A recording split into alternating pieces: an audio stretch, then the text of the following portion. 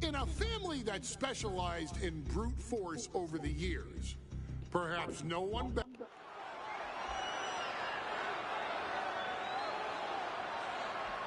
Ladies and gentlemen, this is an event of international magnitude. Photographers.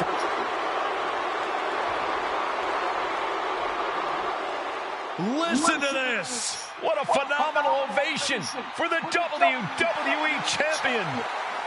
His opponent, coming down the aisle with his manager, the Mouth of the South, Jimmy Hart, from Venice Beach, California, weighing in 302 pounds, the WWE Champion, Hulk Hogan.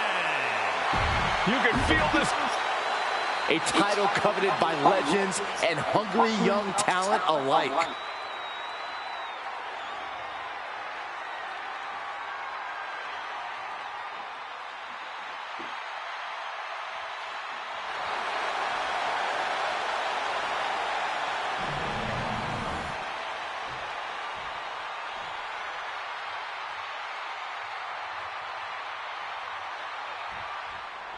Michael Cole alongside Byron Saxton and Corey Graves, emanating from King of the Ring, 1993. Yokozuna is fuming over his embarrassing WrestleMania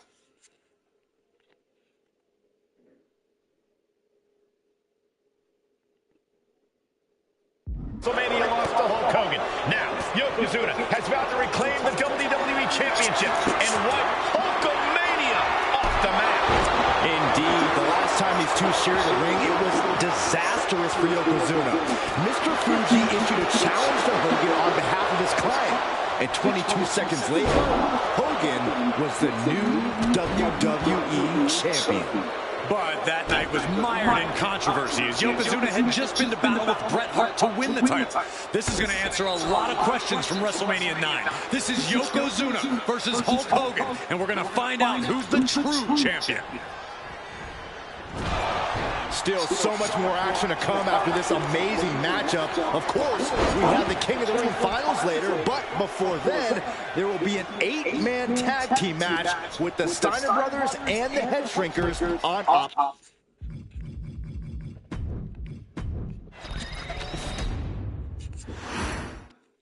Michael Cole emanating from King of the Ring 1993 alongside Corey Graves and Byron Saxton, where Yokozuna hopes to regain the WWE Championship he lost in record time to Hulk Hogan. Both men coming in with so much to prove. Hogan wants to prove his controversial WrestleMania win was no fluke. And he's also promised to finally slam the 550-pound giant right through the ring. Yokozuna wants to erase the memory of his initial title reign that lasted mere seconds. He knows that a fresh Yokozuna can beat a fresh Hulk Hogan, and tonight is the chance to prove it. We know each man's strategy coming in. Yokozuna has added 50 pounds to his frame since WrestleMania, while Hogan has actually slimmed down since he captured the WWE Championship. Indeed, we're going to see more speed, more endurance from the Hulkster.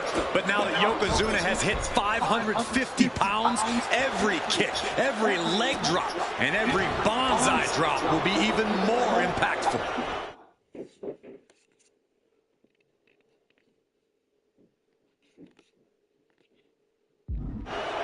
Some folks thought Bret Hart should have had this rematch against Hogan, but the president of WWE has made the controversial decision to give Yokozuna the title match. Indeed, there will be no rematch for Bret, who, I might add, lost the title after Mr. Fuji interfered on Yokozuna's behalf. Instead, he was given an automatic entry into tonight's King of the Ring tournament. The Hitman has certainly capitalized on that opportunity, already defeating Razor Ramon and Mr. Perfect tonight. Now, can he finish the job in the main event and win the King of the Ring? And Yokozuna is really putting the pressure on. Yokozuna taking the fight to Hulk Hogan. Oh no, bear hug applied. This is not good for the Hulkster. The bear hug cinched in. Gotta find a way out and catch your breath. Look at this, no quit whatsoever. Raining down elbows and a skip. And here comes Hogan. Oh, dropped to the mat. Hogan's in deep trouble. Oh, maybe not. Maybe not at all. Here comes the Hulkster. Sit down, Saxton.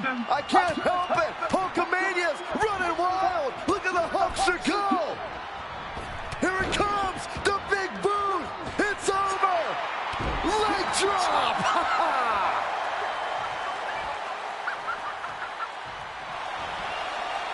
Had it scouted. Now can cap it. Bear hugs. Furiously trying to fight his way out of the bear hug. Can he do it? Yes. Gosh.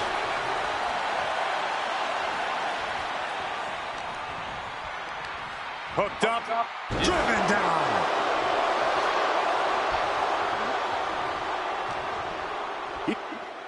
Yoko now. Belly to belly slam. That's got to be the end of Hulkamania. Jimmy Hart trying to rally.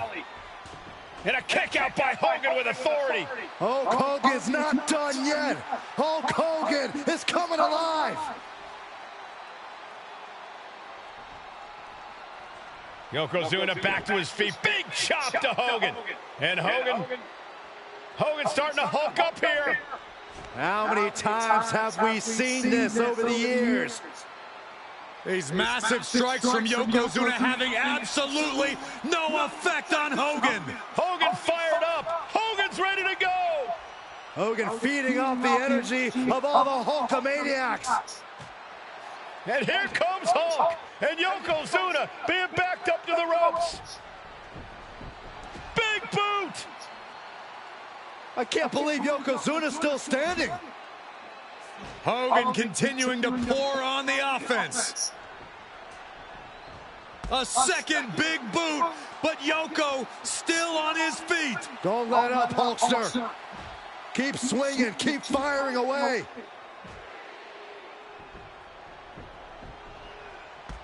That boot, Yoko staggering, stunning, and he's down. Drop the leg, Hogan. Drop the leg. Hogan, leg drop. Here's the cover on Yoko, who kicked out of the leg drop. What?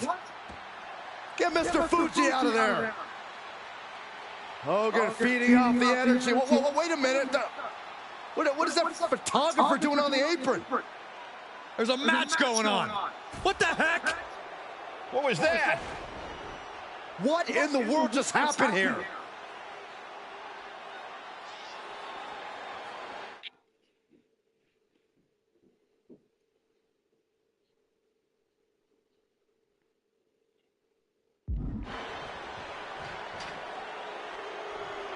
Yokozuna on the move. A big leg drop by Yoko. Yokozuna demonstrating his full power.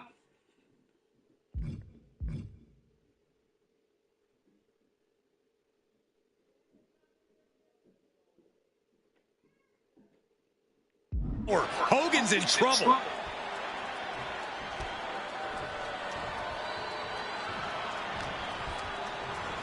Got him in the corner now. Yokozuna just manhandling his opponent. Big headbutt. Oh, I think we know what Yokozuna is thinking. Up to the second rope. This is going to be ugly. Bullseye drop. We might see a new champion crowned. There's two. He kicks out somehow. This is complete insanity. Still holding on to the title by the skin of their teeth. And absolutely no idea how that didn't work out in Yokozuna's favor. You can tell he's shocked too. Wow. Counter. He didn't. Roll up here. The challenger stays alive. This is where great cardio makes all the difference, helping you stay alive deep into the match. What a smash. That is just insulting. And Hogan gets stonewalled. flapjack. Gosh, landing face first. Uh-oh, headbutt.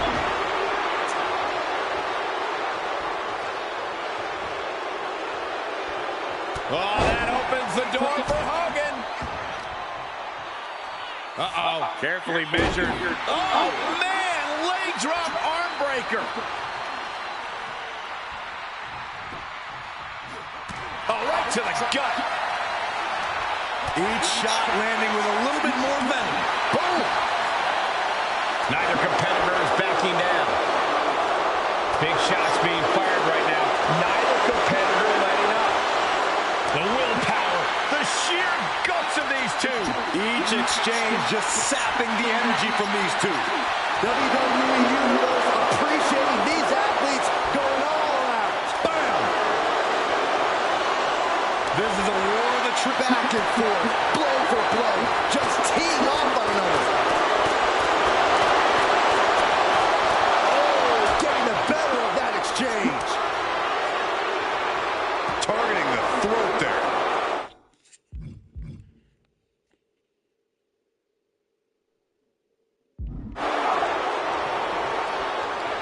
Hooked up. Driven down. Now a big swing of momentum against Hogan. Yokozuna making Hogan regret wanting this match. I love it. Ooh, Hogan into the turnbuckle. Down to the mat.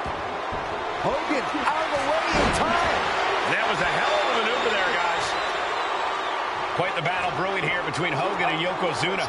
This is exactly what the crowd wanted to see back at WrestleMania. That might have done it. This could be it. And Yokozuna is once again champion. I can't believe it. The winner of this bout, the new WWE Champion, Yokozuna.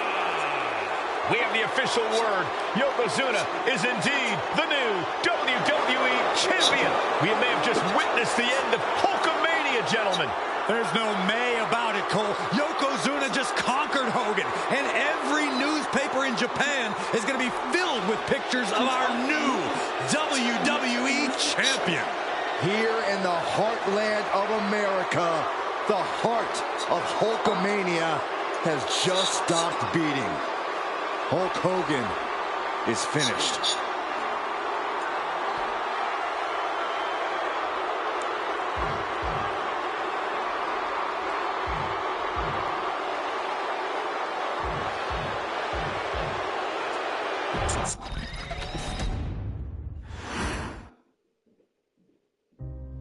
Our next chapter sees the showcase spotlight shine on an area in which the family built their legacy: tag team wrestling. Starting with the wild Samoans, Afa and Sika, all the way through to more recent champions like the Usos or Tama Tonga and Tonga Loa. This dynasty has always excelled in tag team competition, consistently showing an ability to dominate the division with a wide variety of looks. And the first team that we will look at, accompanied to the ring by Afa himself. Fatu and Samu, the Head Shrinkers.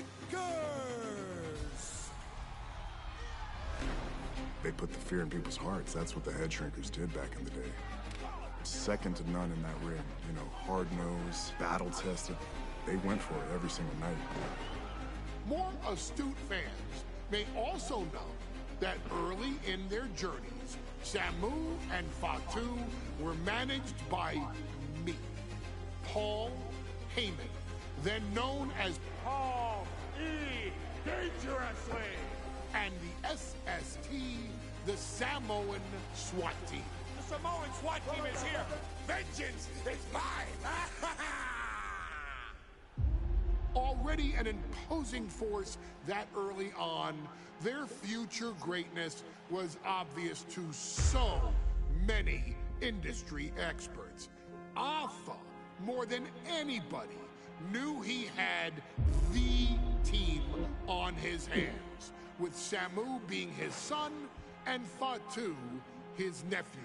the tribal elder was able to mentor both, instilling in them the same unrelenting approach to competition that made the wild Samoans world famous.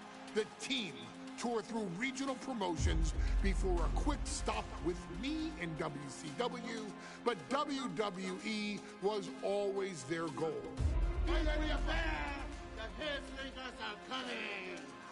Upon arrival, it was clear that the dynasty's next generation had indeed arrived, immediately drawing comparisons to their world-renowned predecessors.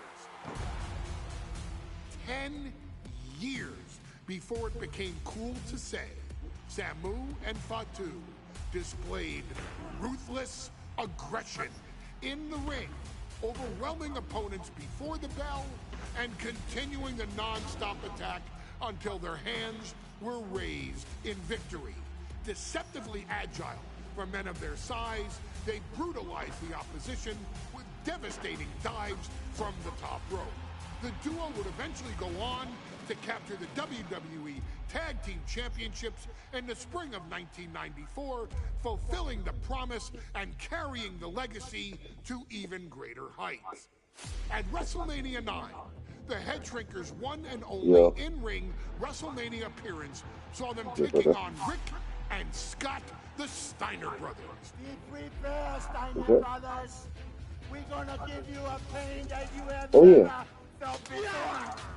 While I'm not one to make excuses, I didn't get to play OD because Icy's been here, but I'm actually getting a moment right now. expert gaming member of the Before dip out, WWE. And so, today, you have the opportunity to make they're going to some 70th birthday party somebody at church.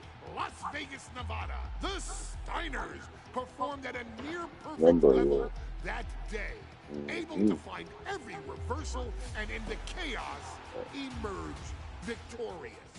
We ask you to fix them, stop them in their tracks, and get the Head Shrinkers that WrestleMania victory. Nigga, I wasn't sick for mad weeks, but that was weeks ago, bro. I didn't get you sick, Papa. You're going to find yourself reliving the very same memories. No, it was you, Papa. It was you. For years. Steiner lines, suplexes, Frankensteiners that will all bring your evening to a vicious, miserable end. Oh boy, there's mad shit going on in here, but what you got planned for the game? One of the toughest teams in WWE history. Nearly 600 pounds of pure savagery.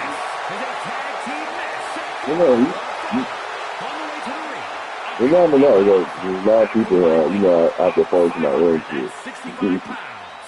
Samu and Fatu, the Head That's a bet. Just let me know if you're this one may not be too pretty, guys. You talk about rugged individuals. These are two tag teams that can really bring the fight to anyone that steps in their path. Yeah, there's about to be a seismic collision in the ring.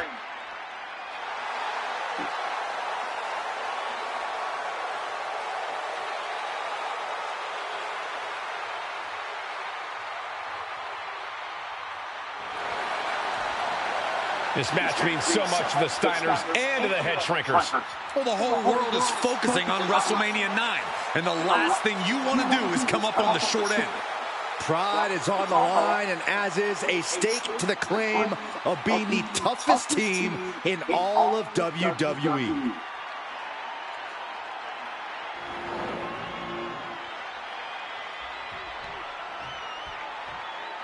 The Steiner brothers getting a tremendous ovation here in their first WrestleMania, and we'll see if they can carry on Michigan's winning ways. And their opponents, at a combined weight of 531 pounds, Rick and Scott, the Steiner brothers.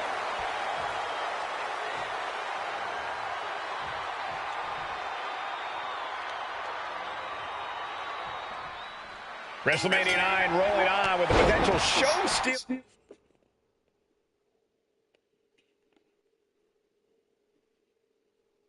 Match, guys. guys, two very hungry tag teams facing off. Indeed, Michael, the Head Shrinkers and Steiner brothers are both new to the tag division in WWE, but both teams are off to an amazing start so far. You have to imagine whichever team wins this high-profile fight becomes an instant top contender for the tag team championship. And with two teams this physical on such a big stage, it is indeed going to be a fight. The whole world is focused on WrestleMania 9 tonight. The last thing you want to do is come out on the wrong side of a match like this. That's right. A big win at WrestleMania means a big boost in the tag division and a substantial winner's purse. I don't think the Head Shrinkers concern themselves much with the financial matters, Saxton, but they are dead set on proving they're the toughest dudes around. Sent right into the corner. Uncorked a big punch. Ooh, whoa. Kick to the body.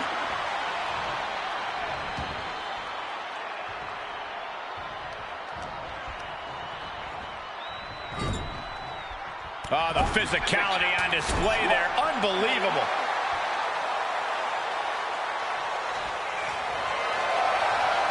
Picking them up.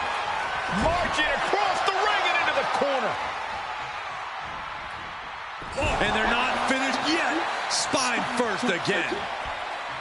The Head Shrinkers accompanied to ringside by Alpha, but he's not the only tag. Taking over. Go for the win here. Able to turn it into a cover of their own. Gets the shoulder up. Very close. Fatigue clearly.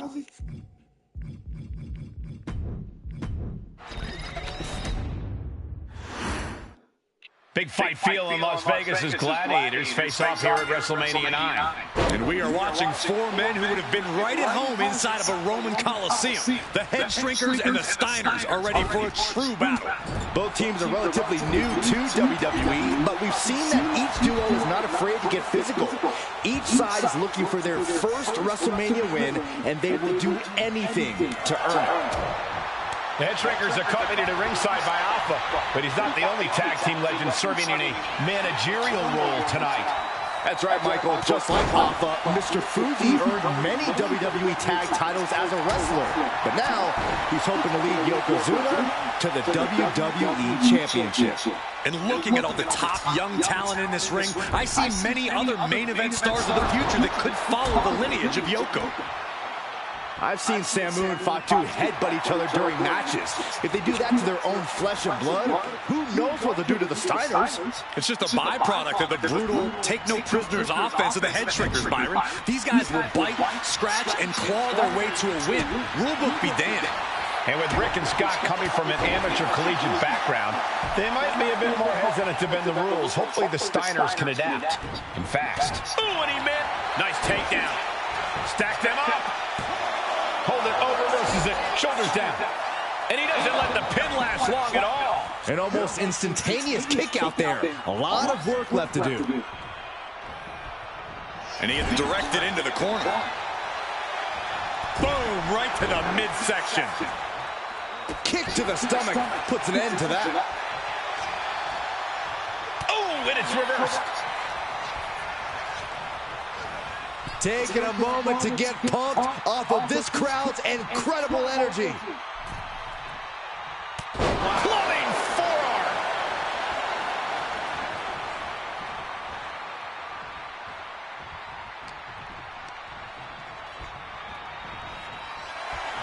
The Head Shrinkers and Steiners are two of the brightest young teams in WWE, but they both come to this match with a few years of experience in WCW.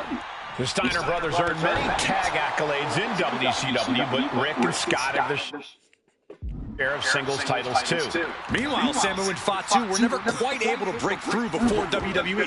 You know that has to serve as motivation for the Head Shrinkers tonight. He got it! Tag me!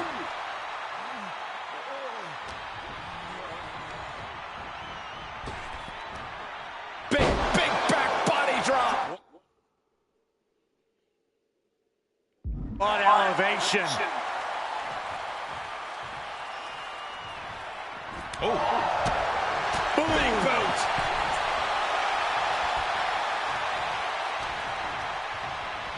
Sent to the corner. What a shot. Before this match began, you heard the Steiner speak backstage. Scott saying, quote, "Me and my brother are going to go out with a game plan and do what we do best, and that's wrestle."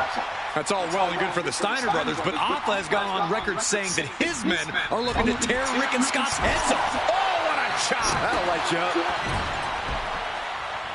So ruthless. Fatu is just having his way. The head shrinkers smartly keeping themselves out of the grasp of Rick and Scott Steiner. There is a method to the madness of the head shrinkers. And that clearly rocked Scott a bit. Fatu looked as brutal as ever on that exchange. Oh, stuck between the corner and a splash. Deconstructing the knee there. And we are really seeing the amazing skill sets of all four men in this tag team showcase. Well, we already knew about the brawling of the head shrinkers and the grappling of the Steiners, but men as big as these four behemoths should not be able to fly around the ring like they have thus far. It is made for an extremely tough act to follow, guys. Ducks under. Go behind. German suplex turns the tides. Big elbow drop.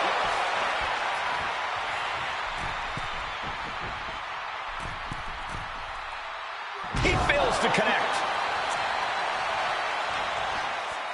And there goes Steiner sent outside the ring. Fatu like a one-man wrecking machine right now. Cleaning house. Oh, look at this. The power by Scott Steiner. But the tag was made and Scott not aware. Big kick. Scott Steiner did not see the blind tag made by Samu. Oh, this is not looking good for Steiner.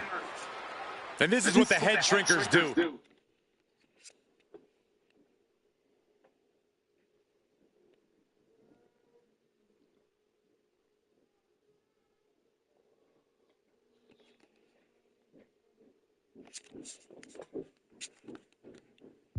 Top-tier tag team wrestling. Steiner didn't see the tag, decided to hot dog around, and got a foot in the face for it. As we find ourselves surrounded by all this pageantry, do you think either of these teams is feeling the pressure of their first WrestleMania? I can tell you that Samu and Fatu truly did not care. Alpha has turned these men into...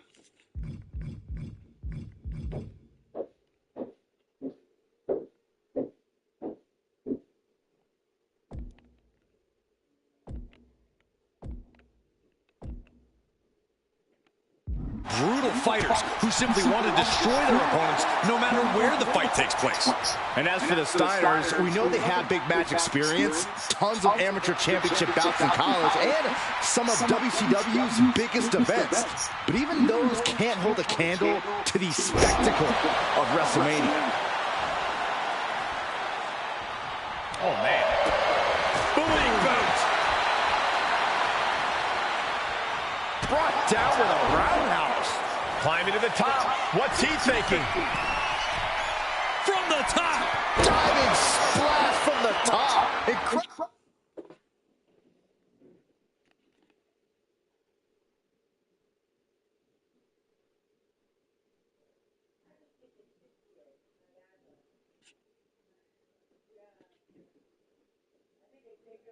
Impact. That's it. No way the Steiners come back now. Scott getting worked on right now. Seeing some high-impact offense from Samu and Fatu thus far. I'm not sure the head shrinkers are even going for the victory. They just want to destroy the Steiners.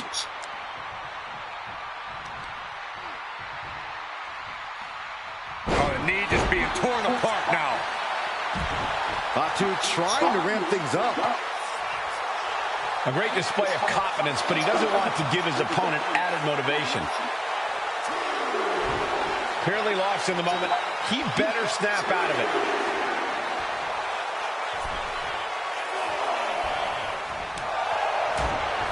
Piercing the throat.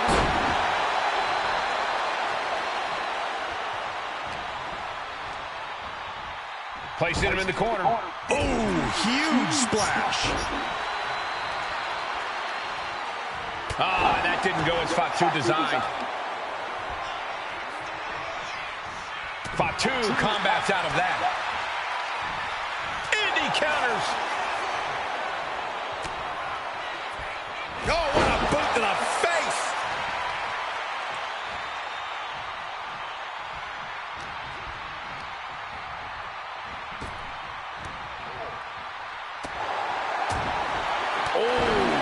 forward. We've already seen a few blows land above the neck.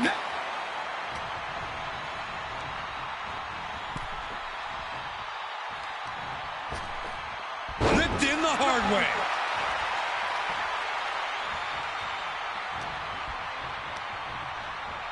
Oh, goodness. Blasted right into the corner. Scott timed that one. What a counter! Oh, what a wind-up. Continuous counters. These superstars looking locked in. And his body has taken a lot of the punishment. And attacking the body here could be a smart strategy.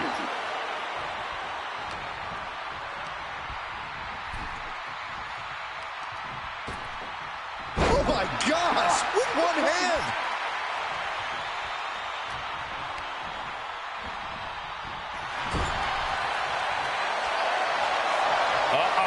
Lifted it, going corner to corner. And they're not finished yet. Spine first again. Scott gets waylaid. Shoulder tackle.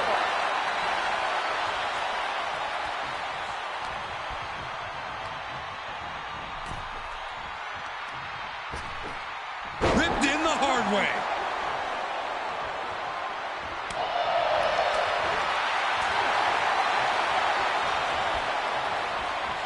And gets sent right into the corner. Here's the tag. Tandem offense on the horizon here. They have their opponent driven down face first. And the head shrinkers just might have it. Boom! And guys, what a war we're witnessing between the Steiners and the head shrinkers. This is the trickiest bet in all of Vegas, Cole. Both teams.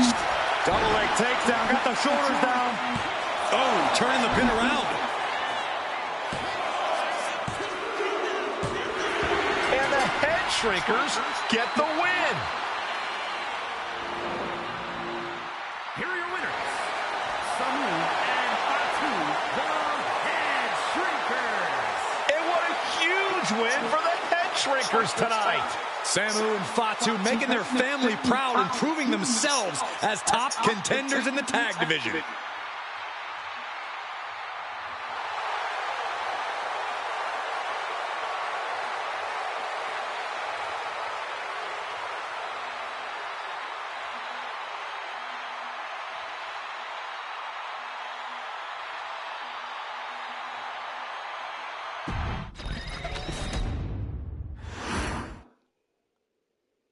Hey, let's put this in the simplest of all terms.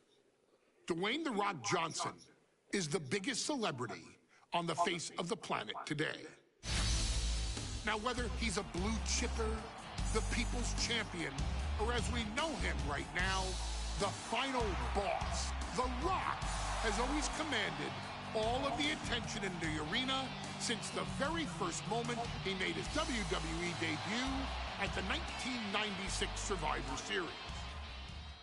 Born into this business, The Rock would become WWE's first ever third-generation superstar, following in the footsteps of his father and grandfather.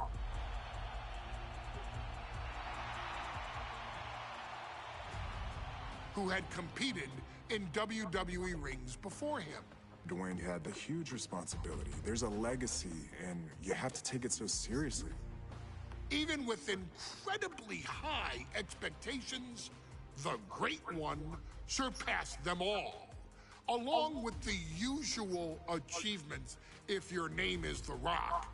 2 Intercontinental Championships, 5 Tag Team Championships, 8 WWE Heavyweight Championships, a Royal Rumble victory, not even to forget the fact that The Rock once led an entire nation.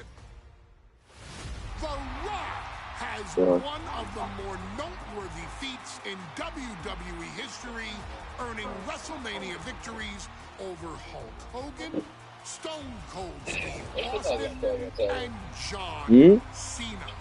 Each of these men are known as the faces of their respective era. Oh, when you remember, I'm here. Found out what happened. So when you remember, I'm here, even if you don't even know. Oh, Shit chilling, bro.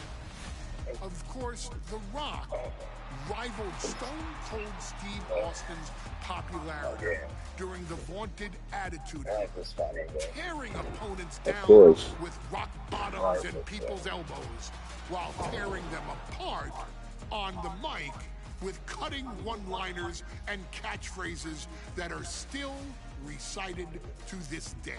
If you smell, know your role And shut your mouth. He ended CM Punk's 434-day title reign as WWE Champion at the 2013 Royal Rumble as well, after having only competed twice over the previous 9 years, displaying the always-ready mentality and physical conditioning on which he has built his global brand. But you don't need me to rattle off The Rock's resume to you, now do you?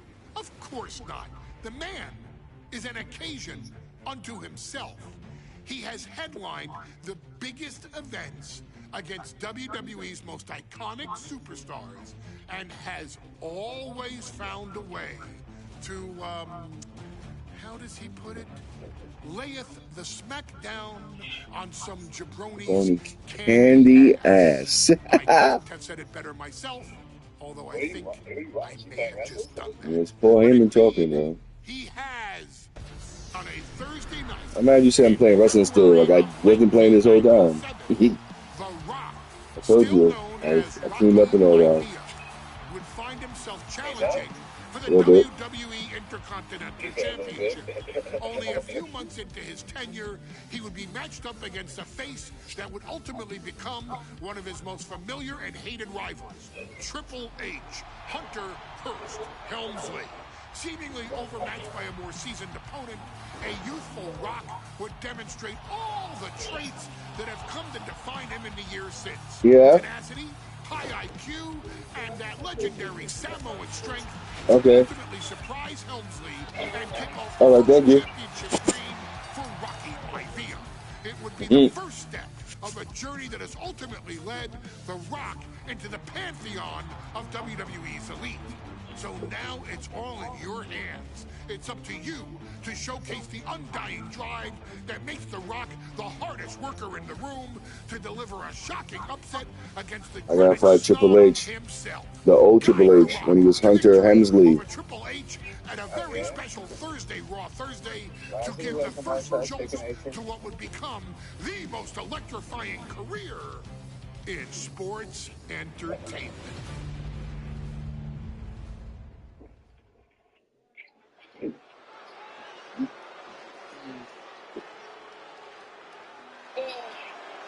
And here comes the #1 contender, at least for tonight, Rocky Maivia. Obviously, we know that already. It's for the WWE Intercontinental Championship. Making his way to the ring is the challenger from the South Pacific, weighing in at 275 pounds, Rocky Maivia. A blue chip.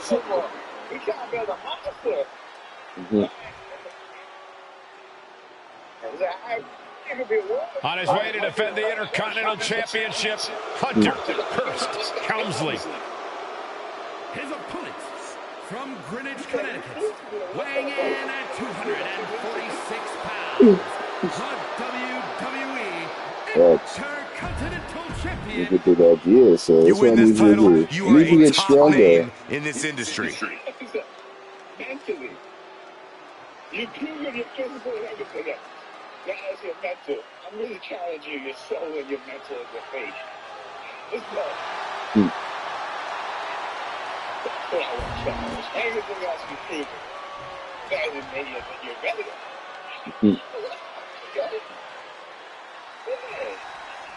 The Intercontinental title hangs in the balance. Tonight in a match between our refined champion, Hunter Hearst Helmsley, and the young challenger, Rocky Maivia.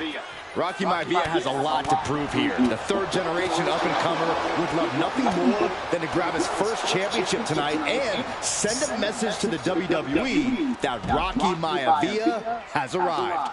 But Hunter Hearst Helmsley will do everything in his considerable power to stop that from happening. And as far as Helmsley is concerned, Maivia is barely even worth his time. And conspicuous by his absence is the butler of Hunter Hearst Helmsley, who has been intervening in matches as of late. Who knows if he might show up. Yeah, unfortunately, that's just another thing Maivia needs to worry about. Rocky has bigger problems in the ring, gentlemen. Biggest match he's ever had. Live, worldwide television. He's got to have a stomach full of butterflies. If Rocky Maivia is going to take down the more polished and experienced Hunter Hearst Helmsley, he's going to have to do it with unrelenting energy. Rocky has to keep coming at the champion with big attacks until Helmsley collapses under the onslaught. It's a bold strategy that will take everything the young... You show up? I said, I thought I got jokes. Nah, God said, nah, I got jokes. How you think you got jokes compared to God when God made you? You're not making sense. Maivia's got, but you're right. It could be his best path to his first championship win. And he slides him back to the mat. Strong right forearm. And Byron, Rocky has tremendous exuberance, tremendous youth. He's going to be a star for a long time. I think Rocky... Oh, hold on. Is he thinking of a submission here? Cinching up their opponent into a coquina clutch. Will it get countered? Yes, not letting the submission attempt do any more damage here.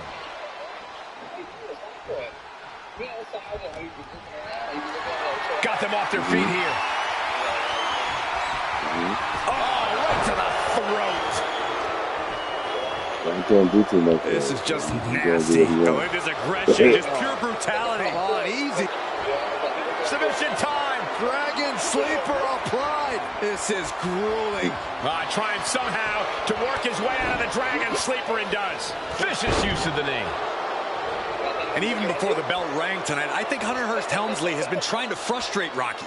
He's tried to say, hey, young fella, we're going to do things at my pace, not yours. Rocky, the 6'5", around 270 pounds. This nigga's supposed to be conservative. This nigga is smoking. The Intercontinental title hangs in... Bro, I got about... I'm sorry. Don't worry. I actually bought another dime. The weed I have yesterday, I left it at the house. That's what you know is bad. Niggas, I bought a whole different dime because nigga, I needed this smoke pop out badly. Yeah, right now. In the balance tonight in a match between our refined champion Hunter Hearst Helmsley and the young challenger Rocky Maivia. Rocky Maivia has a lot to prove here. The third-generation up-and-comer would love nothing more than to grab his first championship tonight and send a message to the WWE that Rocky Maivia has arrived. But Hunter...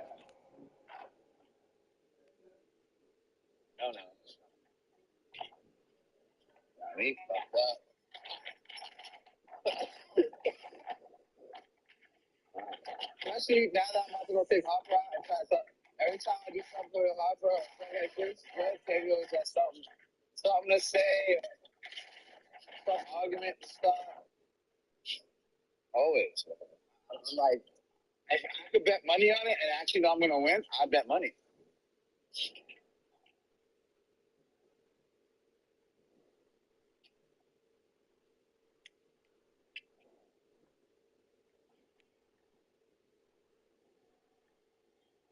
Bro, last time I got a couple choices from 5 and below, and Tammy called me up like as if I fucking spent $1 million on Harper and left her hanging. Like, all right, yeah, what are you talking about?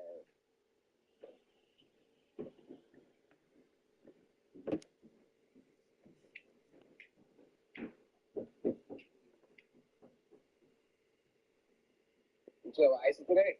She upstairs. Steven's daughter's here with her kids, so I'm just downstairs right now. I don't like to be. There's too much going on. You know?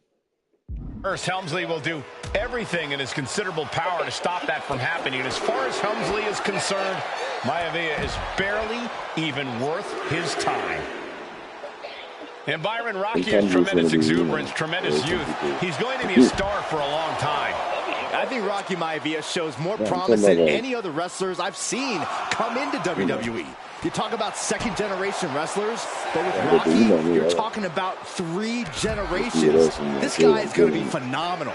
Don't know if the ref is loud enough, but this is getting close. What's it going to take for Hunter Hearst Helmsley to retain his Intercontinental title here? How can he get the better of Rocky Maivia? The champ needs to put this young upstart Maivia in his place with devastating submission coming. Cinching up their opponent into a cookie. Looking to get out, and yes, what a counter to break the hold and escape serious injury. Solid punch. These two going strike for strike, it seems. We're feeling like we're looking at eggshells. Nothing pretty here, just good old-fashioned fisticuffs. Back and forth, neither one giving up any ground. You can feel the contact, and so does the WWE Universe. But if niggas have feelings in it, the funny thing about it is niggas will be like, yo, you're overdoing it. 2 fighters putting their haymakers on autopilot right now. Ooh. They are. We can talk to each other without being judged. Like, you know what I mean? We gonna look at each other like, all right, you got your opinion, I got mine. What it is? You feel some kind of way, I respect it. What this nigga saying? You trying to link when they breeze? No, bro. No, it was annoying. I told him like they going out, yeah, but how you trying to link, my nigga? I'm gonna be with the baby. He wants you to stroll around. I'm good with all that. I'm not never doing it again. Paul fucked it up for everybody. What do you mean? I think I'm not just sit in the car and just drive around people no more. Fuck that shit. Niggas don't got a plan. I'm not there, my nigga. Straight like that. It's crazy. Like, you know, there's some things about I understand that. Like, my mom used to say about Sita, that I can't get around with Sita because we be stuck with her all day after that. Now I laugh because I think like that's Paul. You be stuck with some people, bro, they hold you hostage and shit. Like, bro, how we in Queens, bro? And it's like, oh man, the shots raining down, one after another. That shot ends things. Clothesline. That's the way he does it. He's just the way he does it. I haven't spoken to him since what? That day he called you? The Intercontinental Championship is on the line here between 2 superstars who don't have anything nice to say about one another. The challenger, Rocky Maivia, and our current champion, Hunter Hearst Helmsley. Well, Helmsley is our champion for a reason. He's a cut above the rest, a higher class of in-ring competitor. This Rocky Maivia guy should learn his place and respect his betters. Well, that attitude is exactly why Maivia is so eager to go after Helmsley and his title. He wants to prove Helmsley is just a snide and arrogant blowhard who doesn't deserve to be champion. Only one of these men will leave this ring our Intercontinental Champion. This should be a memorable match. Guys, this might actually end in a count-out. Heading out, but needs to be aware of the referee's count. And Byron, Rocky has tremendous exuberance, tremendous youth. He's going to be a star for a long time. I think Rocky Maivia shows more promise than any other wrestlers I've seen come into WWE. You talk about second-generation wrestlers, but with Rocky, you're talking about 3 generations. This guy is going to be phenomenal. Maivia with a nice turnaround. Ooh, bullseye! Maivia dishing it out now. Maivia keeps bringing the energy, and Helmsley has no answer. What's it going to take for Hunter Hearst Helmsley to retain his Intercontinental title here? How can he get the better of Rocky Maivia? Well, the champ needs to put this young upstart Maivia in his place with unrelenting offense. No time for graceful bows and upper-class taunting. Just beat Rocky down. Raw drop kick. And conspicuous by his absence is the butler of Hunter Hearst Helmsley, who's been intervening in matches as of late. Who knows if he might show up. Yeah, unfortunately, that's just another thing.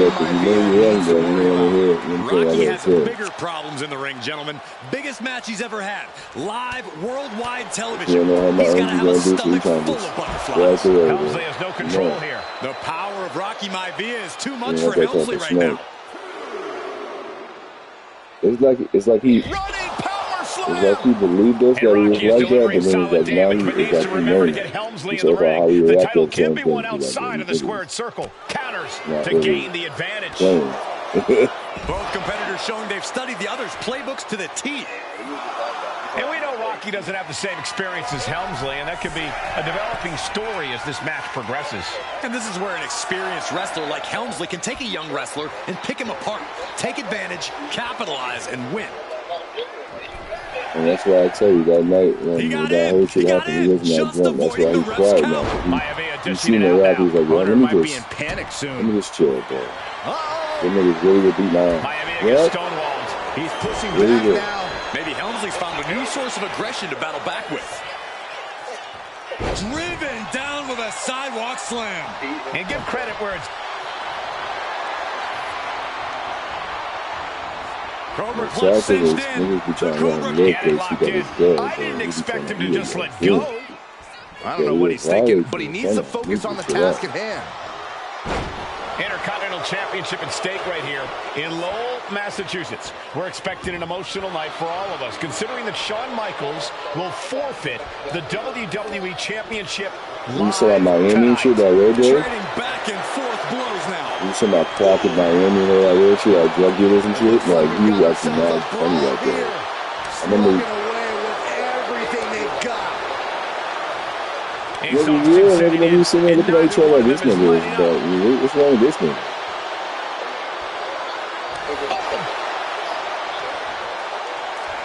I remember you looked at it, you were like, oh, okay, they feel the same way. Keeping at each other no matter what.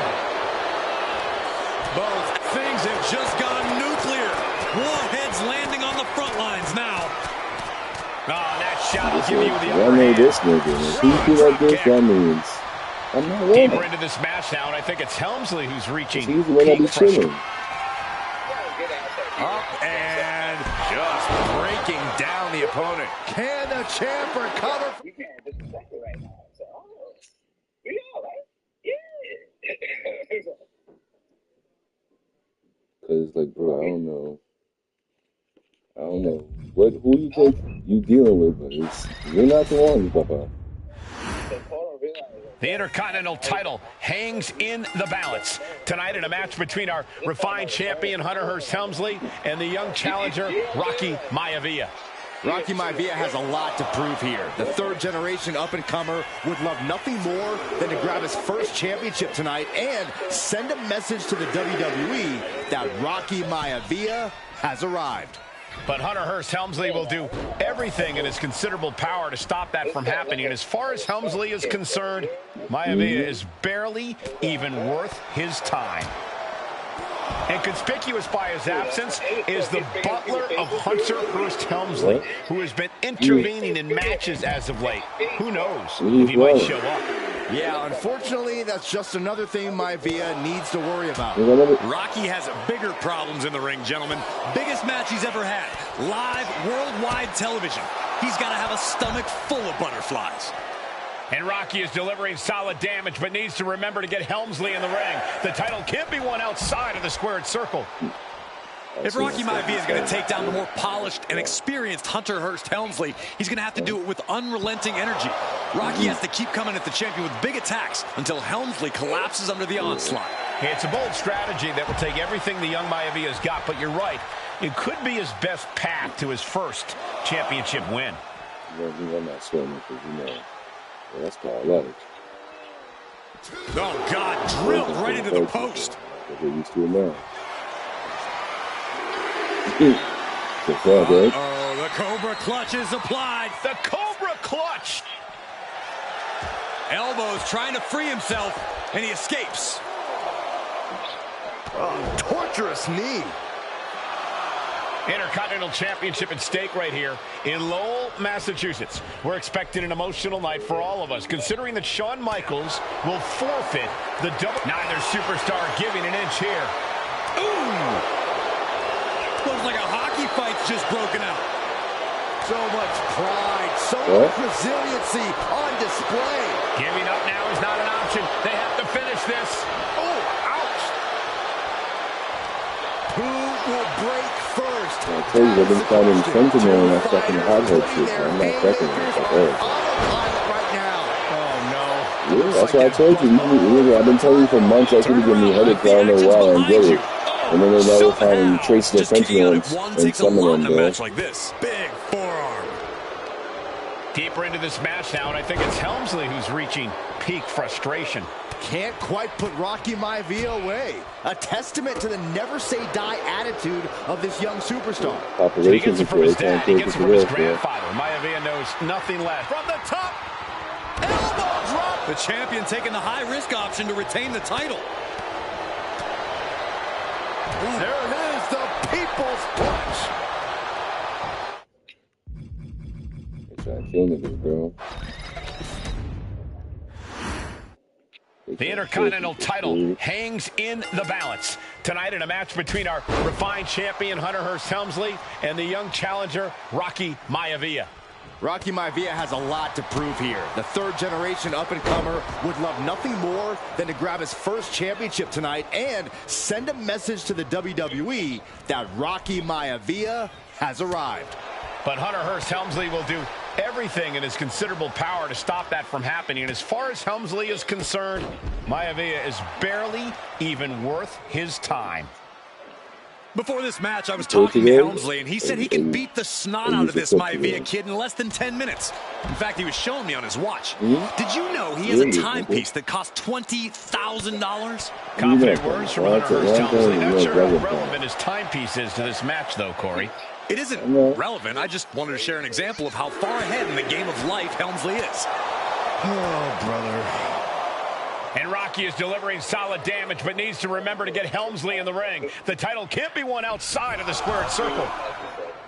If Rocky Maivia is going to take down the more polished and experienced Hunter Hearst Helmsley, he's going to have to do it with unrelenting energy. Rocky has to keep coming at the champion with big attacks until Helmsley collapses under the onslaught. It's a bold strategy that will take everything the young Maivia's got, but you're right. It could be his best path to his first championship win. Schoolboy into the pin. Looking to seal the deal, guys. And a kick out before the count even begins. Staying in this one. Hunter is getting dominated. Maivia keeps bringing the energy, and Helmsley has no answer. Helmsley had that well scouted. Hunter finding a way to slow his opponent's assault down. Could be a chance to Hunter to change the complexion of this match. Oh, this is just too far. Get some control in there. Oh, look at this aggression, just pure brutality. Come on, easy. Oh, a nasty stop to finish it off. Oh, look at a torture their opponent. Uh-oh, this isn't going to be good. Oh, man. Being sized up. He might regret getting back up here. Nobody home. Maivia was ready for that. Intercontinental Championship at stake right here in Lowell, Massachusetts. We're expecting an emotional night for all of us, considering that Shawn Michaels will forfeit the WWE Championship live tonight. You know what Mom told me? Carlos, you know what Mom told me? She said that she thinks that we're both in a depression. We need to get out of it.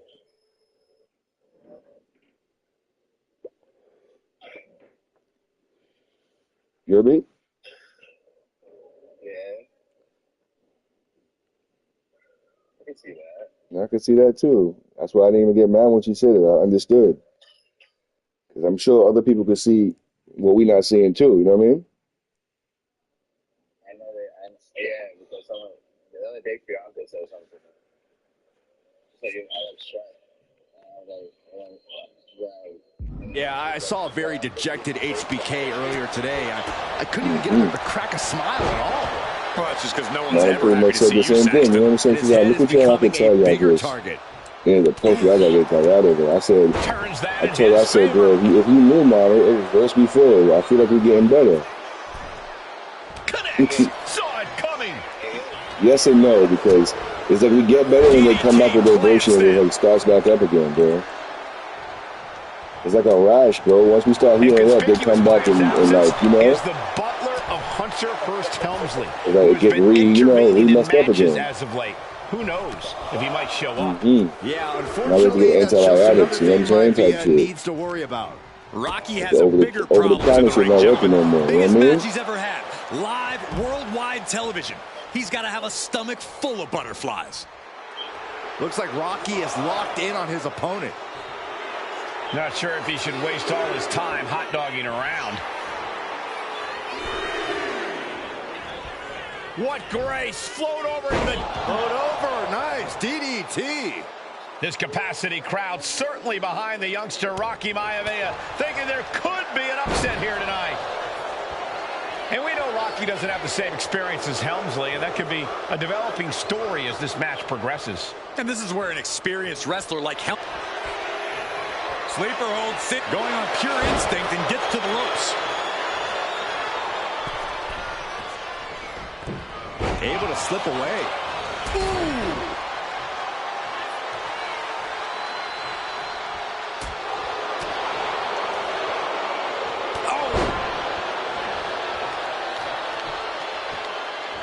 This is just nasty. Oh, look at this aggression, just pure brutality. Come on, easy. Assaulting the knee with purpose. He quickly gets out of dodge.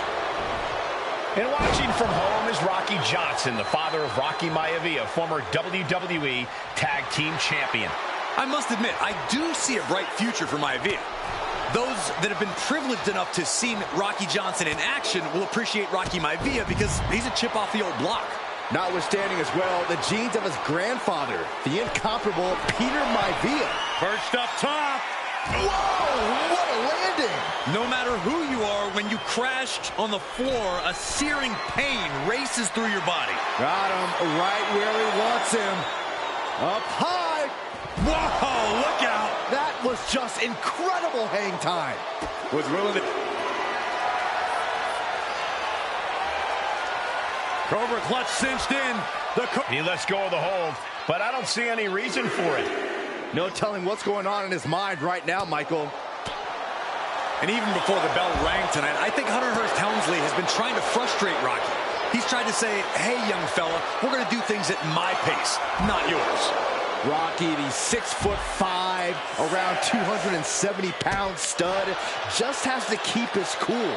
Don't take any unnecessary chances against a cagey competitor the caliber of our Intercontinental Champion.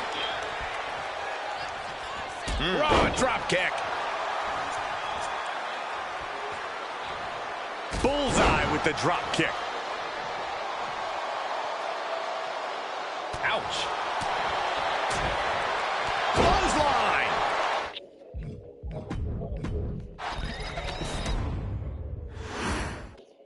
The Intercontinental Championship is on the line here between two superstars who don't have anything nice to say about one another.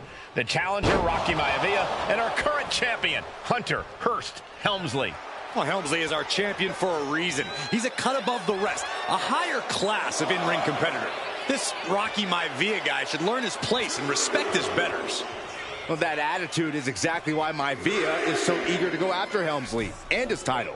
He wants to prove Helmsley is just a snide and arrogant blowhard who doesn't deserve to be champion. Only one of these men will leave this ring our Intercontinental Champion. This should be a memorable match.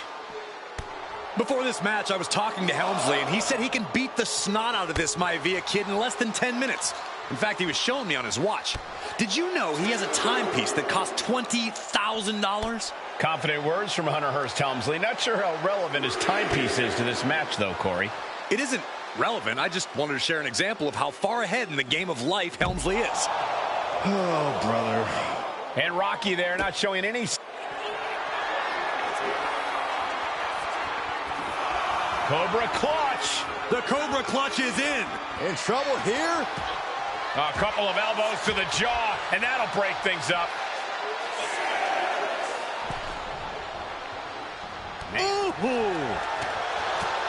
And Byron, Rocky has tremendous exuberance, tremendous youth. He's going to be a star for a long time. I think Rocky Maivia shows more promise than any other wrestlers I've seen come into WWE. You talk about second-generation wrestlers, but with Rocky, you're talking about 3 generations. This guy is going to be phenomenal. What's it going to take for Hunter? First Helmsley to retain his Intercontinental title here. How can he get the better of Rocky Maivia? Well, the champ needs to put this young upstart Maivia in his place with unrelenting offense. Up high! Whoa, hold on. Things turn around quickly.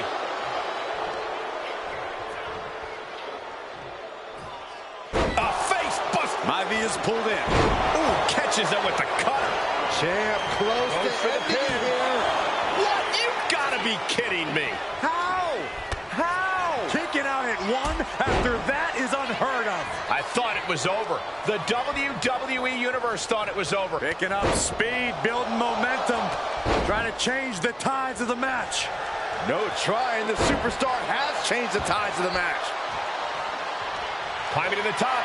What's he have in store? Oh, no. Look what we have here. Up high.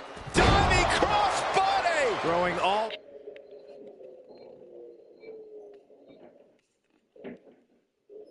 Caution to the win. Maivia taking his best shot at Helmsley. Going for... Hunter whipped into the corner. Nobody home. Rocky hit hard. And now Hunter looks to take over this match.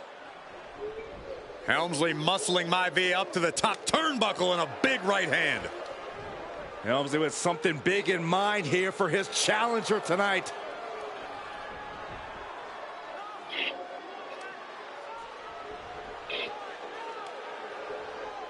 Well, this is just blatant disrespect from the arrogant champion. Almost daring Rocky. Hey, you really want my title? You really think you're going to be Intercontinental Champion? Up to the top. Hooking Rocky into a superplex. This could be it. Can Hunter capitalize?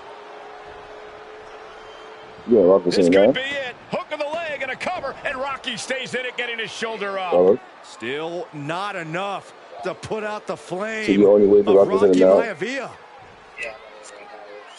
Hunter has to be asking himself, what else do I have in my arsenal?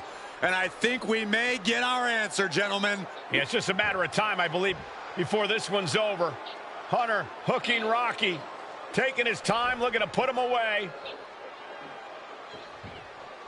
Maivia just collapsed. This just shows you how much damage Hunter Hearst Helmsley has inflicted on the challenger in this matchup. I think Maivia's done. The official might want to step in, call this one. The official checking on Rocky. Hunter Hearst Helmsley believes this is close to being over. Lifting him back up again. Rocky rolls through. Shoulders down. Rocky wins the title. Rocky Maivia has shocked Hunter Hearst Helmsley. Here is your winner and the new Intercontinental Champion, Rocky Maivia. We have a new Intercontinental Champion.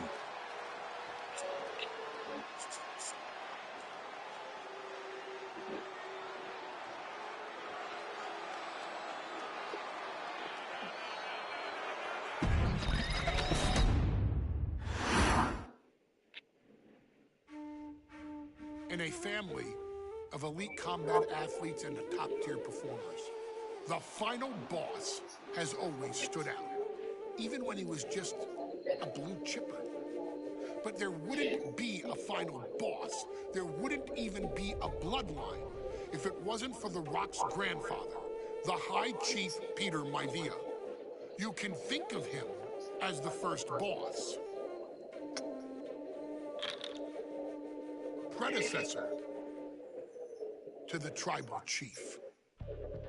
He is one of, if not the foundation for our family. The Anawa'i Fatu Maivia wrestling dynasty. I don't think there's anybody more responsible for what's going on now than the High Chief himself. Peter Maivia isn't simply one of the two principals behind the sacred blood bond. He's also an incredibly decorated professional wrestler who traveled the world and won titles everywhere he went. New Zealand, Japan, Europe, and here in the United States, where he enjoyed especially successful runs in Hawaii and California. Maivia would eventually find his way to WWE, engaging in legendary battles with the likes of superstar Billy Graham. His larger-than-life personality would win the WWE Universe over in short order, as it had throughout his entire career. In the ring, High Chief Peter Maivia was a potent blend of brawn and grappling technique, often muscling his opponents down to the mat through a variety of joint locks and then switching to more painful holds once grounded. His sleeper hold and stump puller were both feared and renowned, and make no mistake about it, Maivia knew there was always more than one path to the ultimate victory. Out of the ring, High Chief Peter Maivia also ran one of the most successful wrestling promotions on the planet, Polynesian Pro Wrestling, based out of Hawaii, showing his mastery of the business in every aspect. His induction into WWE's Hall of Fame class of 2008 was supremely deserved, forever enshrining Peter Maivia as the legend he always was. And now, we present to you the opportunity. Oh wow, we get to be this nigga Rock's grandfather, bro. High Chief Peter Maivia, facing off against one of the most legendary WWE rivals, George Animal Steel. Animal Steel. You will settle this score once and forever, and showcase the overwhelming strength of Peter Maivia, which has ever since remained as a hallmark for every single solitary member of this bloodline. Steel is no easy battle, though. He thrives in the chaos, one of pro wrestling's true madmen. He'll even try to eat part of the ring if he thinks it'll help him break you down. So do your best and honor High Chief Peter Maivia properly with a resounding victory.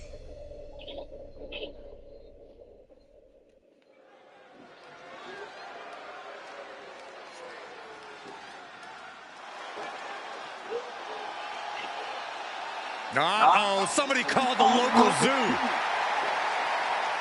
Your following contest is scheduled for one fall and is All right, brother. I'm here. cage match. Introducing first, You hear me? from Detroit, Michigan. You say you call me back? Weighing in at 270. I said, all right, I'm here. Oh, all right.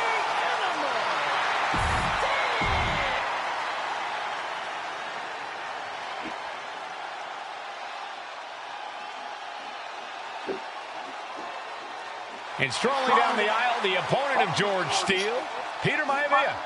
Always a chaotic matchup. His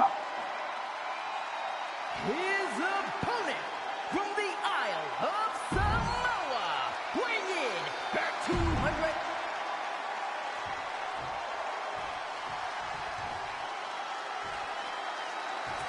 Steel cage match underway. Peter Maivia versus George the Animal Steele. Most of the matches between Peter Maivia.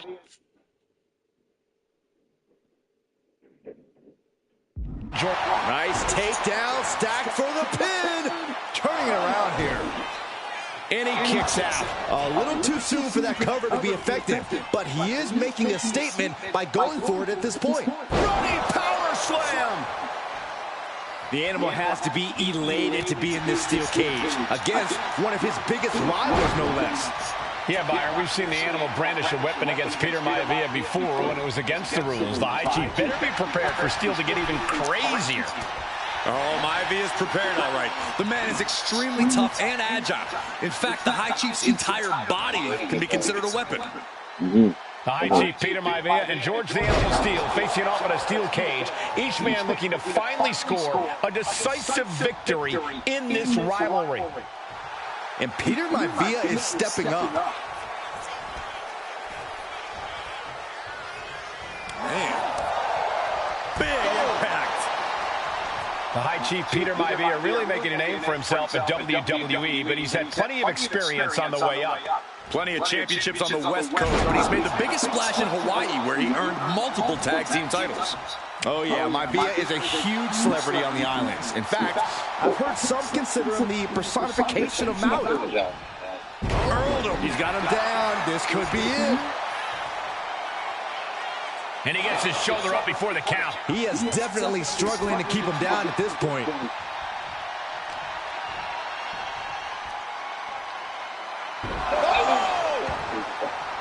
Huh? One step ahead there. You said what? Like, how motherfuckers not supposed to be depressed? Yeah, I know.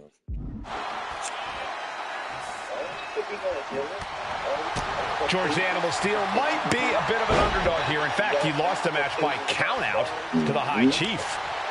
In Steel's defense, I'm not sure he knows how to count exactly, or how to read a rule book. So he's got to be happy to be in this cage. Well, Maivia is called the High Chief in part because of his commanding presence in the ring. He's more than ready for what the animal will throw at him, even inside a cage. The good guy. Wait, all this shit, and then we're supposed to always do it with this, with just like it's nothing. Like, just keep carrying on as if we're not doing all this extra shit without any kind of like. Not even like. Two very opposing styles in every sense of the word, Corey. High Chief Maivia is a much more physically gifted and talented athlete in the ring than Steel. What's it going to take for the animal to get the upper hand here?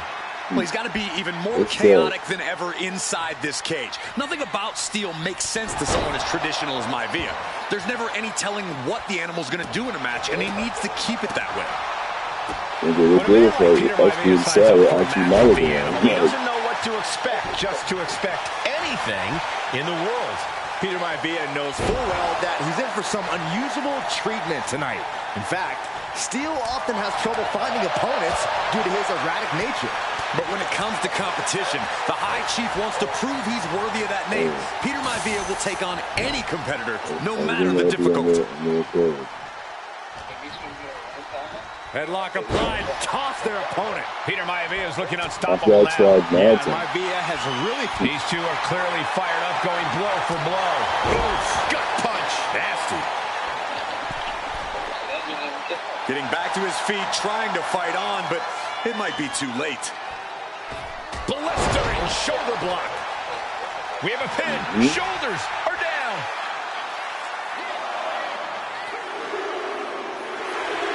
Wow, Steel with a big win over Peter Maivia.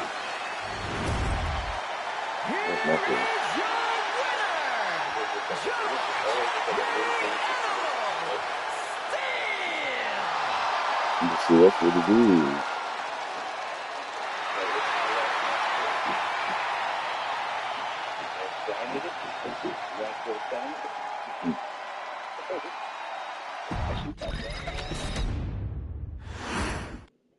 Steel cage match underway. Peter Maivia versus George the Animal Steel. Most of the matches between Peter Maivia and George Steel have ended inconclusively, but this time we'll have a winner.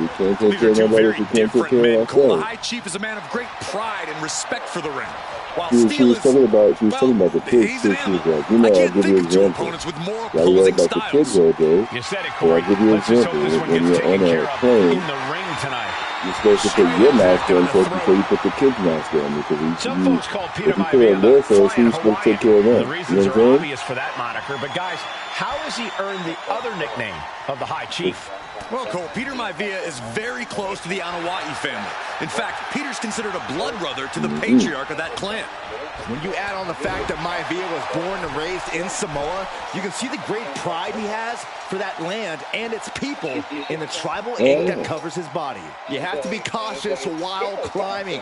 Don't want to slip and fall. He's going to ascend the cage, and he's straddling the top of the cage, just feet away from making it to the outside. Oh, he's almost there. He better move. Victory could be close at hand, but first he's got to get himself over the top of the cage. And now he needs to hurry, needs to escape.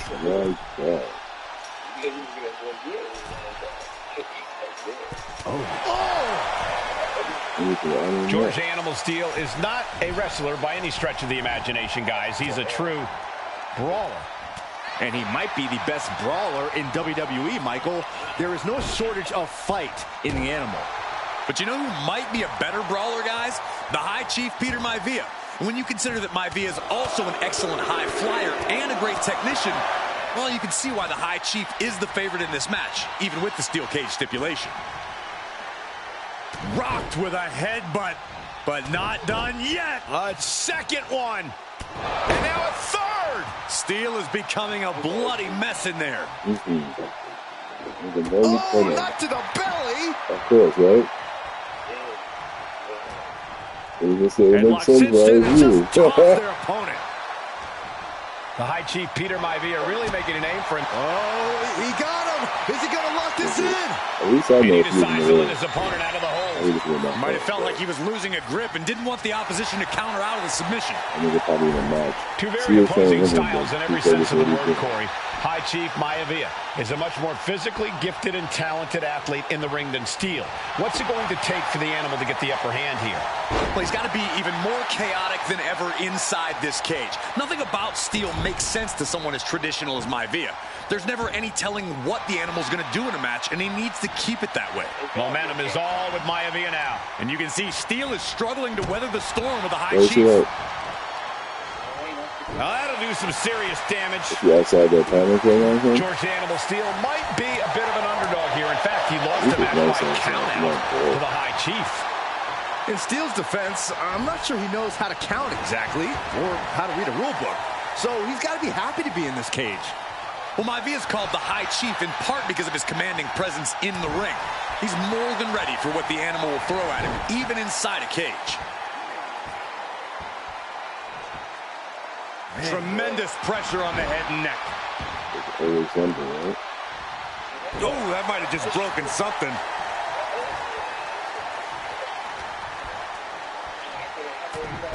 Headbutt. Oh, not done yet.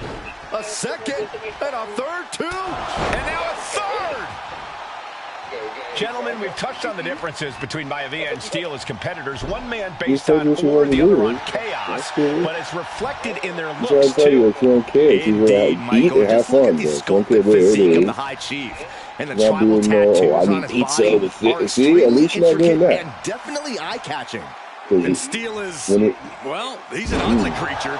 Enough hair on his upper torso to classify as fur. That's what I'd be scared of, that they're never He's like a gonna win. modern-day That's what I'd Neanderthal. really be scared of, bro.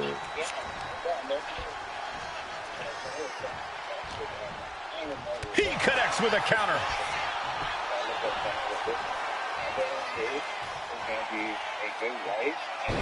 Punishing. And George Steel has the High Chief in dire straits after that move. You got to admire Bro, the what I determination don't get is like, bro, like, no one tells you you're rich, bro. No one be like, oh, you know what I'm saying? Like, I don't know where they get this energy from. Like, no one tells you this, bro. Like, no one's chasing you down telling you you're garbage, bro. No one's doing that for you, bro. I'm sorry. You're not an Instagram model. I'm sorry, bro. You're not getting chased down by people. When it comes to competition, Niggas is working right by you every day like you're a regular person, bro. Stop it. will take on any competitor, no matter the difficulty. Oh, Maivia just Nigga, the other dominated bitches that look just like them. That's what it be. See, huh? Right. Just because a girl say you look nicer, doesn't mean you look like her, bro. Peter Stop Maivia it. very tough, but he also has movie star good looks. Quite the combo. And it served him well, Michael. In fact, the High Chief has... Diving leg drop. Oh my gosh! Double axe handle. That's what I was thinking. She was being done, so once again, His you probably hate that Harper Levy so much, bro. How did he do that? You got around and Harper still looking at you exactly the same. With a reversal. Headbutt. Oh, not done yet. A second and a third, too. And now a third.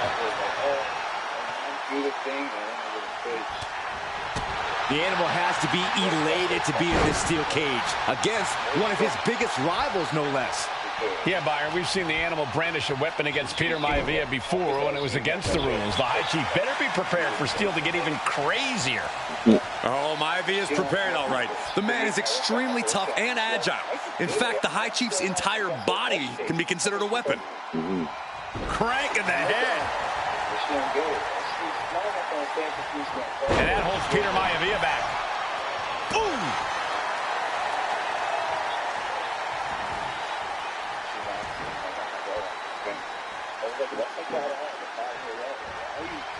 Caught by the back of the elbow.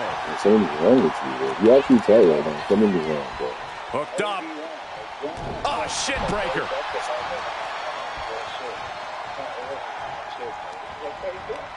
And Steel fending him off. Oh, what's coming here? Submission move being applied. The focused attack. He taps. He taps.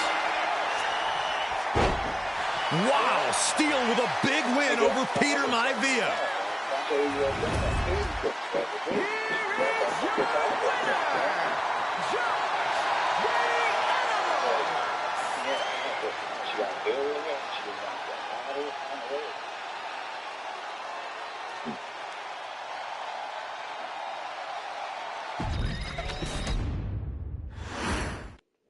High Chief Peter Maivia taking on George the Animal Steel in a steel cage match. Quite a hated history between these two. A quick cover.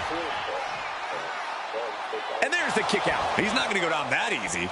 You got it with you? Oh, man. When a man like Peter Maivia signs up for a match with the Animal, he doesn't know what to expect, just to expect anything in the world. Peter Maivia knows full well that he's in for some unusual treatment tonight. In fact, Steel often has trouble finding opponents due to his erratic nature. But when it comes to competition, the High Chief wants to prove he's worthy of that name. Peter Maivia will take on any competitor, no matter the difficulty. The High Chief Peter Maivia and George the Animal Steel facing off in a steel cage, each man looking to finally score a decisive victory in this rivalry. Gotta hurt. You can see the intent behind that attack. Exploiting the arm must be the strategy here. Once you go, that's good, bro. I don't know why you think he cared that you got him, because that's all good, bro. He wasn't that shit. What's wrong with you? Some folks call Peter Maivia the Flying Hawaiian, and the reasons are obvious for that moniker. But guys, how has he earned the other nickname of the High Chief? Well, Cole, Peter Maivia is very close to the Anoa'i family. In fact, Peter's considered a blood brother to the patriarch of that clan. When you add on the fact that Maivia was born and raised in Samoa, you can see the great pride he has for that land and its people in the tribal ink that covers his body. Two very opposing styles in every sense of the word, Corey. High Chief Maivia is a much more physically gifted and talented athlete in the ring than Steel. What's it going to take for the Animal to get the upper hand here? Well, he's got to be even more chaotic than ever inside this cage. Nothing about Steel makes sense to someone as traditional as Maivia. There's never any telling what the Animal's going to do in a match, and he needs to keep it that way. George the Animal Steel is not a wrestler by any stretch of the imagination, guys. He's a true brawler. And he might be the best brawler in WWE, Michael. There is no shortage of fight in the Animal. But you know who might be a better brawler, guys? The High Chief Peter Maivia. When you consider that Maivia is also an excellent high flyer and a great technician, well, you can see why the High Chief is the favorite in this match, even with the steel cage stipulation. And drops the fist. There's a more kids kid. Oh, man. I'm definitely standing down here. Oh, shot right to the kidney. Side headlock applied. For a good measure. The High Chief Peter Maivia really making a name for himself at WWE, but he's had plenty of experience on the way up. Plenty of championships on the West Coast, but he's made the biggest splash in Hawaii, where he earned multiple tag team titles. Oh, yeah, Maivia is a huge celebrity on the offense. These two trading one blow after another. Ooh! The fight is on, and it's furious. Just teeing off with that fight forever vibe. Neither competitor is backing down. I don't think we can do it or we still got to get both absolutely trained, refusing to give up. Overhead chop. He's looking to climb the steel cage now. From the heavens, big body splash from the top. Dummy. George beats him from behind. Schoolboy. Shoulders down. for the win. Instantly, he has his shoulders up. I'm having a hard time believing that one. Well, the unorthodox style of George Steele is certainly working well at this juncture. Let's see if Maivia has an answer for the animal. Turns it around. Running power slam! The animal may be wounded prey at this point. The High Chief closing in on a successful hunt. Oh, man. Ooh, what a damaging blow.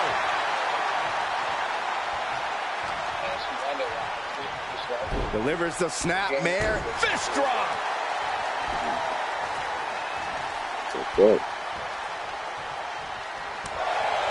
Peter Maivia very tough, but he also has movie star good looks.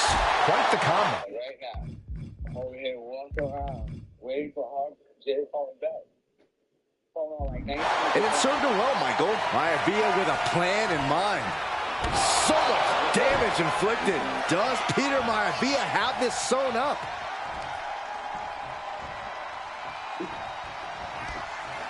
Oh, Maivia just dominated the animal with that.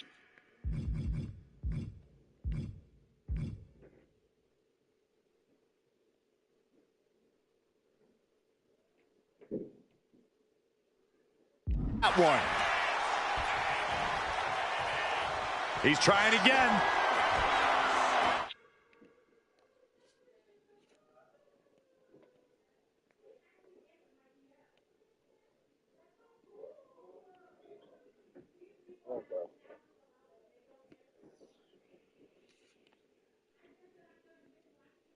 Backbreaker. That'll realign your vertebrae. No way, Steve.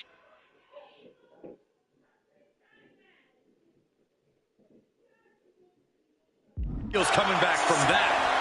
Going for the cover. And the High Chief defeats the animal.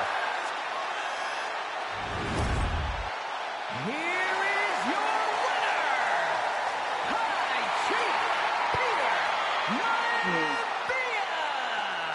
Anytime these two have faced off, it's been eye for an eye. But the steel cage has finally delivered a...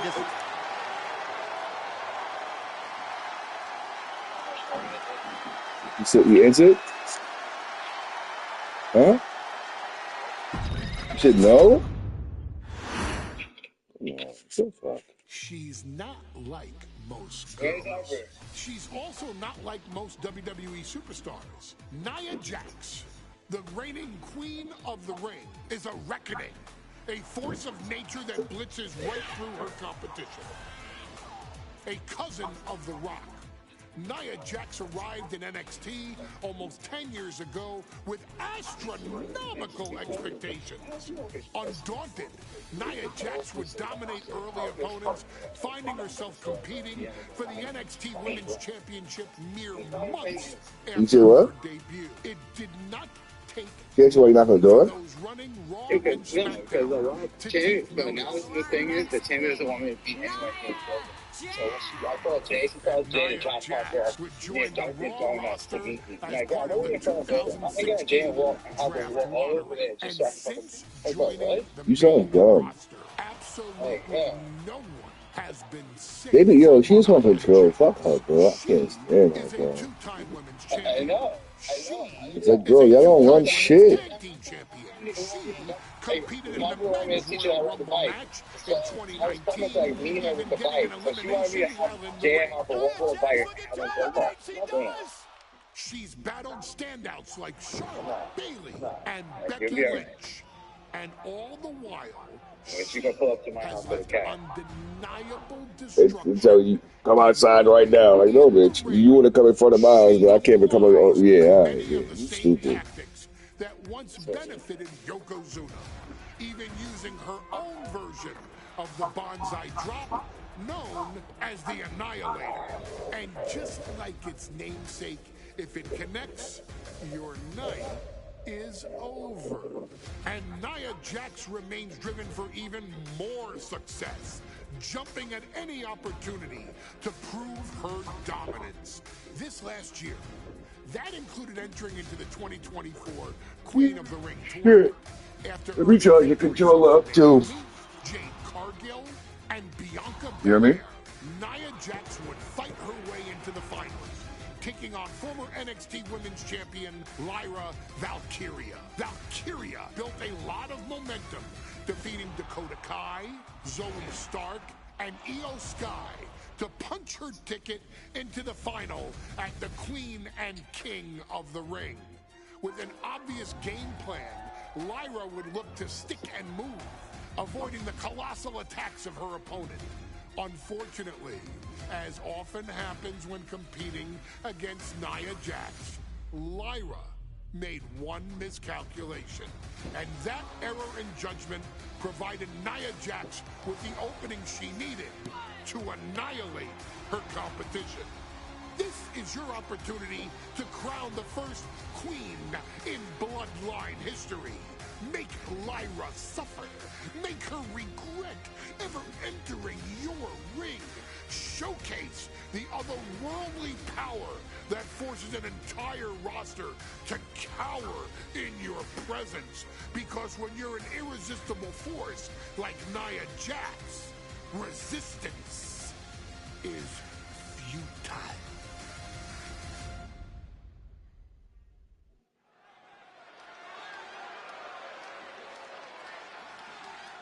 And now a dark horse will face an unforgiving titan in hopes to don the crown. Lyra Valkyria versus Nia Jax in the Queen of the Ring Finals.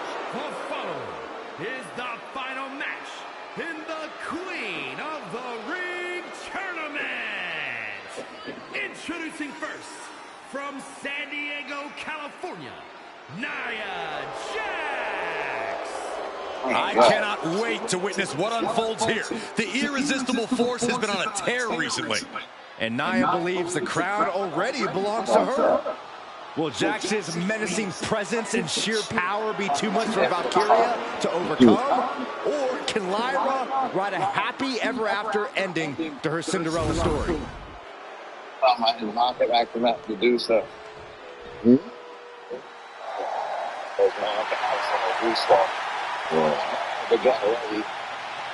Lyra Valkyria fancies herself a Morgan, which is an Irish goddess of war. As they were on the battlefield, they used to take the shape of ravens to fly around and decide who would live and who would die. That is what Lyra Valkyria is bringing to the ring here tonight. I'm driving across for so long, now it sucks. Like, it really does. First I was okay with it, but now that so much time's going, it's like, bro, guys, I'm getting to it. It's really getting to me. Lyra Valkyria may have read a little too much fantasy in her day, and now is reality. Lyra Valkyria is about to go toe-to-toe with a real-life, fire-breathing dragon in the form of Nia Jax. Nia Jax, who's in the best physical condition of her career, tonight will make someone. Will it be Lyra? Will it be Nia? We'll find out in a matter of moments. And guys, you win the crown. Guess what waits for you in August? A date with the champion of your respective brand at SummerSlam.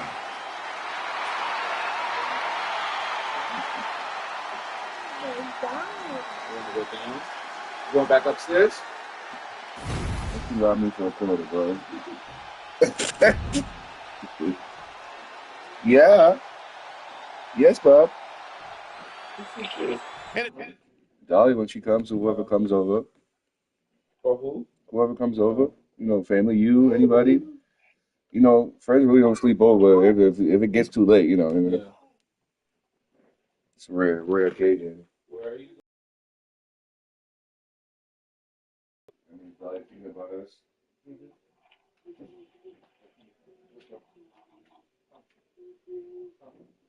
Go say I don't love you, dude. Appreciate you. No, why can't you do this? Say I don't love you. Say I love you.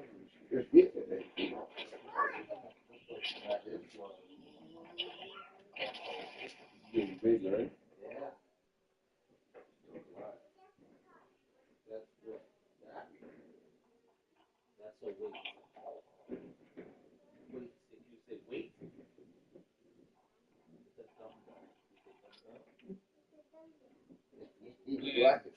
Dumbbell. Yep, it's a red dumbbell. No,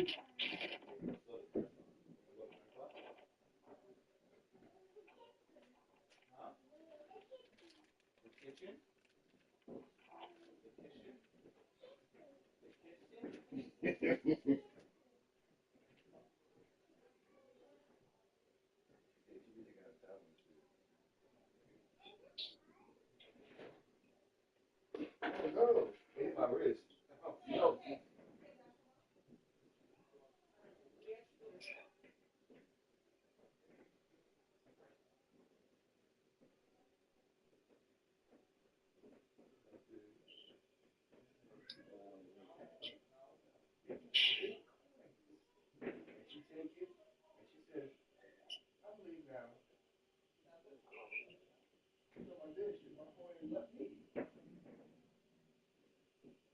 Call you back.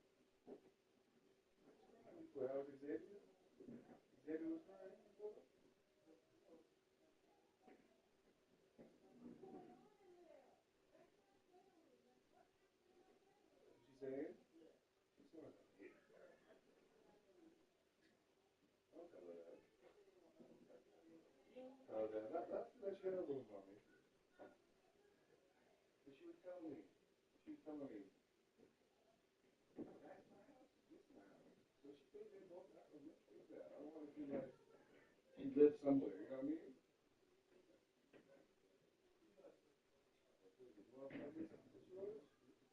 I get it. I understand. My man is a lot more structured.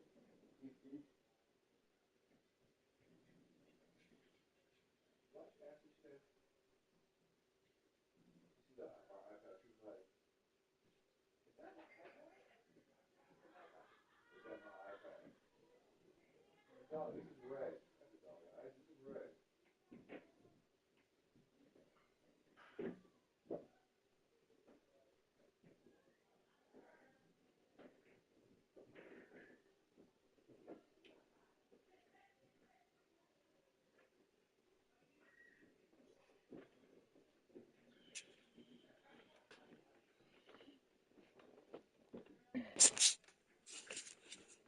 It's all come down to this, the finals of the 2024 Queen of the Ring tournament. Jax Valkyria, who will walk out of Saudi Arabia with a crown and a ticket to a world title match at SummerSlam. Lyra Valkyria is about to go toe-to-toe with a real-life, fire-breathing dragon in the form of Nia Jax. Nia, who's in the best physical condition of her career and as highly motivated as I've ever seen. This night will make someone. Will it be Lyra or will it be Nia? We'll find out in a matter of moments. Nia doing exactly what she set out to do, keeping Valkyria grounded. Now Jax needs to stay the course, and the crown will be hers. Crashing down. Samoan drop.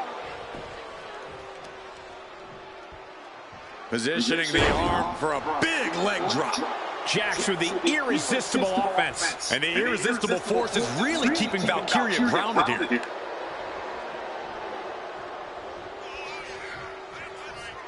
What a punch.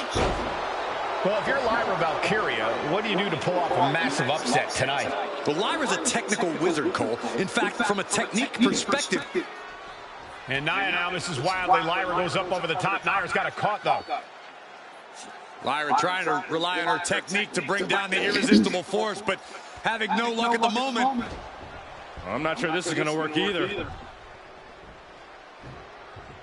Jax just entirely too strong, but whoa! That was interesting. Well, nice athleticism by Valkyria. Even Jax might be a little impressed. I wouldn't go that far, Saxton. Here comes Nia, just imposing her will on Lyra Valkyria. Again, Lyra showing how resourceful she is, applying the sleeper to Nia Jax. Lyra tried to hold on. And now Nia Jax in control, and she's going to look to put Lyra away. Nobody home, set outside the ring, and Valkyria's got a chance. Huge window of opportunity right now for Lyra Valkyria to strike. Lyra may actually pull this off. Lyra may become queen. Lyra has the advantage. She has Nia reeling. But Lyra can't win Queen of the Ring with Jax on the outside. This match has to end in the ring. Into the ring again now. Headed out of the ring, but the count is looming right off the apron. Oh, no. Anything can happen in WWE. It used to be a tagline, but it's the truth, and Lyra Valkyria is living it. Over the last 12 months, Lyra has already knocked off the likes of Becky Lynch and Io Sky, but she's never faced anyone the size of Jax. This is a first for her career.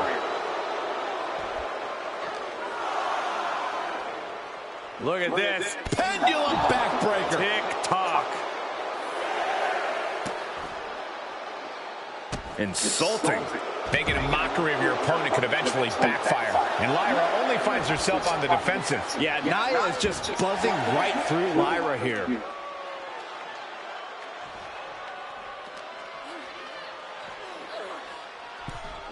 She's taking things back into the ring. Many in the WWE Universe getting their first look at Lyra Valkyria. She's only had 3 main roster matches so far, and they were all in this tournament. Big wins over Dakota Kai, Zoe Stark, and Io Sky over the last 3 weeks. That's an extremely impressive start for Lyra. Wow, undefeated for 3 weeks? When Nia Jax joined the main roster, she didn't lose a match for over 7 months, and Jax has stayed that dominant for years.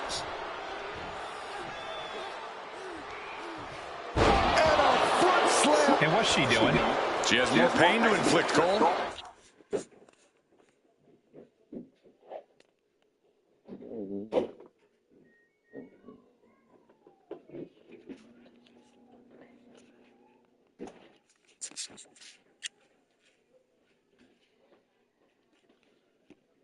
They be lying on those apps, you know, Mom. So Domino said I had until last week. Remember when Carlos was here and I ordered the pizza last weekend? They said because I did it, I got a free 2 medium topping pizza, and it has like you have a week. But every time I try to get it, it's saying something about it's not valid, and it's about it's time sensitive. No, but I feel like they're saying that until it expires, because it expired tomorrow. So I'll keep saying that until it's too late. Oh, you missed it. It's like there's no point ordering from these places. They give you free stuff, you can't use it. Like right now, the deals I have right now is you have 50% off loaded chicken. I have 50% off loaded chicken, so it's gonna be like. So they have. I'll tell you. They have different things, and it's so weird. You can't put chicken on pizza no more. I don't know why.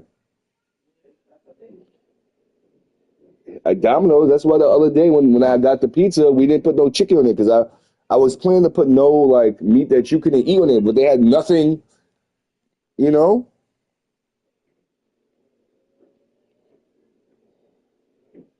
But I'm trying to I had mushrooms and spinach one day with the Parmesan cheese, and that was good. No meat.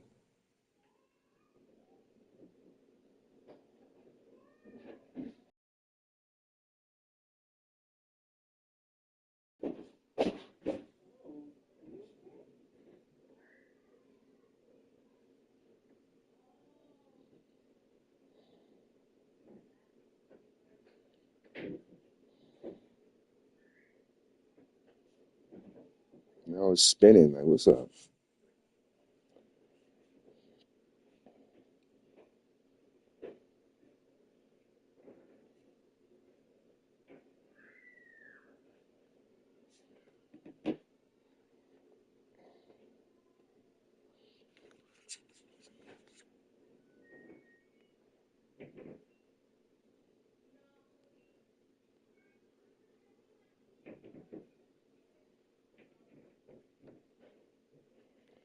Oh, now it works now, but now you see? Yes.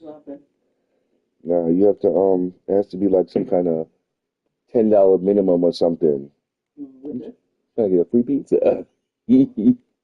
Just pay for the. I'll pay a little $6 for delivery. You know, What kind of pizza? What size? Medium? Yeah. Because then kids will just so we promise kids pizza. Because I have the app, I'm like a loyalty customer now because I ordered enough over the last few years that I can actually pay. That's why I ordered Domino's because I can actually pay in cash when they get here. What else you need? So get a like an extra cheese pizza or something. Or regular cheese pizza. What you thinking about? It's a cheese. Huh? You want the pan pizza is the best. The black box. That's the one that have the crust is a little thinner. It's not that thick. How much is that? I'll see. Let me see if they have any deals. I only get the deals, you know. I'll give you $20. Yeah, I don't have the change right now, but I do have. You can change $100. Not right now. I'm kind of. I have to wait till I get paid because that last check kind of helped me up. I'm kind of back to getting back to it again. Well, what's this? This on Saturday? Money gonna just gonna take it from Monday. Saturday, next Saturday, when I get paid, I'm gonna see how much you can see how I really feel. You know? Yeah. Because I'm really about to come back on the outside. Like, cause I'm not gonna work.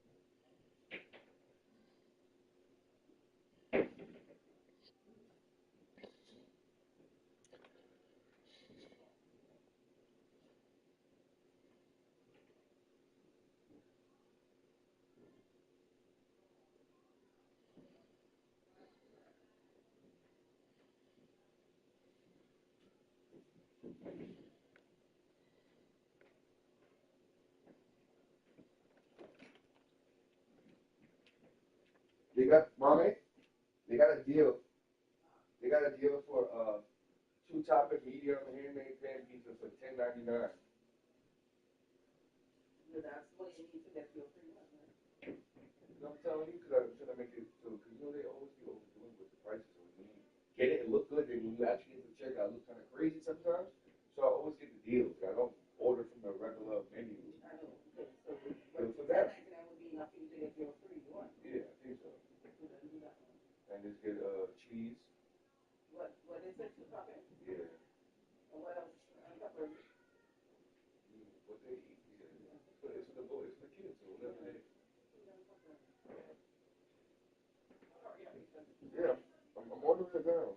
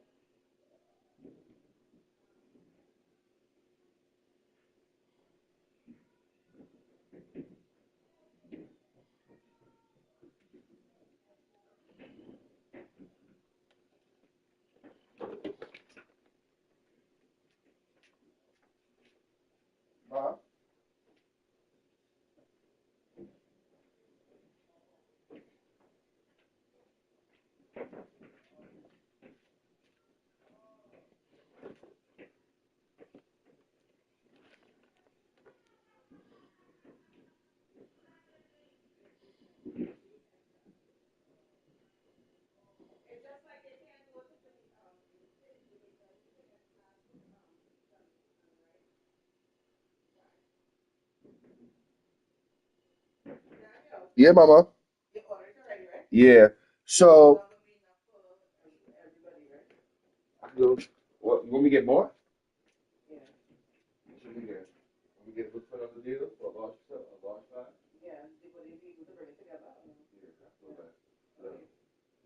So before it was with the two, it was $14.99. The one you delivery is 23.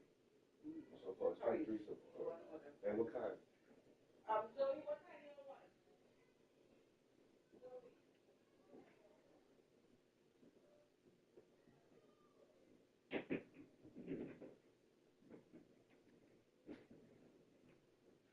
Just like a kid, the same thing. And they want just pie, right? You know, you got like a New York style. They got pan pizza. They got stuffed crust.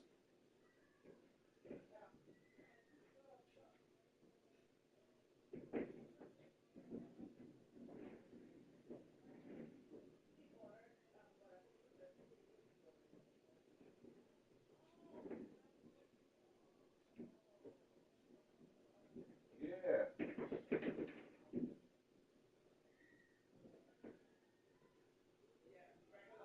All right. So cheese and pepperoni regular.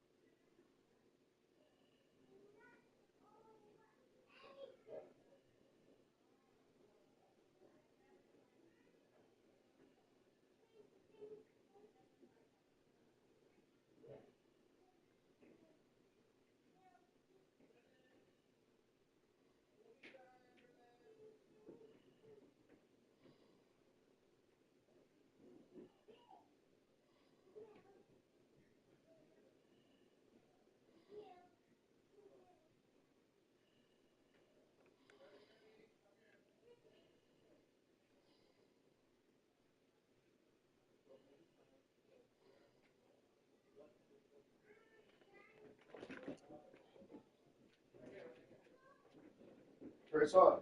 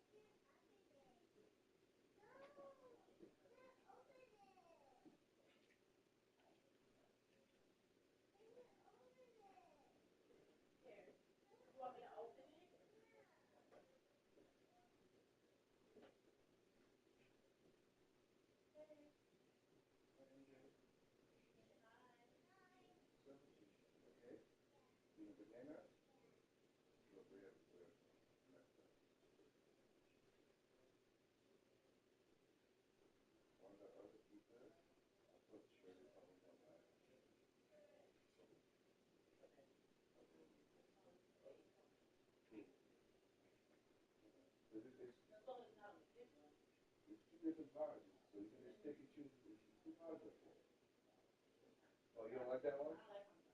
They got, look.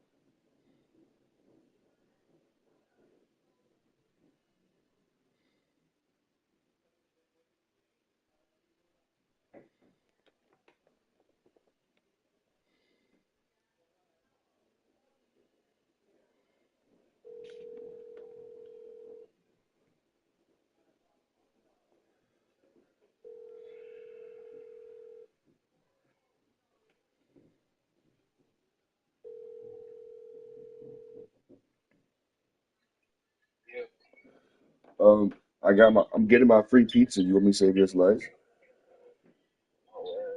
I forgot about that. I think I did. I think I'm hungry. I'm coming, man.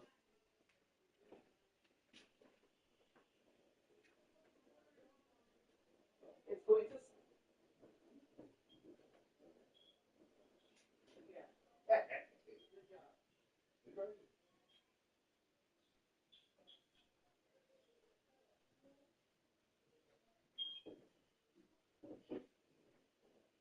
Yep.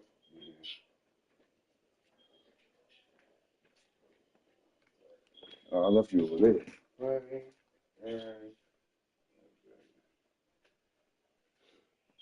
You should be good with that.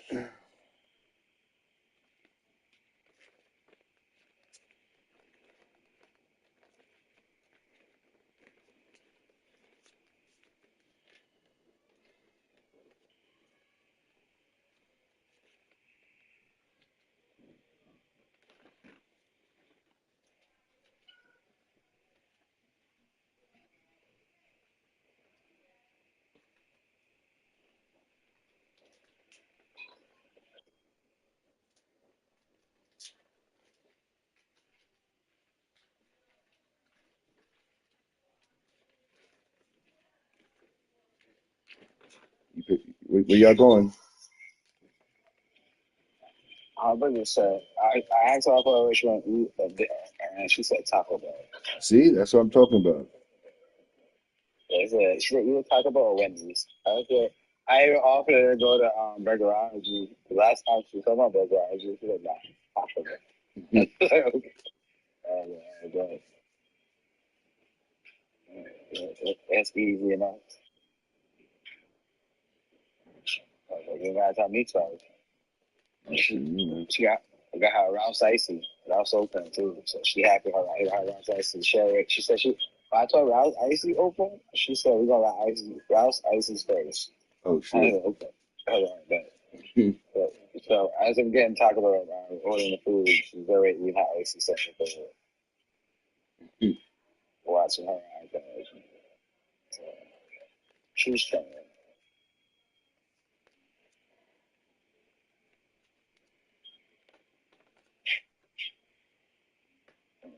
I'll figure out what we do after this and get easy days. Hmm? Get easy days. Mm-hmm. That's what I can sign in, actually. What? I gotta talk after the game. Nah, you don't gotta tell her. She's probably simple, bro. She probably like us, bro. We don't want too much either. She probably got that from you, bro. All we want is Taco Bell and Ralph's Icy too, bro. You're right. That's what I'm trying to say. Like, bro, I get it. Nigga, if us to go to some crazy place, we plan that shit. We just don't just go.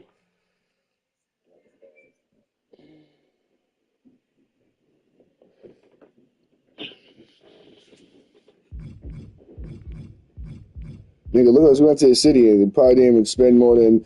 I'm talking about outside when I bought the cars because nigga, I already knew I was buying that. But outside the cars, niggas really didn't even spend that much money in the city. You know what I mean?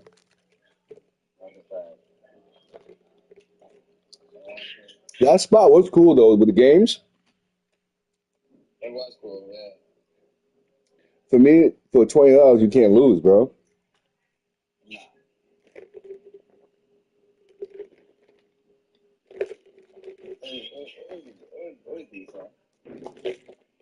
It could be better though. Oh yeah, for sure.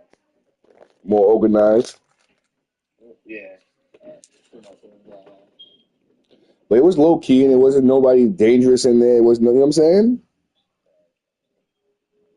Them Asian girl looked alright too. You remember when they came upstairs? Remember the Asian girl that came from the little private party? Looked alright.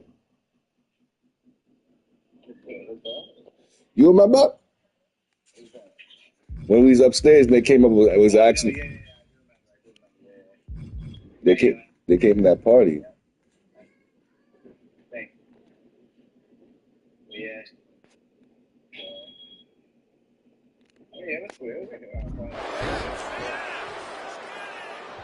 It made me realize that niggas not living all the way because they usually have a birthday party or some shit like that. We always remember that shit, bro. Something light like that, you know what I mean? But no one else, we gonna be blasted and we gonna have a story to tell. Turn Nia Jax around there. Confidence is always a key for Nia Jax. She comes into every match thinking she hasn't won.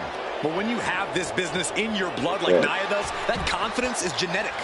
But ever since the irresistible force returned, that's another thing. That's another thing that they hate about us too, bro. That no matter what's going on in our life, we still find somebody to have fun even with nothing, bro. That probably pisses them off. Be unstoppable now. They get miserable. They're like, yo, I can't have fun with all the money, and they having fun with nothing. I'm confused. Good night. Good grief. Exiting the ring, taking the action outside.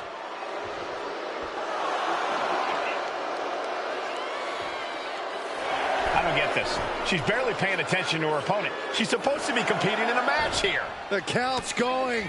This one will be over if she doesn't get back in the ring. In just a matter of minutes, we'll have our second queen of the ring. The first, of course, being Zelina Vega. But you've got to believe that Zelina will want a shot at whichever woman wins this. She beat the woman now known as Piper Niven that night, so you know Queen Zelina can strike down an enemy of any size. Oh, man, thrown with such force, the whole ring is rattling.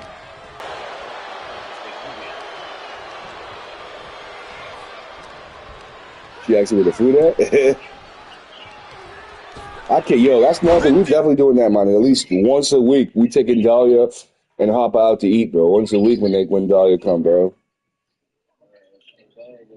Not, yes. In 20 minutes, okay?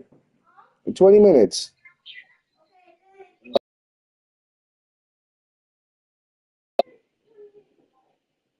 Man. Huh? Are you order pizza first? Yeah, everybody here, so I just couldn't get my free pizza, you know what I'm saying? And that's another thing, bro. We be broke, still spending money on pizza, bro. Nigga, well, just imagine, nigga, I ain't buy weed in forever. I just spent the rest of my bread. Because I can't just get a pizza for myself and there's mad people in the house. That's grimy, bro. That's how you feel too, right? That's grimy. Thank you. I appreciate it. Yeah.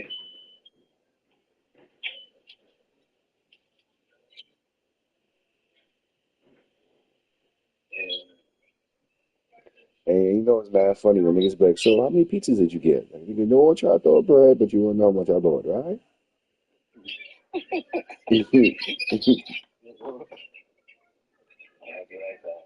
That's a fact. So nigga, I ordered two, okay? One for y'all niggas and one for the kids. So he said, you got one for you? I said, nigga.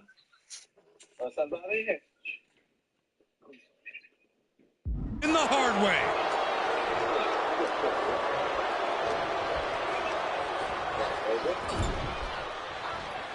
Vicious headbutt. Jax is showcasing her power right here. And I don't think anything can stop Nia Jax right now.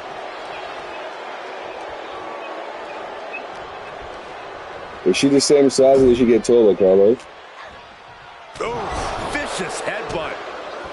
Golly, Nia is just cornering That's gonna be funny. Out of all your kids, she might be the tallest. That's the funniest shit.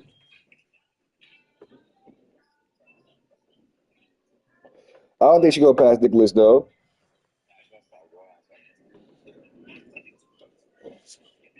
Nigga, you my God, you don't know what you gonna stop doing. Oh, all right. Think it's the doctors now. That's what I was my sister. Jazz, like, I don't know, how am I supposed to, like, one of the tallest kids in my grade. And then, Stop growing. because they grow early, that's all.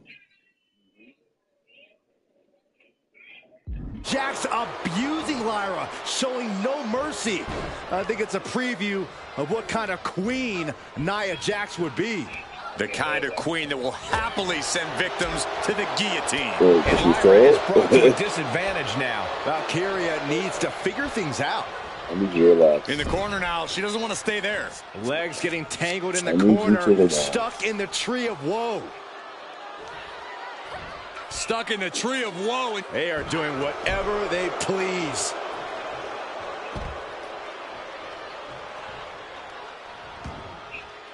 She's out of the ring. The referee's count will begin soon. Nia looking to end this thing. Oh, man. That looks like it hurts. There's so many moves at Nia's disposal that she can end this match with. For Lyra, not nearly as much. Yeah, I can't imagine it'll be easy for Valkyria to pick up Nia Jax and drop her with the Nightwing. Please, let's call the move by its real name. It's a the pin. No idea what she's doing. Yeah, what's the strategy here? Got a step-up enziguri. This match has spilled out to our announcers area. Let's hope they take it back in the ring soon.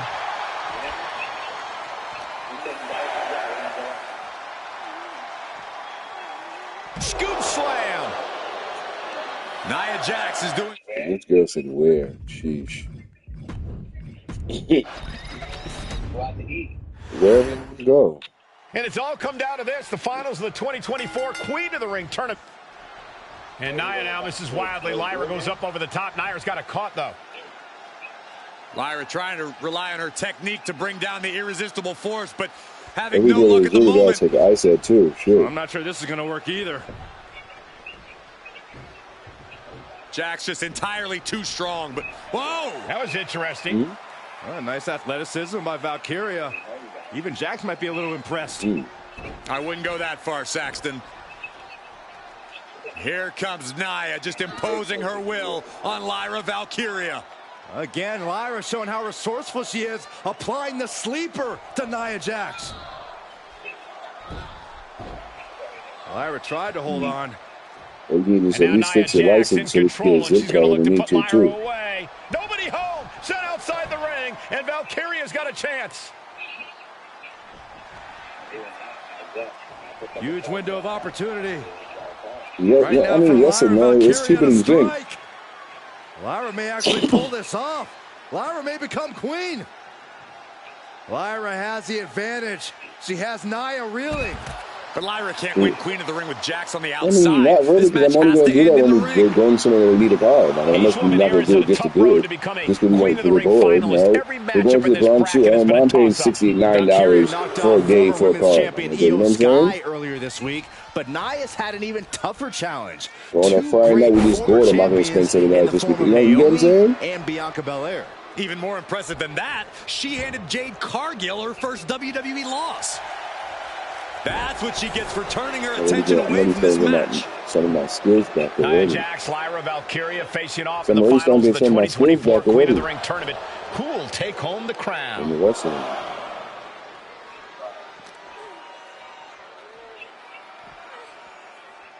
Fireman's carry. Front slam. Lyra says she feels alive every time she flies. That's what Nia has to avoid tonight, keeping Lyra grounded. The woman thinks she's a bird, Cole. What do you expect? It's symbolism, Graves. Oh, my goodness. Wow. Elbow! Nia doing exactly what she set out to do, keeping Valkyria grounded. Now Jax needs to stay the course, and the crown will be hers. Well, if you're Lyra Valkyria, what do you do to pull off a massive upset tonight? Well, Lyra's a technical wizard, Cole. In fact, from a technique perspective, she may actually have Nia Jax outgunned. And beyond relying on her technique, if I'm Lyra, I'm going to try to frustrate Nia. I don't know how possible that is, but if you frustrate Nia, she may make a crucial mistake. Misses the target. Like, she looked good, don't get me wrong, but she just a weird shape, and then her charisma is not over there. So he probably got to get either repackaged or, you know, just work on it. I don't get this. She's barely paying attention to her opponent. She's supposed to be competing in a match here.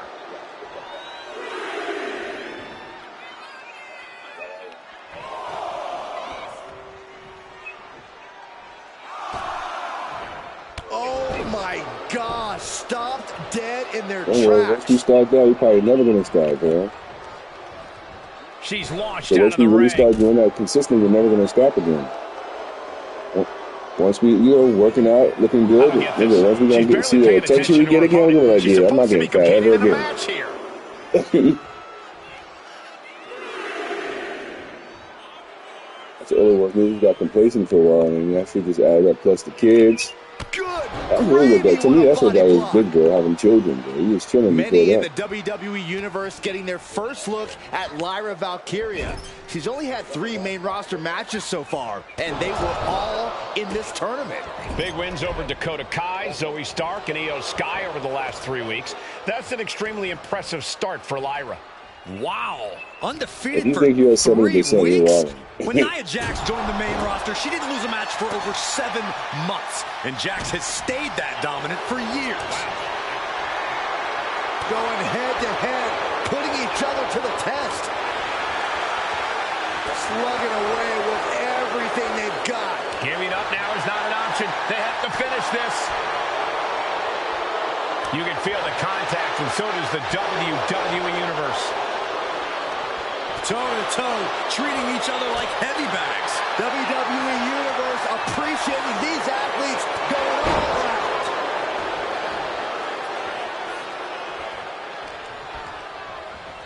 And she's set right into that corner. Look at this, placed in the tree of woe. Didn't go to plan for Jax. In just a matter of minutes, we'll have our second Queen of the Ring. The first, of course, being Zelina Vega. Well, you've got to believe that Zelina will want a shot at whichever woman wins this. She beat the woman now known as Piper Niven that night, so you know Queen Zelina can strike down an enemy of any size. They are doing whatever they please. And there is no other term for that than just cheap. A cheap shot. Golly, Nia is just cornering Valkyria. Jax abusing Lyra, showing no mercy. I think it's a preview of what kind of queen Nia Jax would be. The kind of queen that will happily send victims to the guillotine. And a front slam to follow.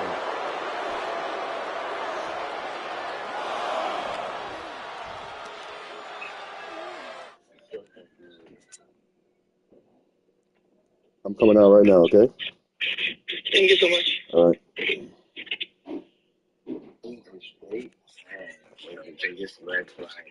Hold on, bro.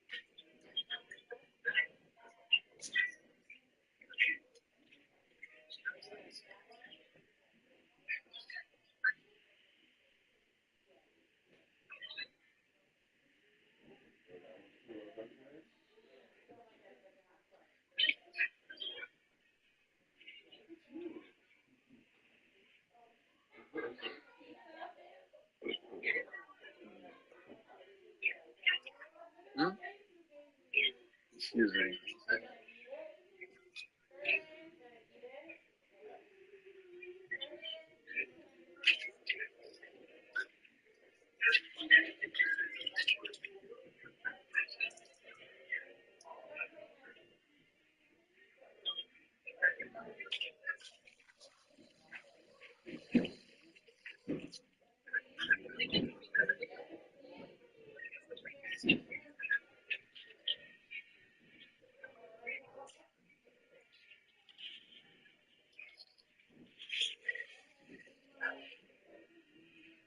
Don't call me back.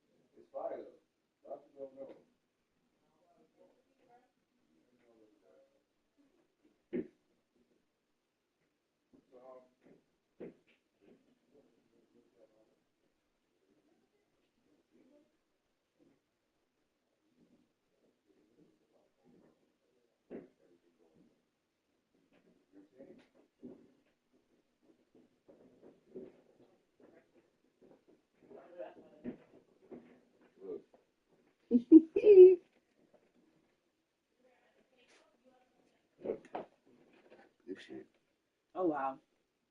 I took this extra fish off.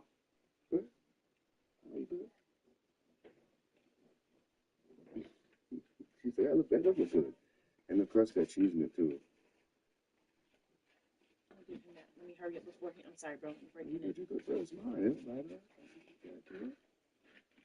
You got those two tickets. Okay. And she Because said, it's look, not you coming struggling in. Thank you. This looks really good. I need to order this next time. You know how we do, yeah.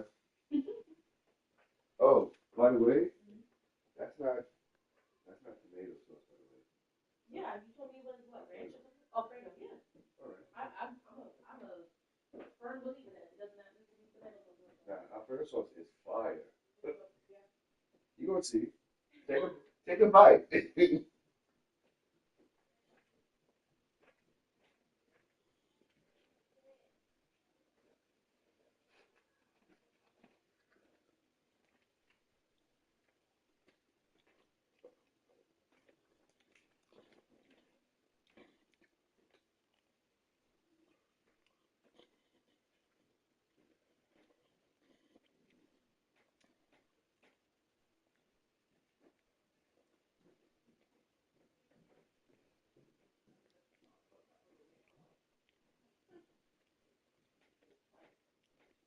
She eat it, Mama?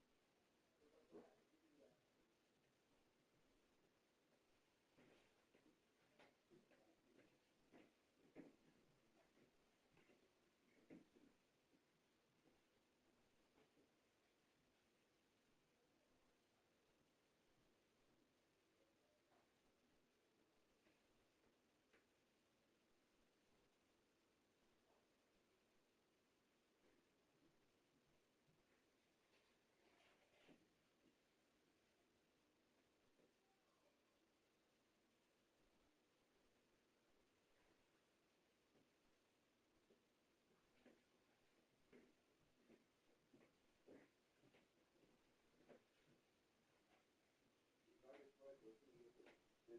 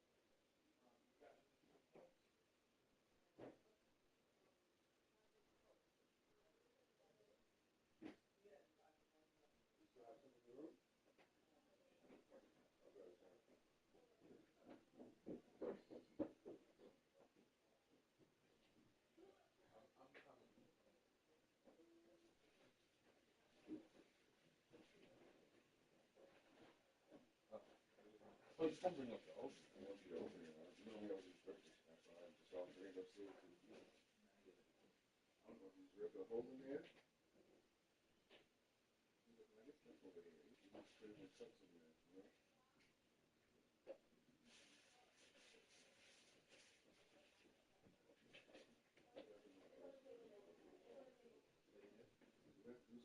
Did you find it? Yeah, I found it. I'm just closing the pack back. Bringing up a few. Well, the kids have these boxes. Oh. So. At least you got touched.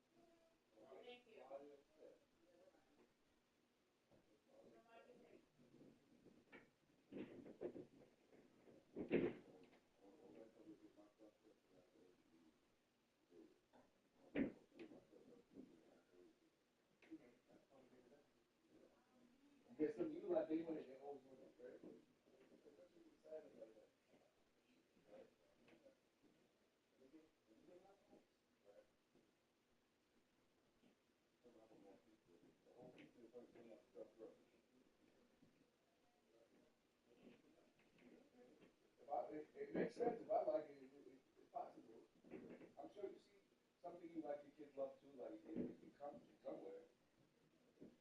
I bet you both of those boys are, because you guys, I bet you they both need to be fine already. Naturally. That's it.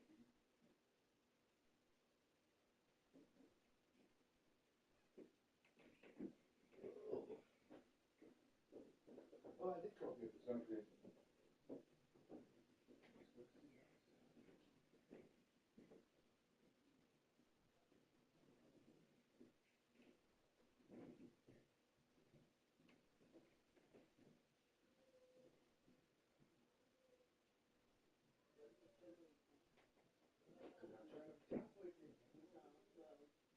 I want to go all, I know, but you're not telling me so I can start. How much is that? It's a Sunday ticket for this. It's more than $400. I mean, I have people that depend on ships that they don't even have nothing to do. That's why it's going to work, money. My next point on other stuff. That's what we're short right now. I knew that. I already had made arrangements with certain things before, and I didn't also get short like that, so. I'm more than that, but I'm going to get more, so I kind of overextend myself.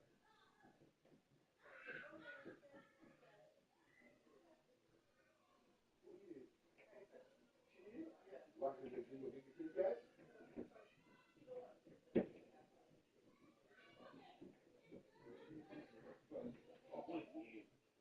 Yeah, okay, you do it.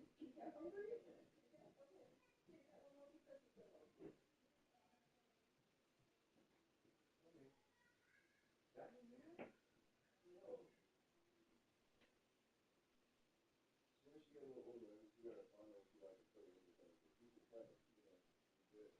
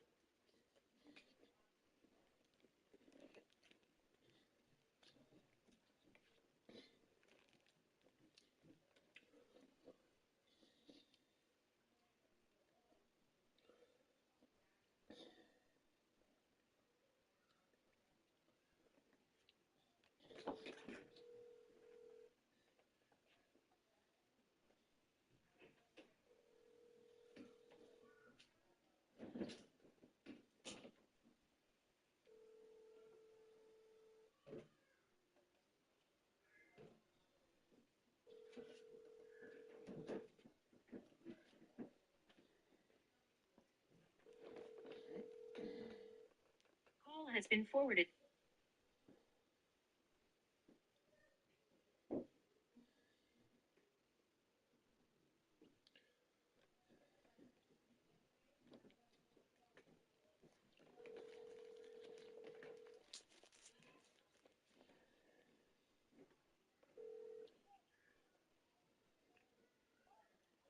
Yo, I'm about to drop kick your niece, bro.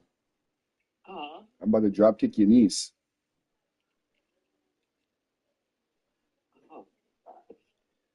You know which one I'm talking about, right? No. My back is broken. Nigga said back broken. Mm-mm. Check this out, my nigga. So we in the crib, right? Everybody here. Like Stephen Dordan's here with their kids, so there's mad kids upstairs. I'm downstairs playing the game, right? So I come with this great idea. Let me just order everybody pizza because there's mad kids here, whatever, right? Cool. Mind you, all morning, I said didn't eat nothing, right? Nothing. Talking about she not hungry all day, right? But she looking hungry, you know what I'm saying? All day. The pizza come. She loved pizza. She eat nothing. No pizza, right? So all of a sudden, she keeps saying, kitty cat hungry, right? So we trying to feed her. She not eating. My mother said out of nowhere, kitty cat hungry? And Isa said, yeah, and open her mouth and eat the pizza, bro. So Isa thinks she a cat. So she's not hungry, but the cat's hungry. So now when you say kitty cat, you hungry? She eats the food. What's wrong with her, bro?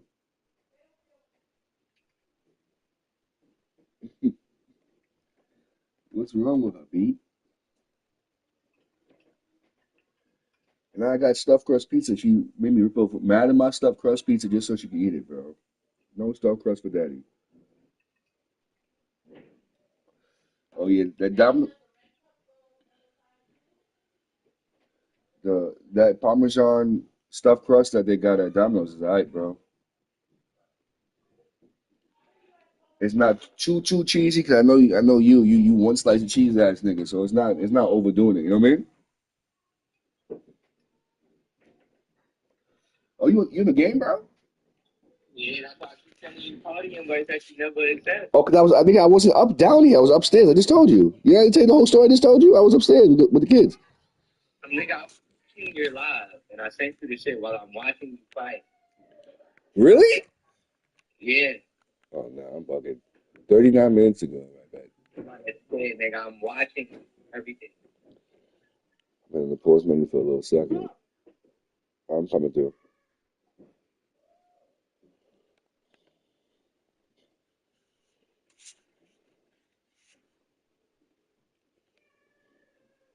Ranks.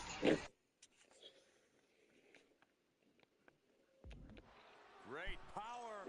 Crashing down. Samoan drop. There's so many moves at Nia's disposal that she can end this match with. For Lyra, not nearly as much. Yeah, I can't imagine it'll be easy for Valkyria to pick up Nia Jax and drop her with the Nightwing. Please, let's call the move by its real name. It's what she says is what time? I fucking hate this team. You play that new mode yet? The mirror match mode? Nah, fuck that. Comp, nigga. Vito was talking about it yesterday.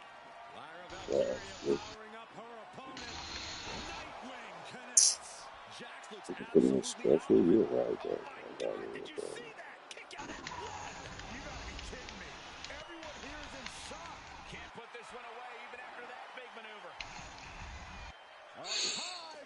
Fucking people, bro. What up, They dude? suck, son. Oh, it's good. Yeah, it's me.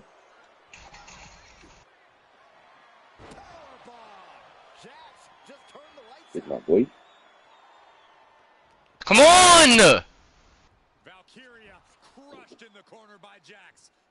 Squashing Lyra in the corner, in the beginning of the end may be near. And Nia now, with Lyra on her back, gonna climb up to the second rope. Scary situation for Lyra. Oh, look at this. Maybe not. No way. There's no way. Fucking bitch.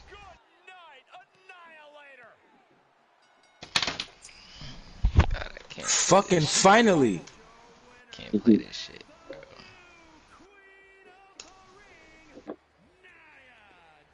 You get too high up and it's hard to play by yourself, right? Right, bro? You get higher up and it's hard to play by yourself now, right? I'm playing by myself, but this nigga suck. These random niggas suck. The Doctor Strange is 6 and 4. Like, Going to come in to congratulate Nia Jackson. Officially crown her the Queen of the Ring. Absolute dominance by the new Queen.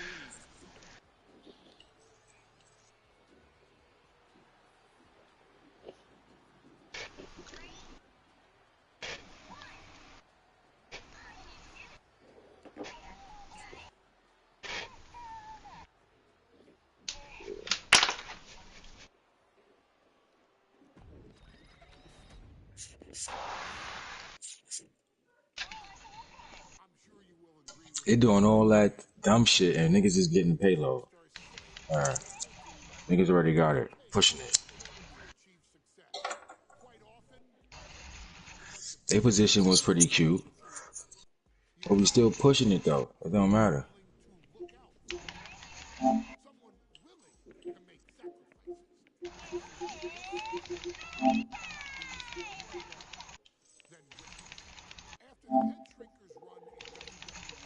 Came to an end. Rikishi, then known as Fatu, would go on a journey of self-discovery. This journey would lead to him taking on the name Rikishi, a subtle nod to his cousin Yokozuna, as well as an opportunity to start fresh with a global audience. Well, my dad, you know, when he became the Rikishi character, when you think about Samoan wrestlers, right, or mean, or aggressive, he made it like his own flavor, right? You know, he had the blonde hair, still carried the aggressiveness, but I think he just wanted to add like a little flavor to it, so it became even more popular to our culture. Rikishi blitzed WWE from the jump, devastating opponents with new tricks and winning people over with his fat-ass dance moves. They got me playing frontline like I'm a fucking DPS. My DPS is 3 and 7 and 2 and 8. I'm 5 and 3. I'm honored. Like I'm supposed to get backlined and pushed every single time. Niggas is really killing me like that. Tank 5 and 6 or 9 and 6. The year 2000 belonged to Rikishi. But little did anyone know, Rikishi held a dark secret regarding a decision he made not for his own benefit, but for the benefit of the family. It was at the 1999 Survivor Series that Stone Cold Steve Austin was hit by a car in the arena parking lot, forcing him from the main event later that night for the WWE Championship. For nearly a year, all of WWE was consumed with... Yo, I forgot. That nigga Rikishi hit that nigga Stone Cold with that car that time. I forgot about that. Why Austin was targeted in the first place. The verdict came in. The car was driven by Rikishi. Rikishi would stand strong. Oh my god. Everybody just died back there from one venom. Y'all suck. Rikishi would lay out a years-long gripe that WWE preferred Steve Austin to The Rock, and so Rikishi had made sure that The Rock's only competition had been removed from the picture. Rikishi sacrificed his own popularity to reach this goal. The Rock robbed, while Austin was on the shelf. For Rikishi, the struggle and fall was all worth it. Rikishi knew that he would eventually have to face off with the Texas Rattlesnake to answer for his sins. and he welcomed that meeting with open arms. What Rikishi was unprepared for was for WWE to stack the deck entirely, looking to make Rikishi pay for taking out their golden goose. Stone Cold Steve Austin was allowed to drive his truck directly to the ring and was generally given the freedom to do whatever the hell he wanted in the name of revenge. We are going to make things right. This time, when Rikishi and Stone Cold Steve Austin lock horns, there will be no stacking of the deck. Someone willing to give of himself so that his family, this family, can succeed, deserves better. So get in there and showcase the never say die spirit that has led this family to victory time and time and time and time and time and time. Yo, bro, this nigga Paul Haley is crazy, bro. You can get your hands on and prove to Stone Cold Steve Austin that you will do anything for the people.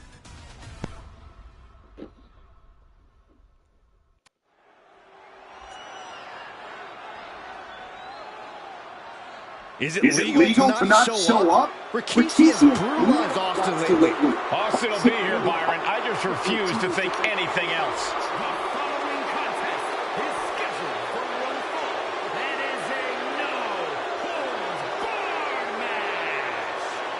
Introducing first, from the Isle of Samoa.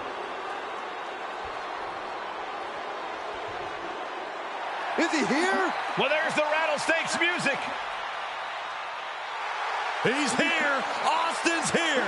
Stone Cold Steve Austin came here with no fear, no hesitation, just revenge.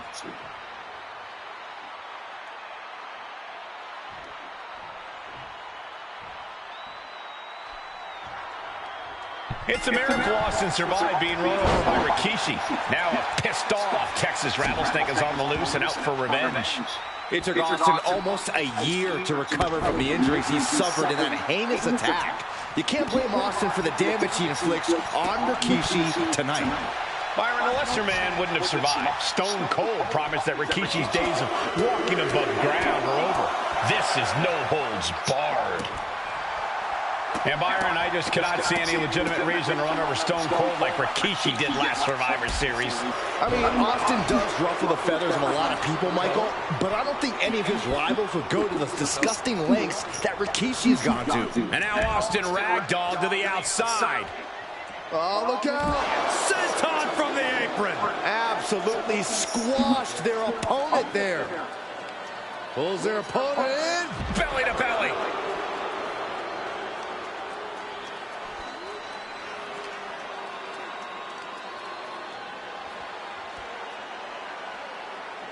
Punishing power slam. Ooh. We've talked so much about motives leading into this match. In my view, Rikishi's are delusional. His family have been given equal opportunities, and they all took full advantage of them. Yeah, my blood boils at the propaganda Rikishi's been selling. But I'll tell you about the most legitimate motive in this story, and that is payback for Stone Cold.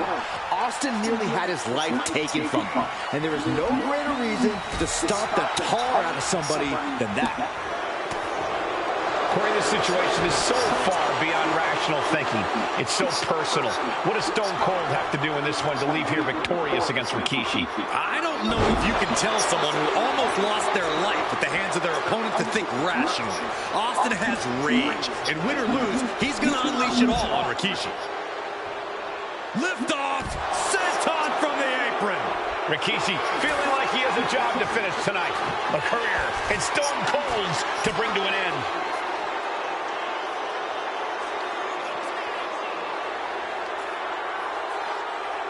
A devastating landing, choke slam. And though The Rock wants nothing to do with this altercation, we have to mention the sadness Rikishi has brought to him. Rock might be innocent in this whole ordeal, but I feel that somewhere inside his soul, The Rock is happy with what Rikishi's done. The Rock is proud to have Rikishi and his family. No, Corey, what kind of lies are you trying to spread. We've heard Rock say Rikishi deserves what Austin is going to bring him. There's no family pride in that statement. I'm just saying that blood is thicker than water, and it's been an easier ride for Rock without Austin in the picture, and that's thanks to Rikishi. Sounds more like Rikishi is trying to take credit for all the Rock's success. He gets back into the ring.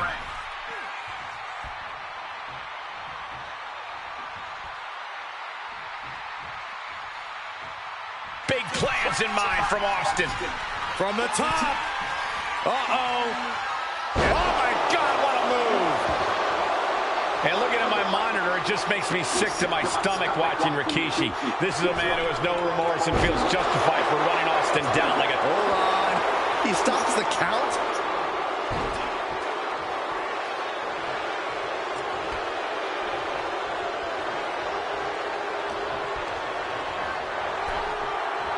Oh, now Rikishi has the firm upper hand. Rikishi with an onslaught here against Austin. Dare I say, Stone Cold could be in trouble. Floating forward.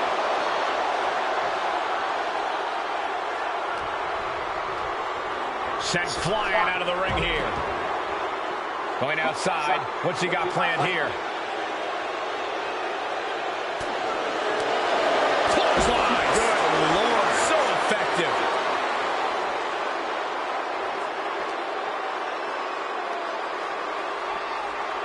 Choke slam! Landed.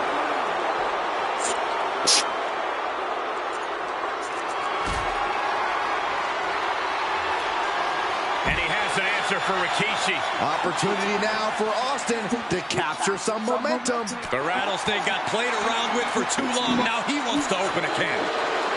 Clothesline! What impact. Anything Austin is trying is being suppressed. No one holding Rikishi's family down now, taking out all those years of frustration on Austin here.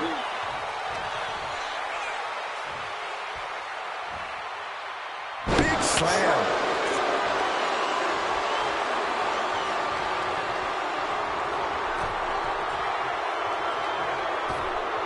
Oh my gosh, with one hand. I've seen Saxton thrown out of a few local... Oh, shocking inside cradle. Small packages could be it. Kicks out after one. Giving a massive effort to overcome the pin attempt. Lands the knee. He's able to reverse it.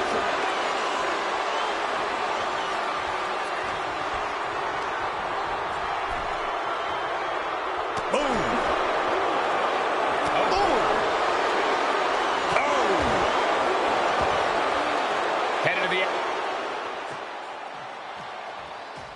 Austin and Rikishi trading heavy artillery on the outside, and here comes the Rattlesnake. Stone Cold Steve Austin fired up and revenge on his mind. You got to think about how bad Austin has wanted this ever since Survivor Series last year. Been dying to get his hands on Rikishi. All of that venom, all the vitriol inside of Austin being unleashed on Rikishi right now. Remember, this is no holds barred. Anything goes. Austin has Rikishi down. The Rattlesnake is red hot. And do you hear this capacity crowd? They want more from Stone Cold. All but he wants to see Rikishi get beaten down like a pile of human filth. Ooh, brutal forearm. Scary mindset for the Rattlesnake. Austin has scattered pictures of Rikishi all over his home. Said that every time he looks at Rikishi, he's looking at a dead man. Yeah, Rikishi taking that as an empty threat, thinking that Austin isn't the man he claims to be. But trust me, when Stone Cold says he has you in his crosshairs, that's no empty threat. Into the barricade.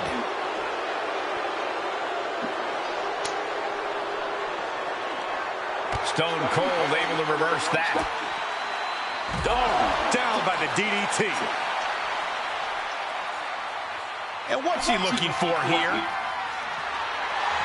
A baseball bat? With a weapon like that in play, this is not going to be good. There's been a lot of vitriol coming from fans towards Rikishi these past few weeks, and this Albany crowd is continuing that pattern of disdain. You think Rikishi cares about the fans, though? No, not at all. He truly believes he's done something for his family, for his people. His family's respect is the only respect he's desperate for.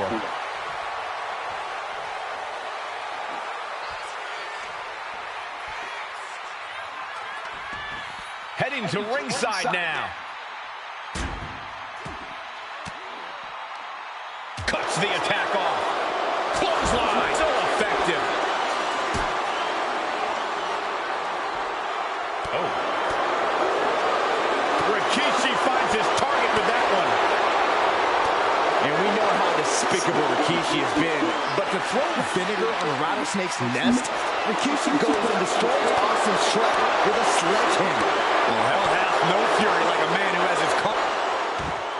And Rikishi slows Austin down with a thunderous right. Austin's in trouble. And now steel chair. Oh, and Austin, he just averted disaster there. And now Austin gonna deliver the punishment with the steel chair.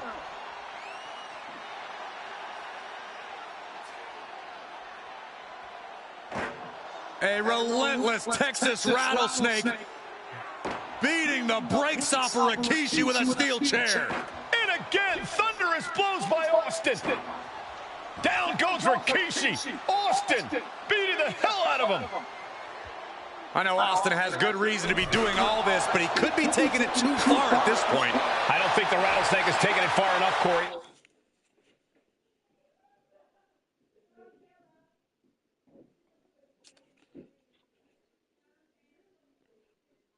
Austin wants to put Rikishi's life in danger, just like Rikishi did to him. Under the ropes and back into the ring.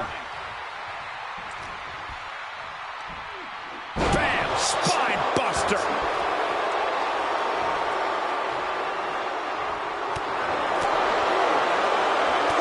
Punch!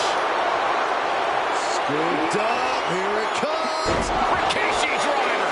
Rikishi may have put the exclamation on this one. There's two. A kick out. I don't believe it. Unbelievable tenacity on display from Stone Cold. Austinson from the top. Elbow drop. Good lord. Looking for the victory. Two. No. Kick out at two. How? How?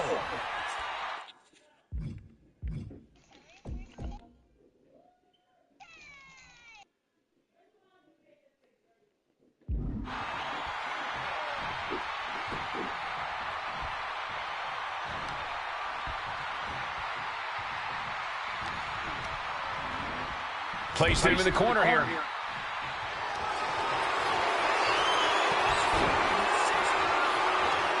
Nasty headbutt delivered by Rikishi.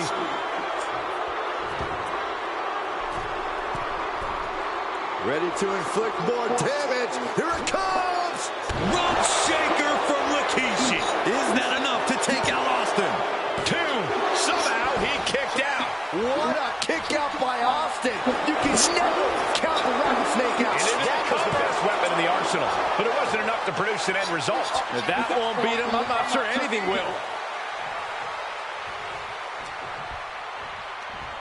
Spine buster!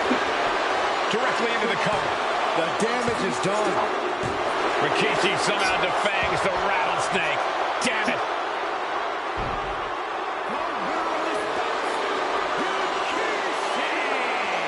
This is not what many of us expected to see. We wanted to see retribution, but Rikishi was too much of a monster for Stone Cold tonight. The vitriol that consumed Rikishi powered him to finish the job and leave a battered Austin in his rear-view mirror.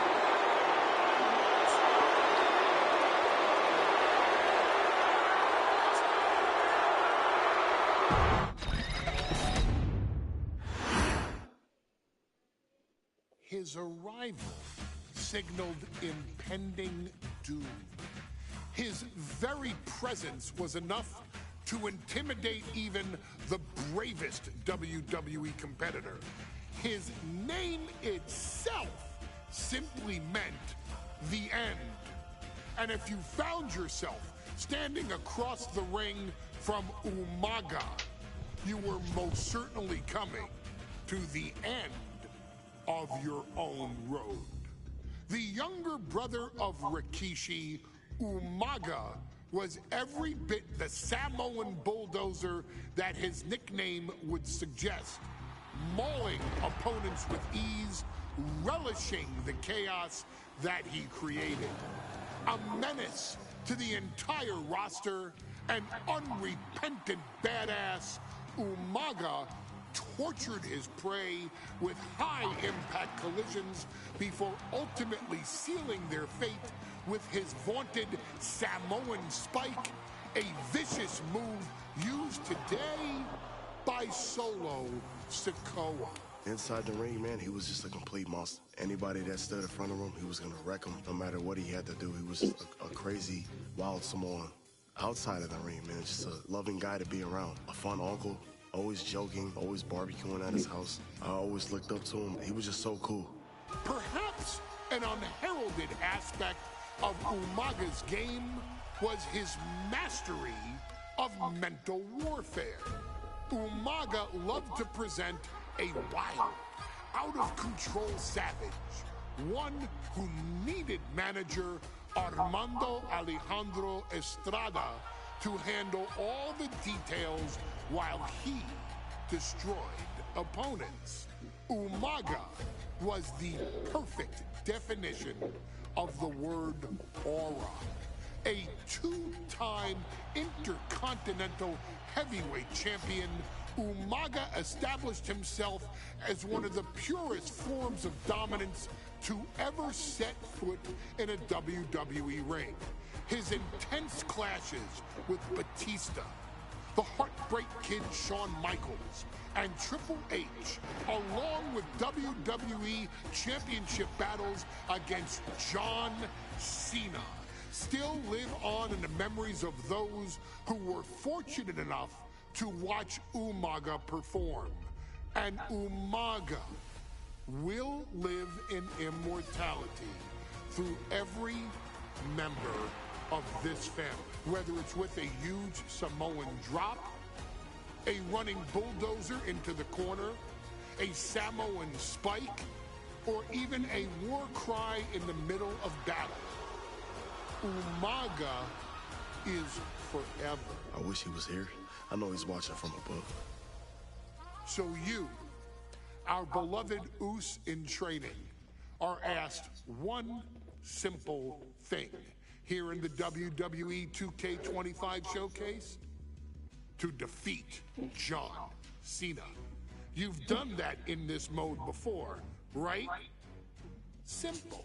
It was at New Year's Revolution in 2007 that Umaga and John Cena first collided for the WWE title. Umaga appeared to be too much for Cena in the minds of many pundits. Undefeated in WWE some 9 months after his debut, and things were going very well for Umaga until they weren't. Umaga would see his undefeated streak end by, of all things, a damn roll-up after rushing directly into the outstretched shoes of John Cena. 1 second of luck allowed John Cena to escape the inevitable, and now it's on you to fix it. Head into that ring. Showcase Umaga.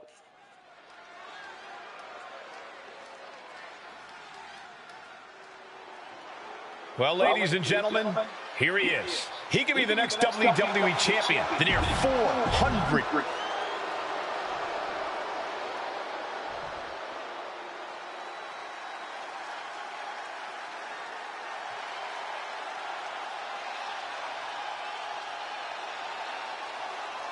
A phenomenal ovation in this arena because the champ is here. John Cena has a gigantic challenge awaiting him in the ring, but Cena doesn't have a reverse gear. Absolutely not. The champ only goes one way, and that's straight at you.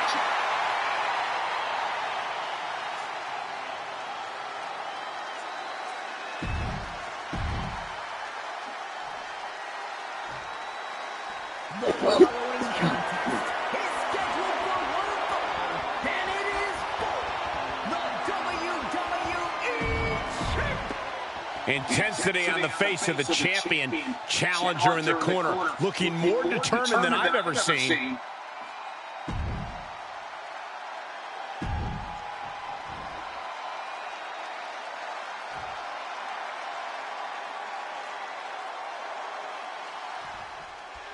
Here we go with the WWE Championship on the line.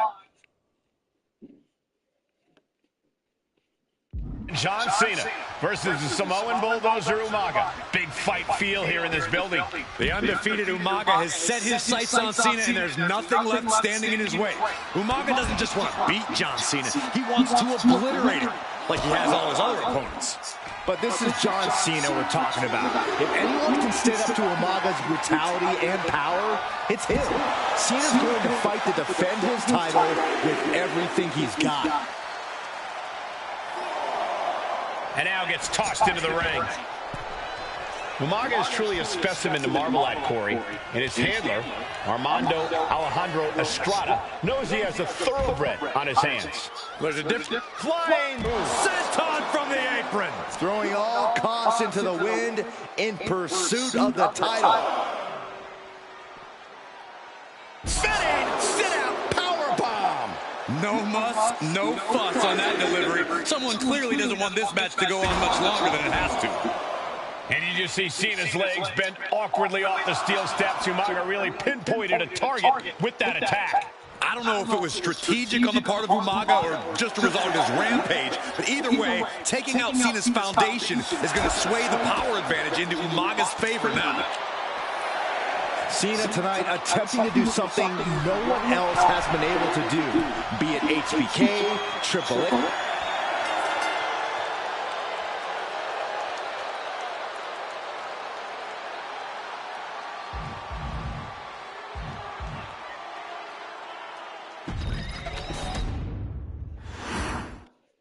Here we go with the WWE Championship on the line. John Cena versus the Samoan Bulldozer Umaga. Big fight feel here in this building. The undefeated Umaga has set his sights on Cena, and there's nothing left standing in his way. Umaga doesn't just want to beat John Cena. He wants to obliterate him, like he has all his other opponents. But this is John Cena we're talking about. If anyone can stand up to Umaga's brutality and power, it's him. Cena's going to fight to defend his title. Take off! You gotta be kidding me! The 1-2 punch of high risk, high reward. And he gets set back into the ring. Umaga heading top rope. From the top. Top down. Takes another trip to the skies, and it pays off once again. There goes Cena into a rough landing. From the top, senton from the apron. Just amazing athleticism being shown here. No question John Cena has his work cut out for him taking on Umaga, who's been aptly named the Samoan Bulldozer for his relentless offense. Yeah, and while Umaga may not be as refined in the ring as other superstars, his ruthlessness more than makes up for the difference.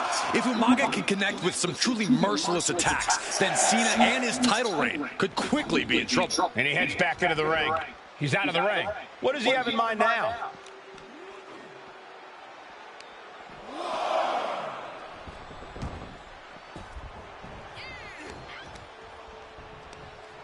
Just ejected from the ring. He's heading to the outside. Better watch for the referee's count.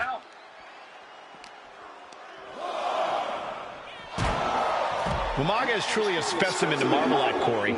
And his handler, Armando Alejandro Estrada, knows he has a thoroughbred on his hands. There's a difference between thoroughbreds and Umaga, though, Cole. Thoroughbreds can be tamed. Umaga cannot. Estrada can only serve as a mouthpiece for Umaga. He can only help direct Umaga's blind brutality. I think even Estrada knows no one can control the Samoan Bulldozer. An uninterrupted surge against Cena here. Cena has no response for Umaga's savage and brutal offense. And here we go, returning to the ring. Oh, what a slam! Landed him.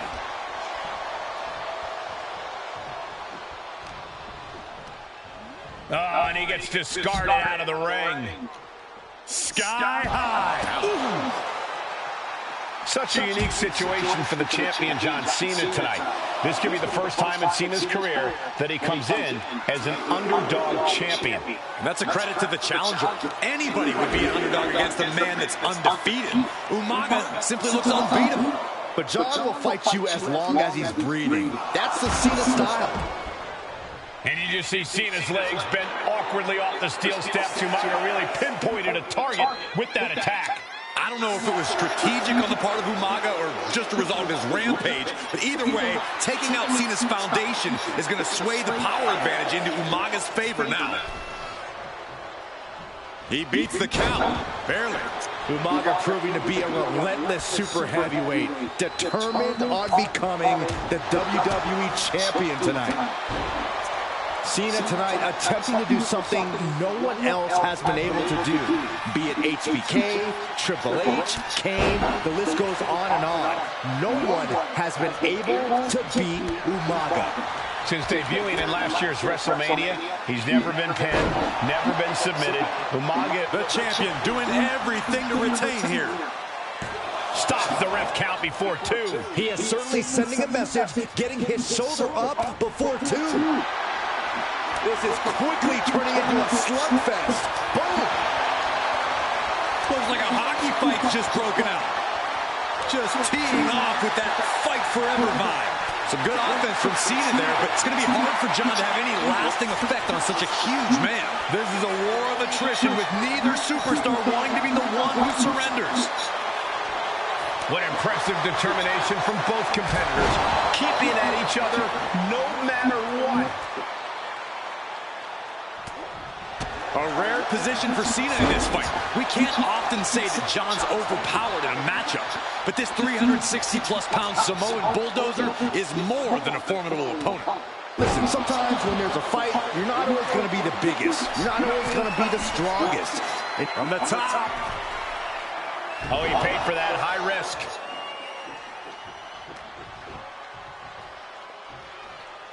Slam into the ropes. Man. Uh-oh. Saw it coming. It counters it. John Cena. Wow. Sunset flip powerbomb.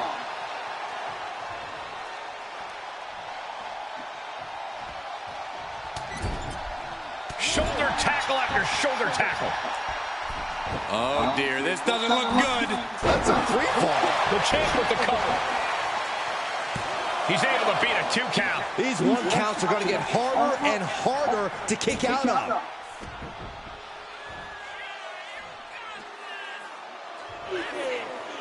John Cena setting him up. And then the patented fall. The champ with the pin. Still only got 1. All the punishment he's taken, and yet he's still in this match? Oh, target acquired and destroyed.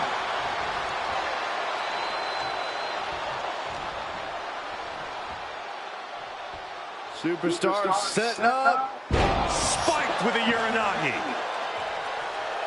And I could look at Umaga, and he reminds me of Yokozuna. His unmatched thickness and size is an orthodox offense. Look at Umaga's thighs, his calves. They give him a great power and a great base. It makes him almost impossible to knock off his feet. He's thick. He's...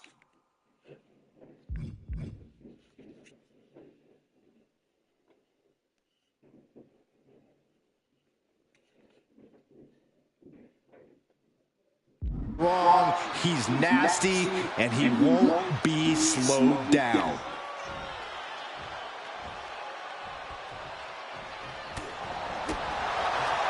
Short clothesline.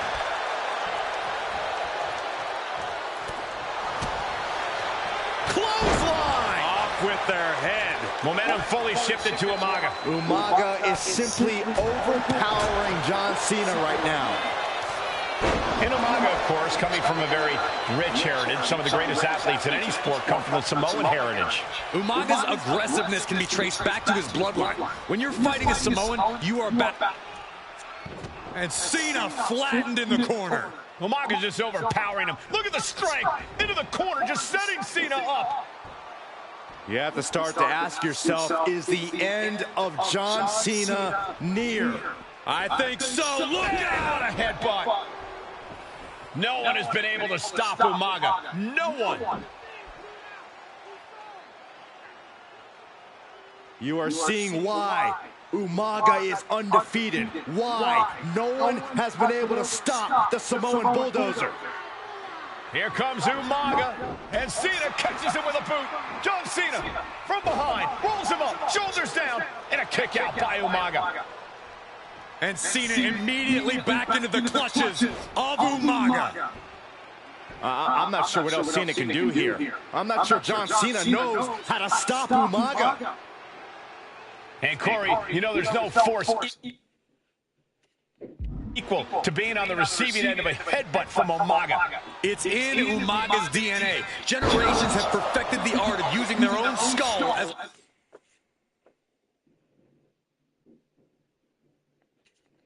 a weapon that could stop an elephant. Pulled in for a belly to belly.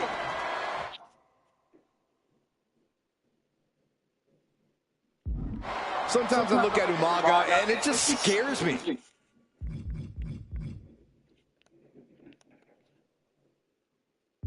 I think he forgets that he's even in a... Here it comes!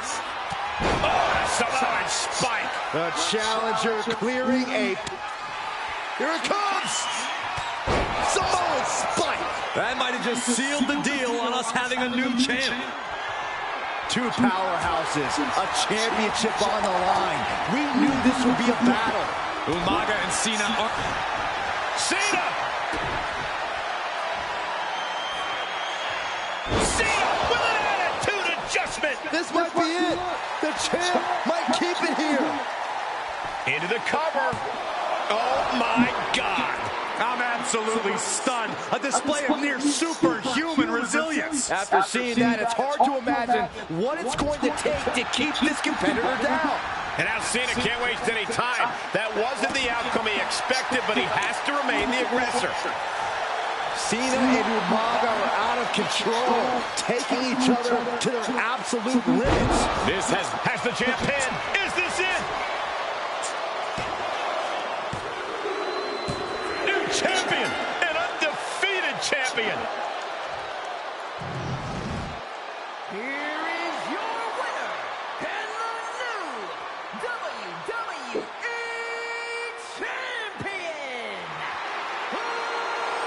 Umaga! This proves it. Truly no one can withstand Umaga. The Samoan bulldozer has wrecked...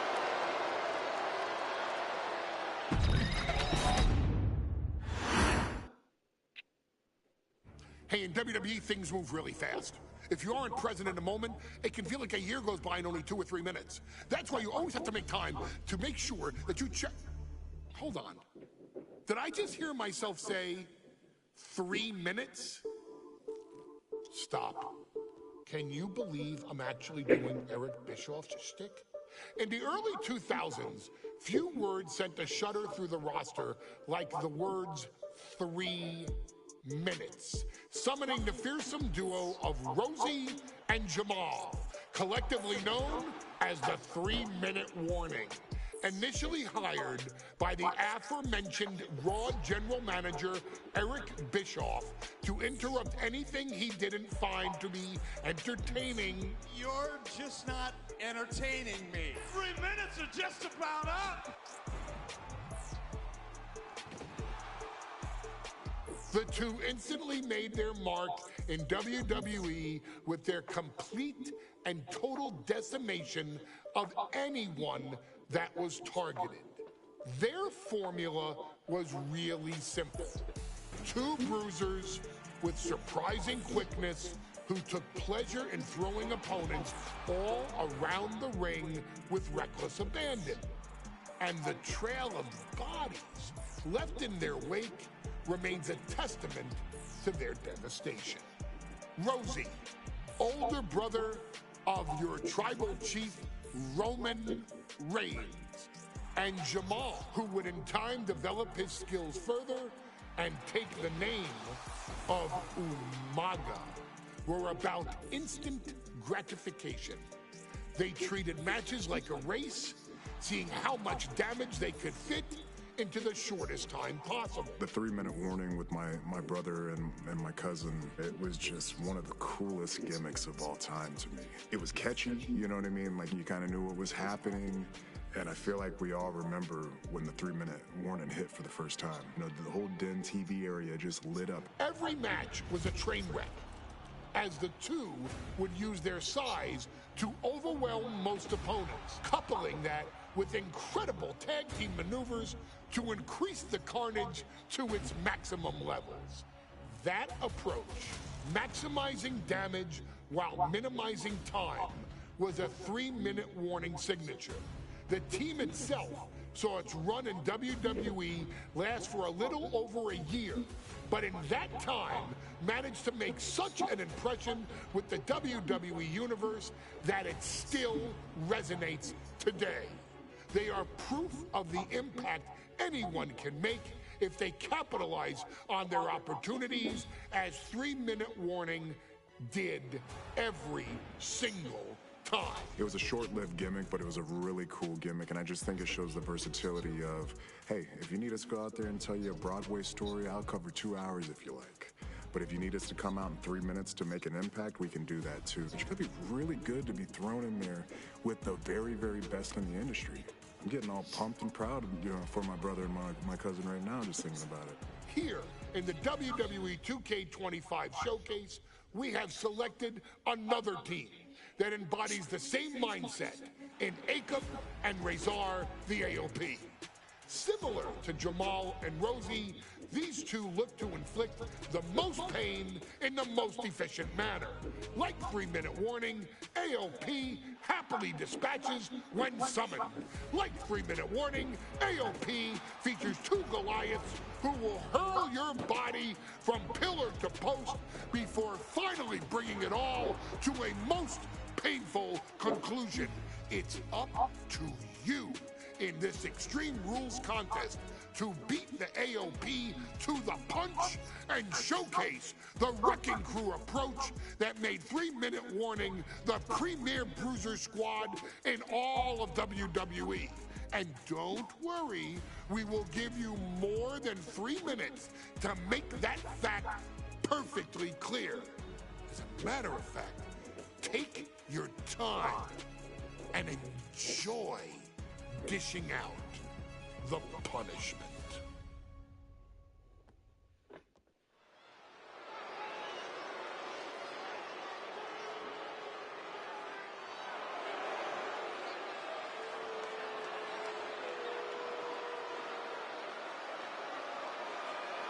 AOP is here, ready to wreak havoc.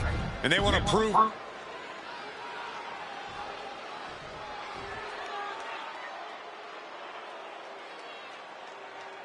And guys, the authors of pain now have 3 minutes. And combined of 7.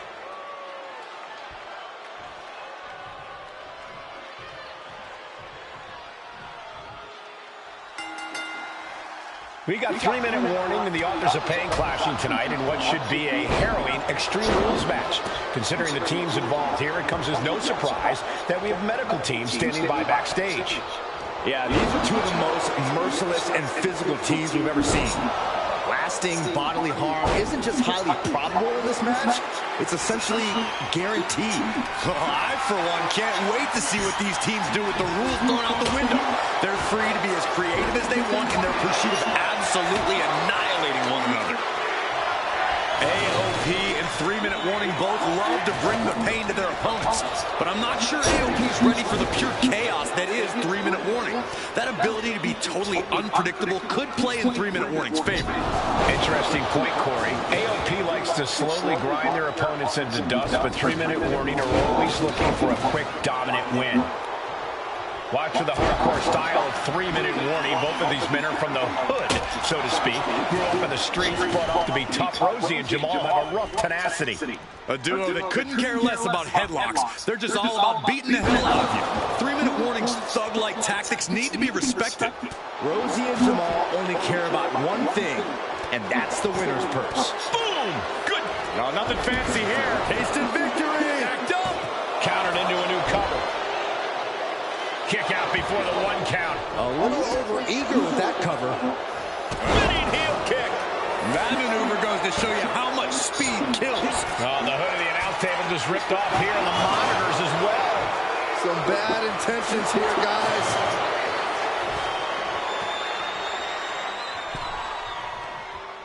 Thinking of going high risk here. Look out.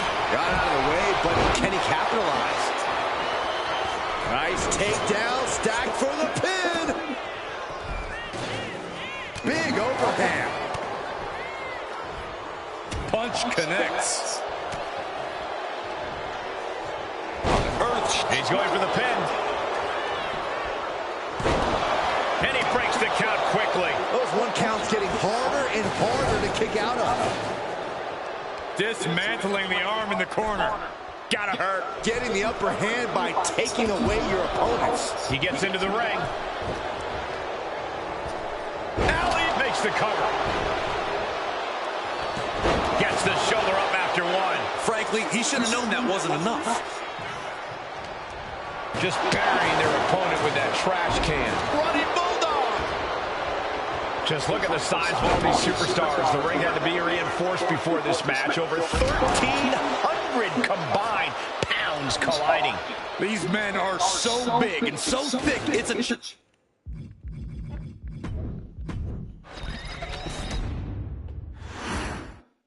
We got 3-minute warning, and the authors of pain clashing tonight in what should be a heavyweight Extreme Rules match. Considering the teams involved here, it comes as no surprise that we have medical teams standing by backstage. Yeah, these are two of the most merciless and physical teams we've ever seen. Lasting bodily harm isn't just highly probable in this match, it's essentially guaranteed. I, for one, can't wait to see what these teams do with the rules thrown out the window. They're free to be as creative as they want in their pursuit of absolutely annihilating one another. Pay special attention to Rosie in this matchup. 6'5", 375 pounds. The man can run a 40-yard dash in 4.8 seconds. This guy is a pure athlete. Rosie played high school football with a legendary running back before playing college ball in Hawaii. Imagine being pancaked by the force Rosie brings. The amount of force behind that is enough to knock a normal person out. What a clothesline! Cranking the head. He is getting rid of the turnbuckle pad. Don't say that too loud, Saxon. You might get caught. Many would call the AOP and 3-minute warning equally brutal. How can one of these teams get the edge in this head-to-head contest? It's true they're well matched, but AOP tends to be the more methodical and calculating of the two teams. If AOP can get control of the pace and smother 3-minute warning's chaotic in-ring style, they'll be in a position to win this. Man, Rosie and Jamal, Akam and Razor representing the biggest, most imposing teams WWE has ever seen. Both teams don't care what the motive is, don't care who the target is. Their goal always remains the same, and that is complete destruction of the opposition. We call them equal opportunity ass kickers. The first few rows should take a couple steps back because no one is safe when you're in the vicinity of these teams. Boom, running STO plants him. Nicely done. Headbutt. And he's being somewhat backed into a corner right now. You know exactly what you're getting into when you sign up for this kind of match. Razor now starting to bleed. Sidewalk slam! Almost drove him through the ring. Rosie and Jamal tell their victims that they will feel the 3-minute warning. What does that mean, Corey? Well, it means a lot of superstars will get run over by the pain train, and it's only going to feel like the longest 3 minutes of their lives. When you're as big and strong as Rosie and Jamal, that's how quickly it can be over. A clinic of counters being put on by these competitors. And avoids taking any damage. Looking for something, anything under the ring. And a third! Clearly thinking a steel chair is what's needed right about now. And that'll take a bit of the fight out of Akam. Oh, watch out. There's a seat for your face. His body is showing the effects of this match. And this is a classic Extreme Rules game plan, trying to deal as much damage as possible. Just look at the size of all these superstars. The ring had to be reinforced before this match. Over 1,300 combined pounds colliding. These men are so big and so thick, it's a challenge to wrap your arms around them. It's really just best to find weapons and whack away. Yeah, and there's plenty of weapons to choose from tonight. Down and a double axe handle smash. A cracking blow from that flying trash can. Oh, headbutt from the middle rope. Oh, what a splash. I don't care how much. Up high, all the way to the outside. Putting it all on the line and coming up big with a breathtaking move. Watch for the hardcore style of 3-minute warning. Both of these men are from the... Trying to put the shoulders down, roll up. I have a feeling we're about to get a front row seat, gentlemen. Shows that this is still anybody's match at this point. And Rosie's able to be tamed at the moment. Yeah, and that can be a building block for Akam to build upon. He's looking for an implement of destruction under the ring. He looks absolutely dead on his feet. And his body has to be in extreme amounts of pain right now.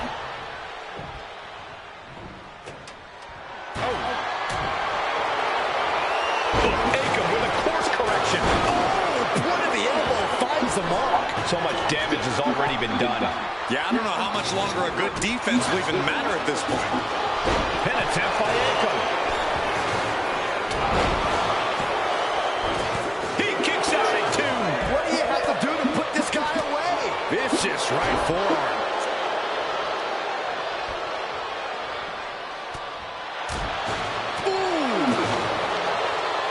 Here we go, Byron. Samoan drop.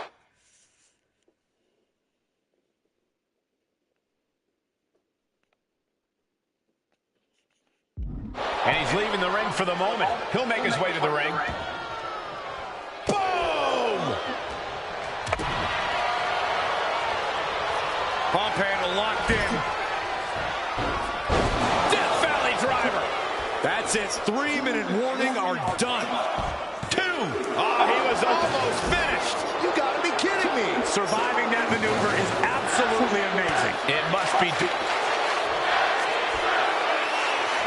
As their opponent on their shoulders into the torture rack, this takes a tremendous amount of power. And sharp jabs to the back of the skull, and he's out of the submission. Oh, man, he has fired.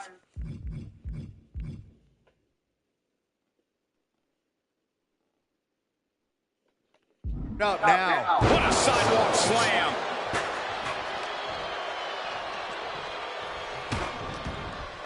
Just taunting him with the chair now, aiming to full control of their opponent, slamming their opponent right in front of the corner with more in mind here. Look out! Beautiful splash. 3-minute warning might just be done messing around. Here we go. He thinks this is it.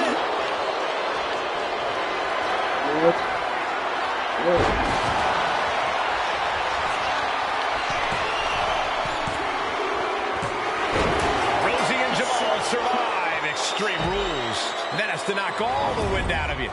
Here are your winners, Rosie and Joe. 3-minute warning. Gotta give it up to 3-minute warning. In a contest between two of the most badass squads we've ever seen, they were the tougher competitors. Yeah, but AOP certainly made 3-minute...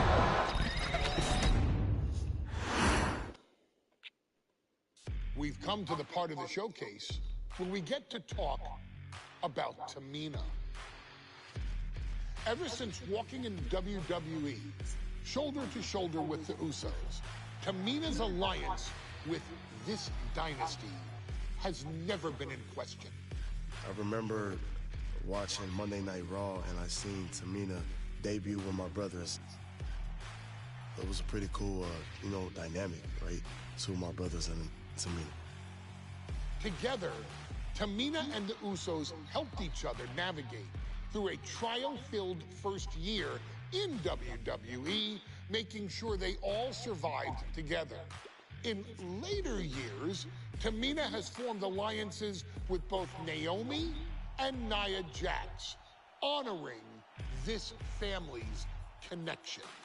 While Tamina has looked to create her own name in the industry, she has never missed a chance to acknowledge her place in this family either. Trained by Afa and Sika, the wild Samoans, Tamina was instilled with the same instincts that have carried each member of this family to wrestling glory. Her in-ring approach is similar to many in the bloodline. Quick striking, high-impact attacks, and smothering holds. As capable with a super kick or a big splash as anyone else, Tamina has maintained a remarkable level of success in her WWE career. A constant contender, Tamina has competed for the Women's Championship on many occasions. She's also held the Women's Tag Team Championships along with 9 separate reigns as the 24/7 champion.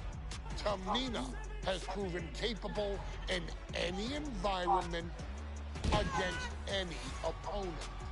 Tamina is always the perfect test for a rising contender. Defeating Tamina proves that you're at the top of your game, and she will always expose those who aren't quite ready yet. Taking her lightly is the easiest way to book your visit to the local medical facility. Tamina has taken part in many memorable moments, but in the 2K25 showcase, we're going to give you the chance to make history. In the first ever women's Money in the Bank match, Carmella, of all people, would walk out victorious after letting someone else do all the work. Tamina, Becky Lynch, Natalya, and Charlotte Flair were all robbed of a great opportunity that night by Carmella. So this is your chance to make it right.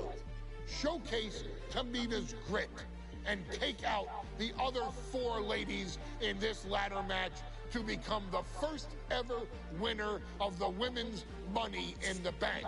Carmella might still sneak out with the win, but if she does, she's doing it on her own because we're not allowing anyone else at ringside for this match in our showcase.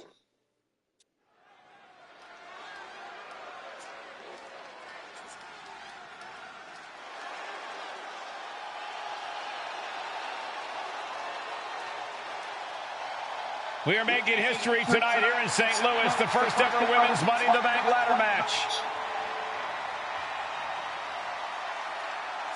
The following is the first ever Women's Money in the Bank ladder match.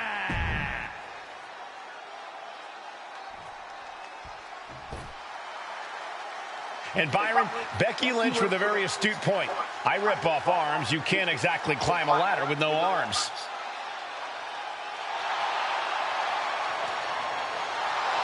Next, from Dublin, Ireland, Becky Lynch. To add to that, Michael, I talked to Becky earlier, and I asked. There's a big fight coming. Tamina, perhaps the most dominant superstar in this match. And I guarantee she is not fazed by taking on 4. Mella is money, and she is as confident as ever.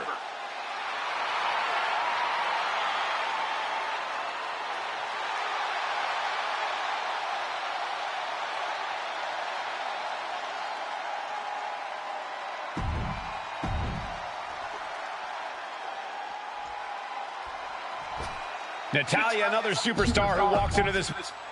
Charlotte, Becky Lynch, Tamina, Carmella, Natalya, all with a chance to make history. All with the opportunity to be called the first ever Miss Money in the Bank. The revolution that became an evolution only continues in the women's division. One of these women will climb the ladder and earn the opportunity of a lifetime. No safe haven in this match. These ladders can be your best friend or your worst enemy. There's no allies in this match. It's everyone for herself.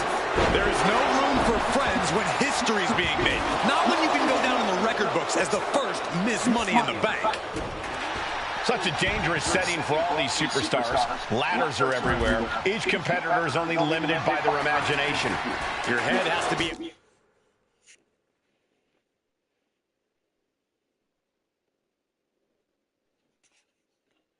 and a constant swivel. Ladders will be used as weapons. Anything can happen to get that briefcase. Oh, man. Hands on, but can't quite grab it. I assure you, this is even harder than it looks. Try not to fumble around too much here. The contract that can change lives hanging above the ring. Probably the most profitable opportunity in our sport. 15 out of 17 superstars have successfully cashed in the Money in the Bank contract. A surprise cash-in has only failed once, and the other failed cash-in was alerted to a week in advance. You are almost certain to become the next SmackDown Women's Champion if you grab the contract tonight. Maybe this isn't a good position to go for it. Yeah, certainly seems to be having trouble up there. She's stretching, but can she get a grip? Every second up there is allowing the opposition to recover. Better hurry. Becky is reaching. Can she unhook it in? Up high. Looking for the victory here, guys. Looks to have a firm grasp on it, too. Here we go. You can see Charlotte's expert game plan experiencing a minor hitch there. Yeah, Tamina just inflicted as much pain as possible and enjoyed it. Climbing up, but is there enough time to go for the win? Oh, man, she finds a hard landing on the outside. 3 second-generation superstars from way up. Counter after counter. Neither superstar getting the clear advantage. Ooh. No.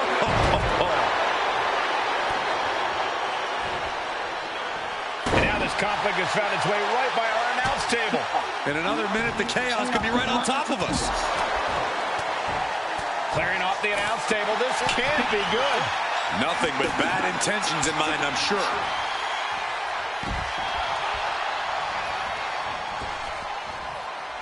With ease. It wasn't the height or distance that caused the damage, but they certainly contributed. And looking at the playing field, the majority of these women love to utilize their submission offense to put opponents away. Tapping someone out won't win this match, but these women should not shy away from using the biggest weapons in their arsenal. We've heard Becky say she was going to rip arms off tonight. You can't exactly climb a ladder with no arms. What athleticism.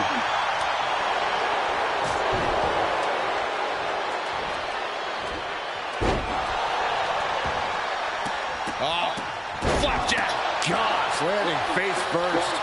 The proverbial mud hole has been stomped, and now it's time to walk it dry. Overhand right lands. There it is. Reversal. Is there anyone more intimidating in this group than Tamina? I've said it before. It could be a coming out party for Tamina. This is her time to live up to her family's legacy. If Tamina wins the contract, it guarantees her first title opportunity in over 2 years.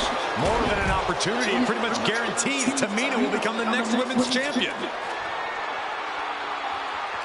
Money in the Bank briefcase still hanging high. This is what it's all about. The opportunity of a lifetime. What are you willing to do? How much can you sacrifice to be the first Miss Money in the Bank? There's literally no limit to what she can do with something like that ladder. Back into the ring now. She's getting that ladder exactly where she wants it. A crucial step kick to the stomach.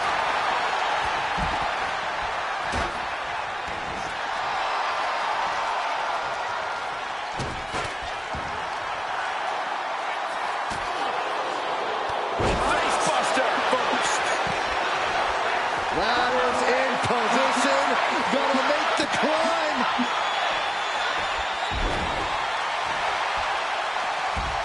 Oh, what a kick. Ooh. She's starting to wear down here. Yeah, but when ladders are part of the match, you really can't expect anything less. And she heads out to the floor. Obviously was in need of a breather. Oh, ladder! Setting up the ladder in the corner. Big running leg. Lynch looking to secure. History on the line. Guaranteed on this trap, but she gets away.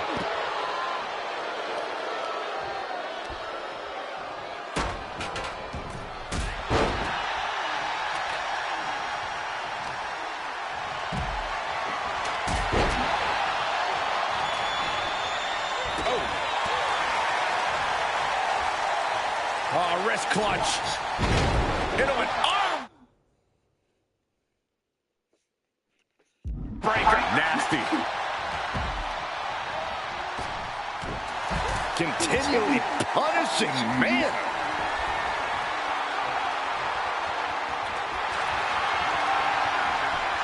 Becky Lynch suplex rolls through into disarmer. This could be over.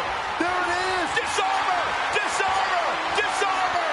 Trying to fight out of this submission. I bet we see a tap out soon. That's one way out of the disarmer. Charlotte with a limited window here. Hands on the briefcase. This is where steady nerves are a necessity.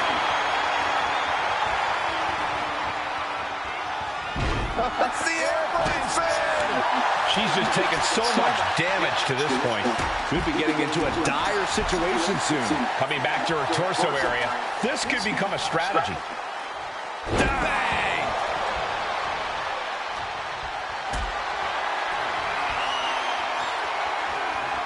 Lift it up. What's next?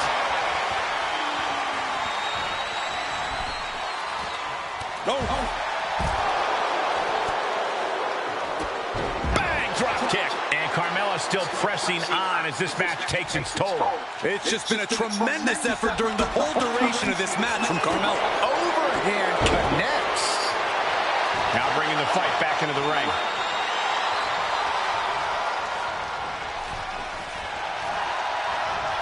Natalya turns the tables.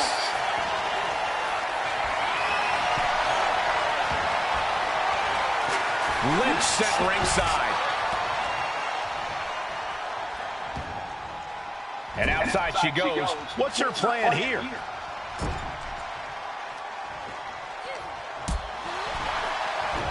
Tamina heading up. Taking flight. Oh my gosh, what impact. Oh my God, a steel chair.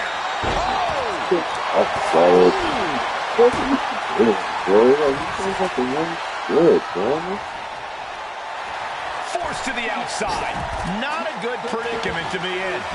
Heading to the outside now. And back into the ring she goes. And this is Natalya's wheelhouse. The Hart family legacy lives on. Sharpshooter applied. Submission maneuver is locked in. Just let's go. She just released the hold. Maybe she has something better in mind. Adrenaline pumping. Here she goes. Top rope. Taking flight.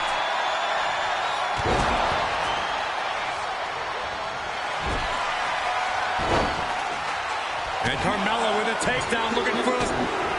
Locked in! It's locked in! Got the submission. And she releases her own submission. And I have to question as to why she would do that. This looks like she's setting the foundation for a masterfully laid trap. Forcing her right out of the ring. She's headed out of the ring. Countouts are not a factor for her. Oh, backpack face buster.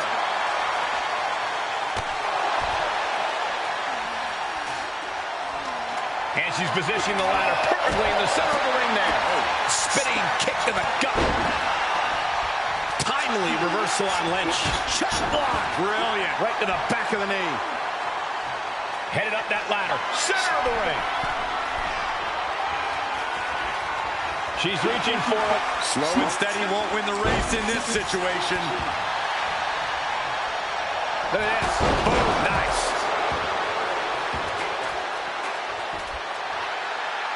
Oh, boy. I think the crowd knows what's coming.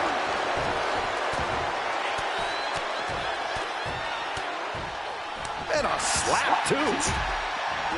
Business. Bodies have been decimated, fortitude has been tested, and these fans are showing their approval of these superstars' performances. Yeah, I'm good.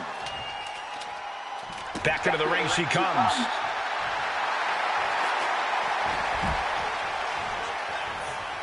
Into a sidewalk slam. Boom, what impact.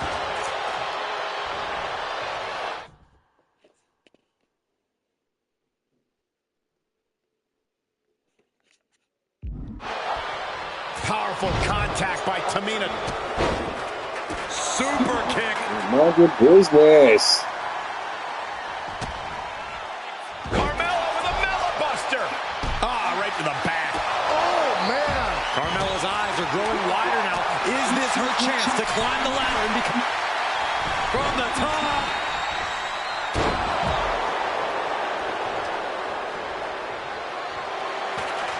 She is slow to get up, and she won't be able to evade what's coming. Up the ladder now. Let's see if this is right for the picking. Gonna try and unhook it now. Victory is literally within reach. Any opening could be the opening. You just have to go for it. Carmella trying to snatch the contract. History in Mella's hands. Could be mere seconds away from unhooking it now. She escapes the attack. These two showing how well they know each other. A sit-out match slam. What impact. Oh, man. Slips away just in time. Face buster. She's heading outside now. I wonder what her game plan is. Lands face first. Nasty chop delivered by Charlotte, followed by natural selection. Becky's hope to reclaim her women's championship is looking a whole lot bleaker now. Smack dab in the center of the ring. Perfect placement. Heading up that ladder. Center of the ring. And there's a good blow to the body. She's got it in her hands. Can she end it here? Looks like scaling the ladder was the easy part of the job. Unhooking the prize is the big challenge. Tugging and grabbing and doing everything to get it down. Game, set, match. This one's over, fellas. Up the ladder now. Let's see if this is right for the picking. Ladder set right in the middle of the ring. Starts to climb, but needs to move quickly. Clearing off our desk. What could be the thought process here? I don't think it's anything good. I don't know if there's anything I can watch. And she's taking her claim on this ladder, putting up a fight. This is the chance. Could be the only one. Seems to be struggling a bit up there. Yeah, sweaty palms making this difficult. And now propped up in the corner. Oh, right in the solar plexus. She looks like she's struggling for air here. Yeah, those focused attacks to her core are going to do that. She reverses and creates an opportunity. Super kick finds the mark. Climbing up those ropes now. From the top. Diving elbow drop. Are you kidding me? Carmella with a super kick. And that is going to put Tamina out of the equation for a long time. Now back to Becky Lynch. Carmella, look out. Do a reversal. Charlotte Flair with a trademark chopping. Natural selection. The Queen has put an opponent in the dirt. And now the ladder to her throne awaits. Punishing boot. Chop block. Brilliant. Right to the back of the knee. Now bringing her fury to ringside. Her moment could be at hand. She's ready to attack. And look at this now. Bad intentions coming with this hold. Oh, getting smacked in the head with a chair. She might want to tap here. Maybe her opponent will show her mercy. She's fighting desperately. Hip tosses her way out of the hole. And these attacks are spelling nothing but trouble. Oof. Shin breaker. Oh, man, what a boot. Looks like that last hit did some real damage. Charlotte Flair. The first step is the figure four. And Charlotte now bridging up. Caught with the... And she breaks her own submission hold. We don't see that often. That can either psych out her opponent or come back to bite her.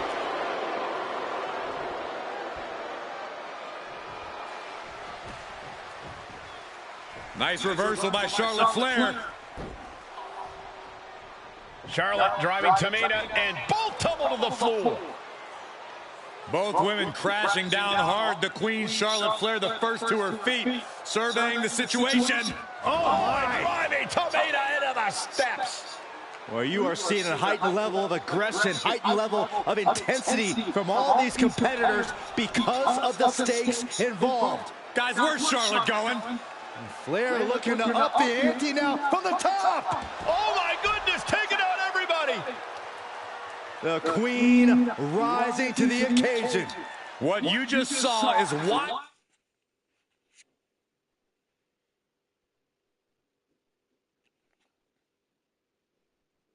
We say Charlotte is genetically superior. Yeah, undeniable athleticism from the Queen. Can it pave her way to the top of the ladder? Delivering nasty subs.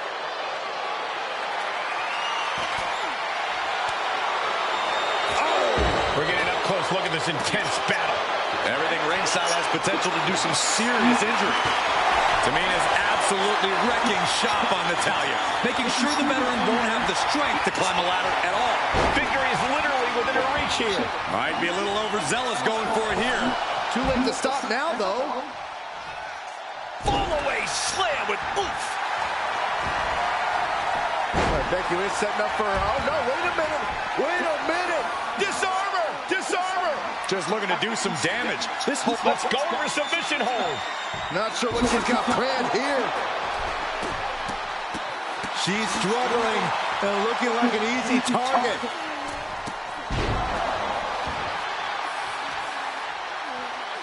She throws her back in. Looking to explore things ringside now. Natalya knows exactly what she's doing, and it is not good for her opponent. So much damage has been done to the body. I don't think this can carry on. Yeah, I know this is about honor, but you have to think about your health, too. Boom! Did you hear the impact? Oh! And she just carved a path. I know.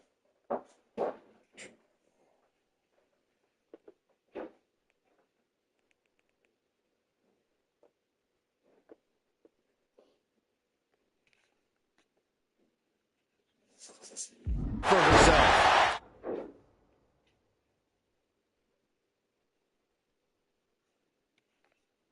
Laying out the competition before attempting the ascent. And more damage being inflicted on the torso. Repeatedly going after that midsection. Just devastating. Climbing up, but is there enough time to go for the win? Trying to grab it. The whole match is literally in the palm of their hands. The prize is within reach. Straining to get this thing down. You got to do everything you can at this point. Sliding back in under the ropes here. Forearm to the face. Nothing fancy about that.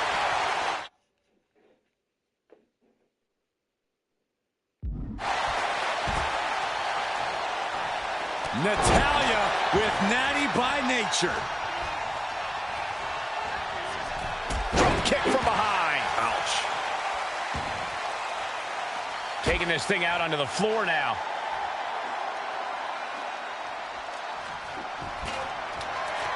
Look at this. She's going for her destiny, guys. But she better hurry. She doesn't have much time. Ladders in position. Gonna make the climb. Climbing up. But is there enough time? This is dangerous. This is frightening. Oh, my God. Swats him away to get out of danger. Needs to move quick here. This might be her chance. Time is your enemy here. I just don't know if there's enough of it to get it down. This is her chance. Come on, now is the time. Seize the moment. Oh, counters right into the breadbasket. Drop kick from behind. Ouch. Lynch is feeling it, has Charlotte square in her sights. Fends it off. Good counter. Ooh-wee. Has control of their opponent. Fall away slam into a kippa.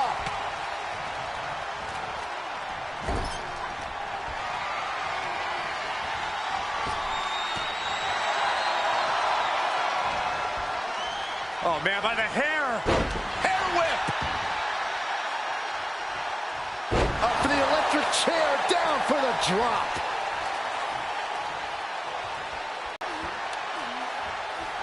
Ooh, got clipped by the thrown kendo stick.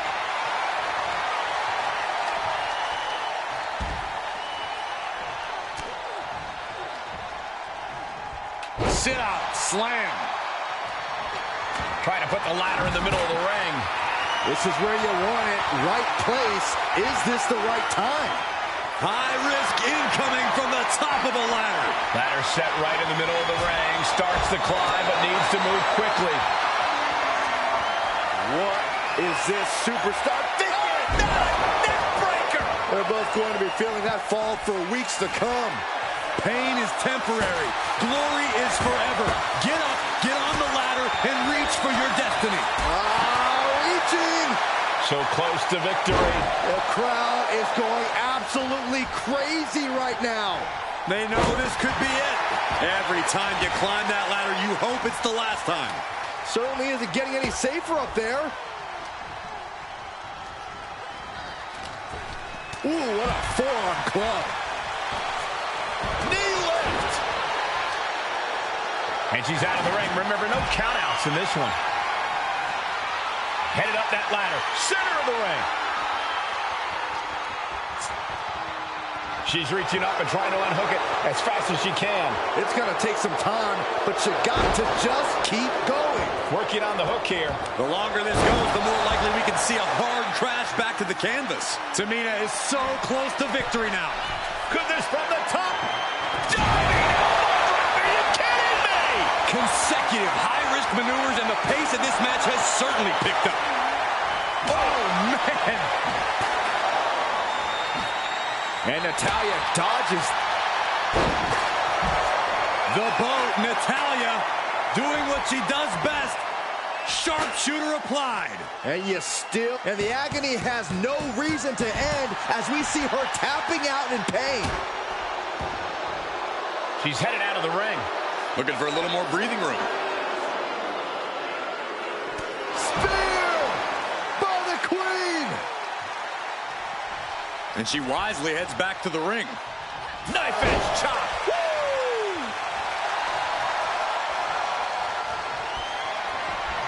Got the underhook.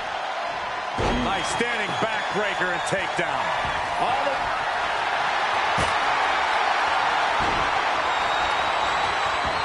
Figure four locked in. Charlotte gonna look for the bridge. The hold is broken. Thunderous power slam. Ouch!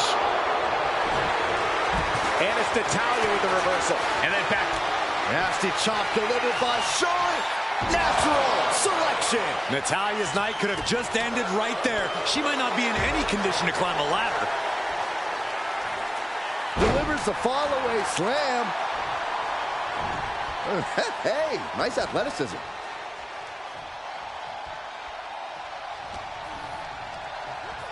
Oh, that'll turn your skin red.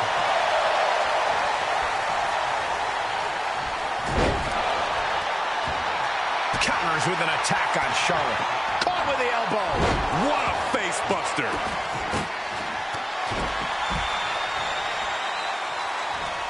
Uh-oh.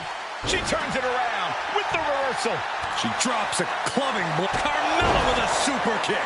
That's how you take the competition out of the equation. Carmella with a super kick. And now that could provide her with a path to the top of the ladder. Flapjack. Gosh, landing face first. Look at this. She's going for her destiny, guys. But she better hurry. She doesn't have much time. Neck breaker excellently executed. Stepping out of the ring here. And now heading back inside the ring. Look at the velocity into the table.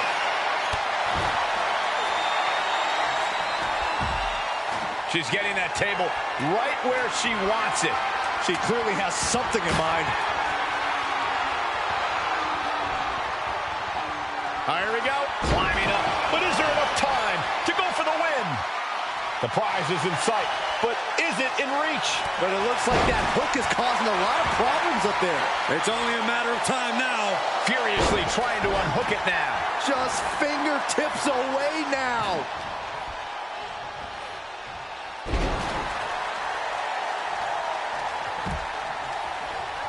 Lynch lands hard ringside.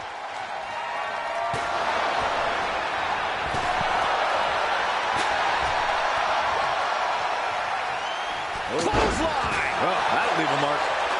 Mella's fully intent on ending things here. Ladder's dead center and ready to go, guys. Ladder's in position. Gonna make the climb. Full focus on obtaining the prize. This is a risky play, but could be the only opportunity all match. She's trying to win it all. Can't waste any time now. Gotta get it off that hook.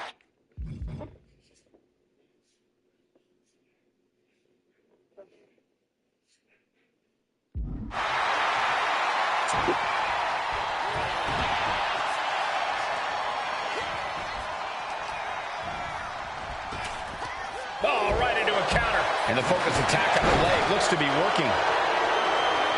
Meanwhile, Lynch. Becky Lynch goes through. She's going for it. She certainly is. Yeah, And she's tapping, but it doesn't even matter. It can't save her here. She's worked so hard for this. Charlotte has the contract. The queen is Miss Money in the Bank. Look at me, you're an idiot. Why would you do that? Of the Money in the Bank contract and the first ever Miss Money in the Bank, Charlotte Flair.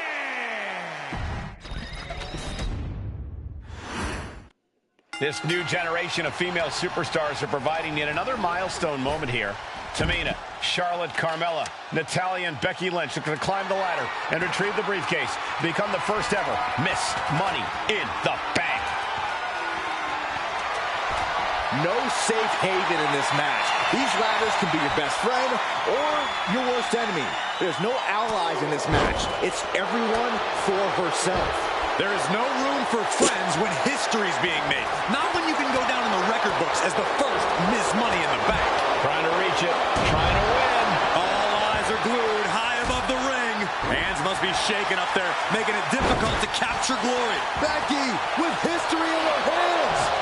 St. Louis behind Becky now. Have to move fast. Time is of the essence. Such a dangerous setting for all these superstars. Ladders are everywhere. Each competitor is only limited by their imagination. Your head has to be on a constant swivel. Ladders will be used as weapons. Anything can happen to get that briefcase. Here we go. Ladder set up in the middle of the ring. Perfectly positioned. Now here's Becky Lynch. Charlotte, it's literally trying to grab the briefcase. You're running at me. Why, bro? Like, I don't understand, bro. Needs to capitalize. You're looking at the playing field. The majority of these women love to utilize their an opportunity here. Don't blow it. Powerful contact by Tamina. Carmella sent to the outside. And that's not going to make Tamina happy. Lands an elbow. And Charlotte's ego brought back down to earth there. Destructive offense from Natalya. Next SmackDown Women's Champion if you grab the contract tonight. All eyes are glued high above the ring. Slow and steady won't win the race in this situation. Samoa drop. Not exactly what she'd planned to have happen. To the sky.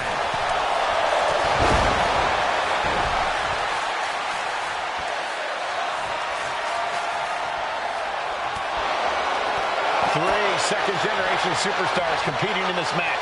Carmella, Charlotte, and Tamina. And Natalya, of course, a third-generation superstar. Women bred for these kind of moments. Any of these women will add a significant chapter to her legacy if she can become the first Miss Money in the Bank. Money in the Bank briefcase still hanging high. This is what it's all about. Blast off. Then now to Tamina. That didn't look good at all. A ringside doctor's on hand if needed. She's going under the ring now. A table. And guys, I don't think there will be any place settings.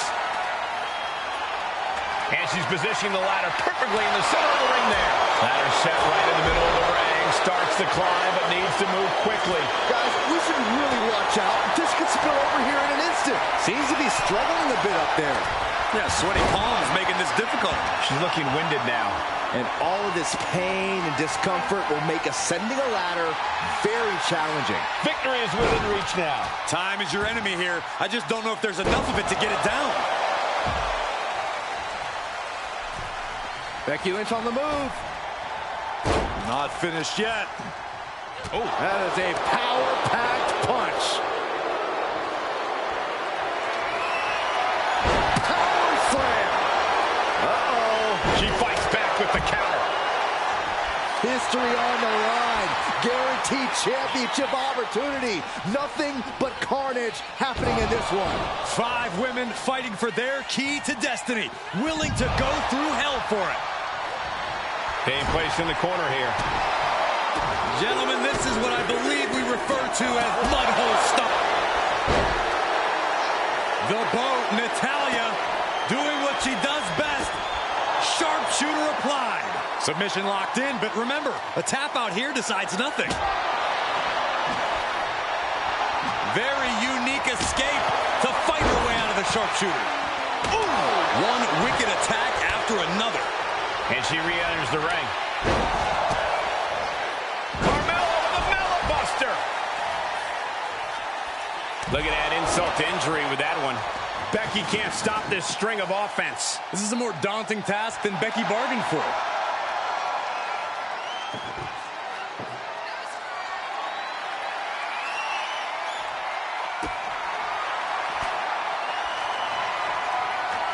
Getting the ladder into position here. Picked the perfect spot, too. Headed at that ladder. Center of the ring. All eyes focused on this absolute war. It doesn't get more masterful than this. She's reaching for it. It's just a matter of time now. No room for error on top of the ladder. Just has to unhook it. It's close. Have to finish the job now. You have to get it totally unhooked.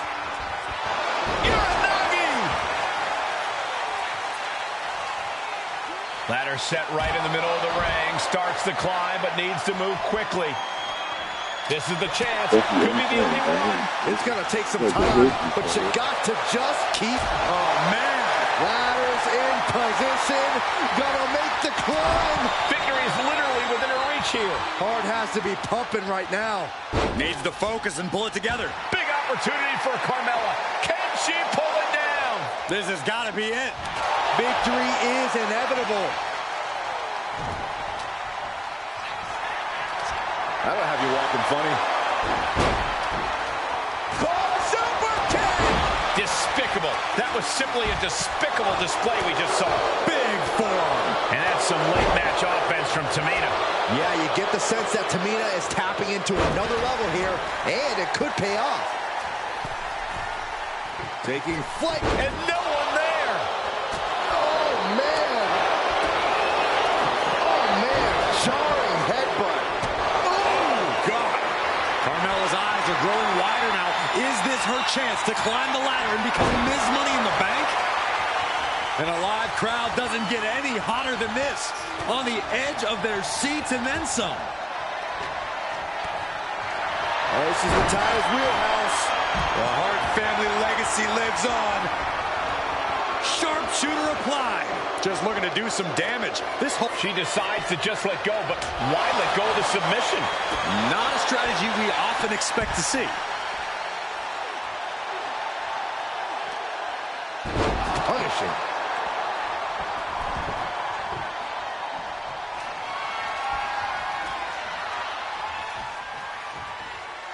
Nice reversal by Sharp. What you just saw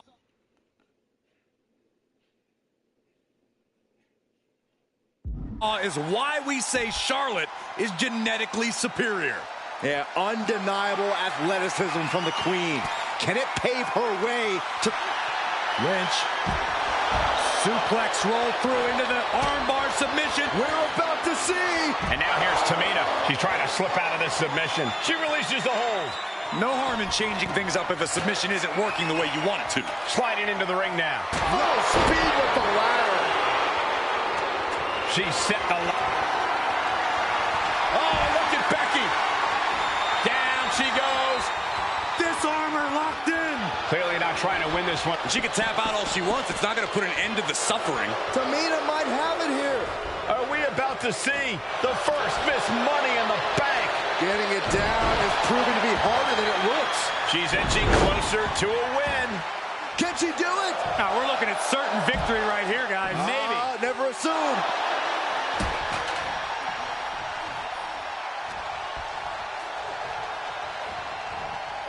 Really trying to do everything she can to get back in this. And then back to Charlotte. Hooked up. Oh, shin breaker. And she's fine taking this to the outside. She's got a chair, and her opponent is in her sights. Climbing up, but is there enough time? Flair delivering the chop.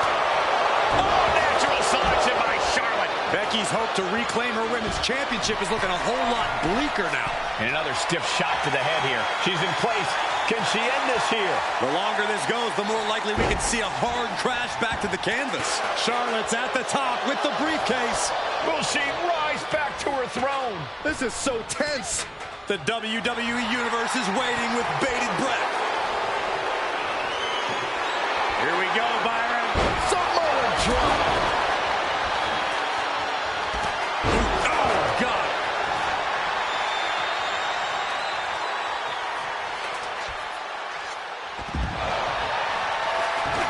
Moving that ladder into the desired position.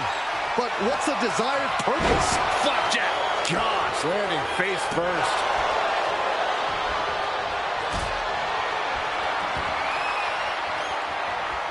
Carried in a jeopardizing position here.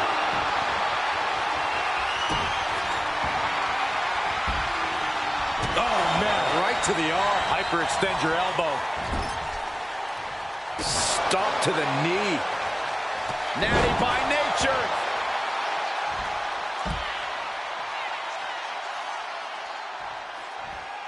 Clothesline in the corner. Through the table. Devastating. Absolutely shattering the table. Incredible impact. Here she goes, sliding back into the ring. Bang!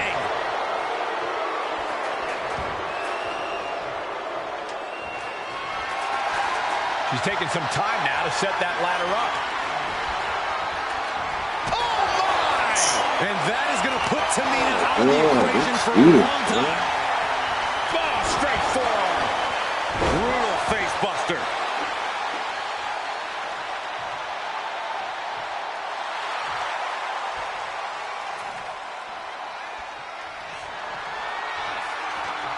And now positioning the ladder on the turnbuckles. That just made that corner even more dangerous territory.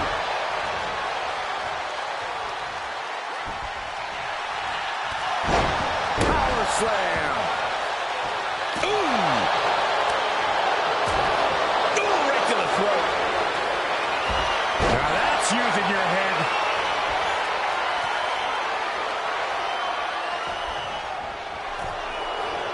Boom! Manages to reverse it. Center of the ring. Carefully setting up the ladder. Carmella gets waylaid. Ladder's in position. Gonna make the climb. Elbow puts an end to that. Reaching. So close to victory. Any opening could be the opening. You just have to go for it. That attack. That's it. Tamina has the briefcase. Tamina is Miss Money in the Bank. The winner of the Money in the Bank contract and the first ever Miss Money in the Bank.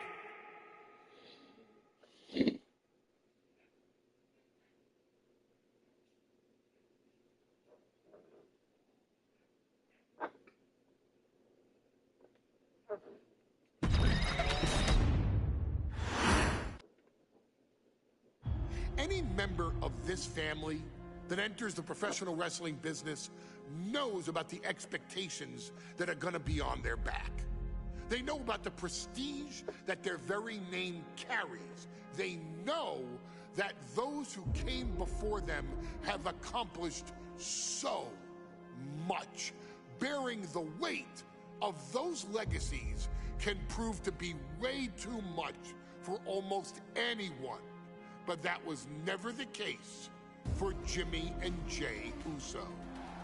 Jimmy and Jey Uso looked to be stars from the very start, constantly evolving their look, style, and offense as they progressed in their careers.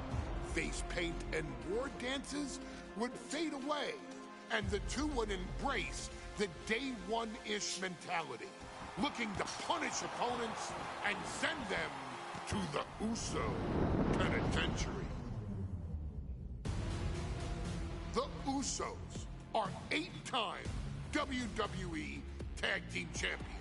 The Usos have main evented WrestleMania after initially fighting for a mere spot on the card. The Usos were the premier team of the 2010s.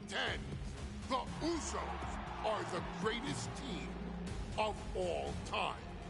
Jimmy and Jey are poetry in motion, each knowing what the other is looking to do next, each using every bit of savvy they gained growing up in professional wrestling to keep their edge. And sure, in recent years, it's been difficult between the two. Jimmy did cost Jey his match at SummerSlam against your tribal chief, Roman Reigns.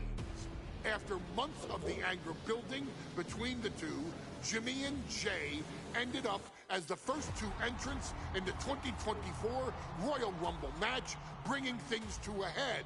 But even that moment wasn't enough to settle the issue, and so they would fight again at WrestleMania 40. Jey Uso truly became main event and found his inner yeet, even adding another tag team championship with Cody Rhodes as his partner. As your wise man eventually would suffer as well, Jimmy found himself betrayed by Solo Sikoa and unceremoniously dumped out of Solo's version of the bloodline. When Jimmy and Jey are a tag team, they are pure art. They are the reason for the resurgence of tag team wrestling's popularity over the last 15 years. And perhaps, oh, perhaps, their grandest moment came during the 2017 Hell in a Cell, when they would lock horns with perhaps their greatest opposition ever, The New Day. From July to October of that year, the SmackDown Tag Team titles would change hands 4 times between the two teams, both looking for ultimate bragging rights. The Usos' connection as twins always gave them an upper hand with most teams. But the New Day had their own trick, utilizing the Freebird rule to allow any two of the 3 members to compete in any match. Jimmy and Jey could never know for sure who the opponents would be, with a different game plan needed for each iteration. With nothing clearly settled after 4 months, the New Day would offer to defend inside Hell in a Cell, and the Usos gladly accepted. We've seen the Usos showcase tag team wrestling at its most beautiful. Now we want you to showcase the brutality that exists within Hell in a Cell. Big E and Xavier Woods are going to use everything at their disposal to take you down. But you've been down since day one. Now it's time to force the New Day to realize there's nothing wrong with them being in second place, and there's nothing that's stopping you inside Hell in a Cell.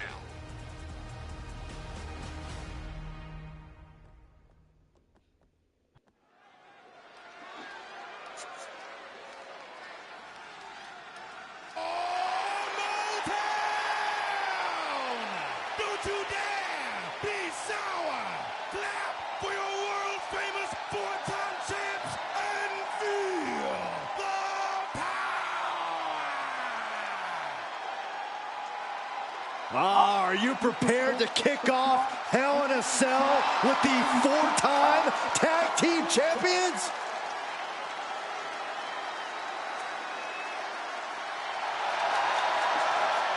The following is a tag team Hell in a Cell match and is for the SmackDown Tag Team Championship.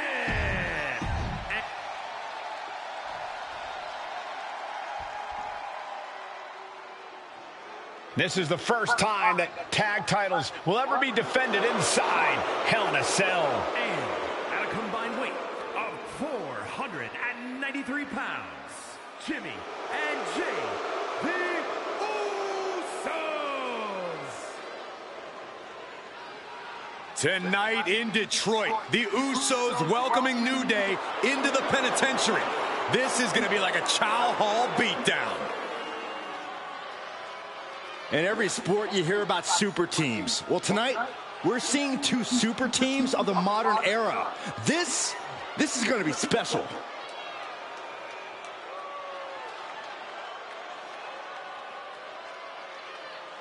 Tornado tag rules here, gentlemen. 2-on-2 as Kofi is going to be locked outside the structure. Pinfall or submission needs to happen in the ring, but we all know this fight's going to go everywhere before that happens.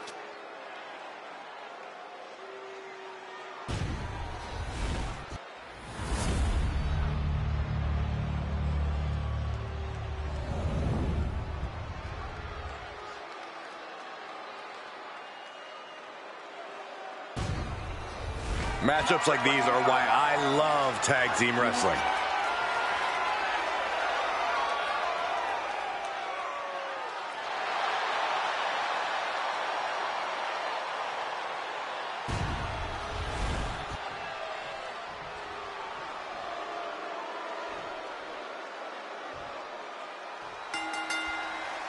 Remember, this match is under Tornado tag team rules. A 2-on-2 match with the pinfall or submission has to happen inside the ring. In the Hell in a Cell, no tags, no countouts, no disqualification. The Usos and the New Day came into this match expecting and prepared to raise the bar, raise the level of competition, and make history.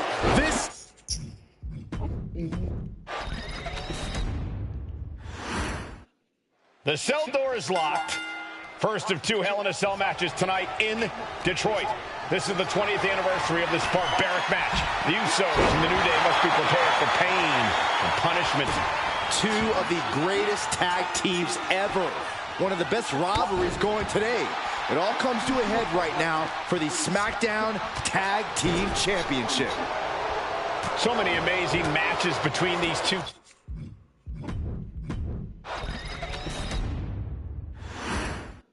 Remember, this match is under Tornado tag team rules. A 2-on-2 match with the pinfall or submission has to happen inside the ring. In the Hell in a Cell, no tags, no countouts, no disqualification. The Usos and the New Day came into this match expecting and prepared to raise the bar, raise the level of competition, and make history. This is going to be unforgettable. So many amazing matches between these two teams. They said it this past week on SmackDown. No matter where we are, we put on a show. The Usos and New Day have a unified goal to raise the bar of tag team competition, to bring the division to a whole nother level. You know, in basketball, they talk about super teams. Well, these two teams are the proverbial super teams in WWE. Corey, for as entertaining as the New Day are, they can scrap with the best of them. Remember that. Look, don't let the bootios and trombones fool you. New Day can get down and dirty, especially when they have the Usos pushing them. New Day are prepared for an all-out brawl tonight. Ooh, soul kick. Boom. And an uppercut. Nasty. Corey, a few weeks ago, we saw the New Day walk out of SmackDown as champs in a street fight. A match the Usos handpicked, but this environment is totally different. There's nowhere to run, nowhere to hide. I think the New Day played right into the Usos' hand when they selected this match. Jimmy and Jay have a street mentality. They're perfectly equipped to turn Hell in a Cell into the Uso penitentiary.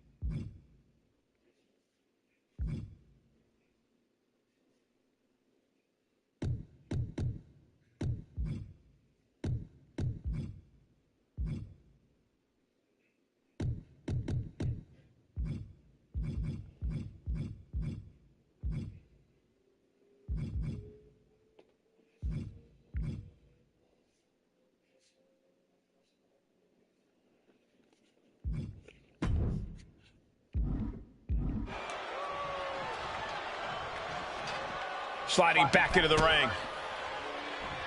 With authority! I have a feeling the Usos' objective is to send the New Day to the hospital. Well, two teams so familiar with each other, some innovation with weapons almost becomes a necessity.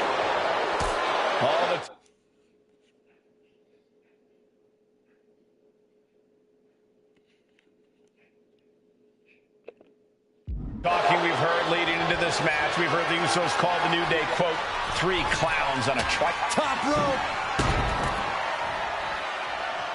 Usos and New Day going at it inside Hell in a Cell, and Jey Uso set outside the ring, and now the New Day on the attack. Big E, as aggressive as I've ever seen him here tonight.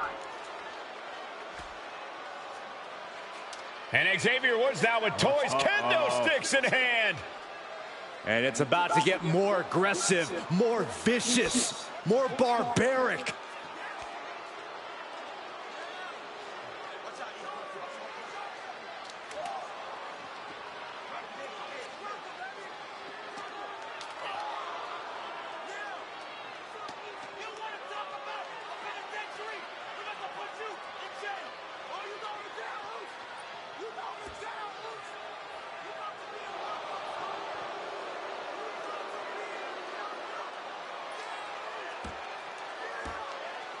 I've never seen this vicious of a side from the New Day.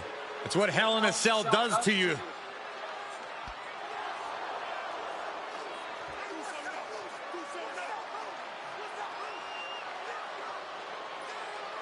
Oh, now with the kendo sticks, Xavier Woods unloading.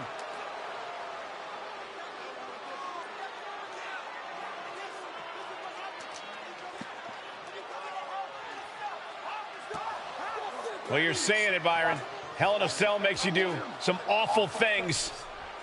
Just attempting to survive, attempting to win. Do whatever you want, punish however you want. Right now, that seems to be the mission statement of the New Day in order to retain the SmackDown Tag Team titles. And that's what it's about, proving you're the best in one of the most insane environments in WWE today. The New Day have just changed the whole complexion of this match.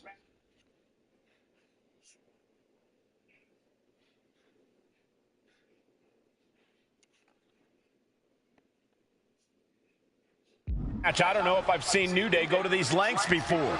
Well, no time to be a jovial bunch when you're in a cell, Michael. Tonight, it's not about entertaining. It's about putting your sworn enemy to rest for good.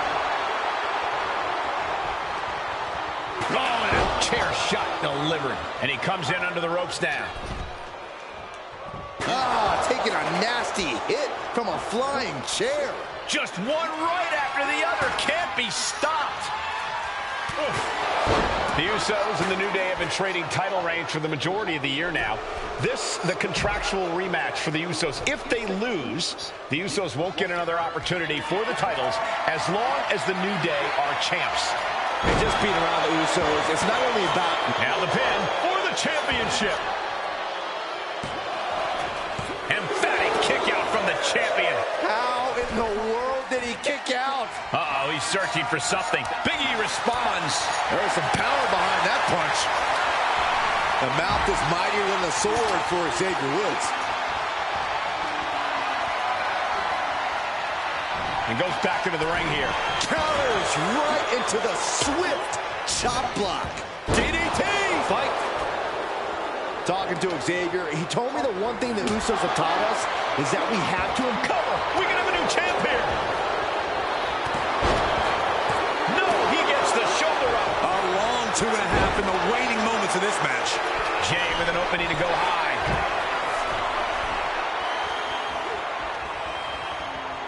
Punch him in the chest. Look at this. Boom, nice.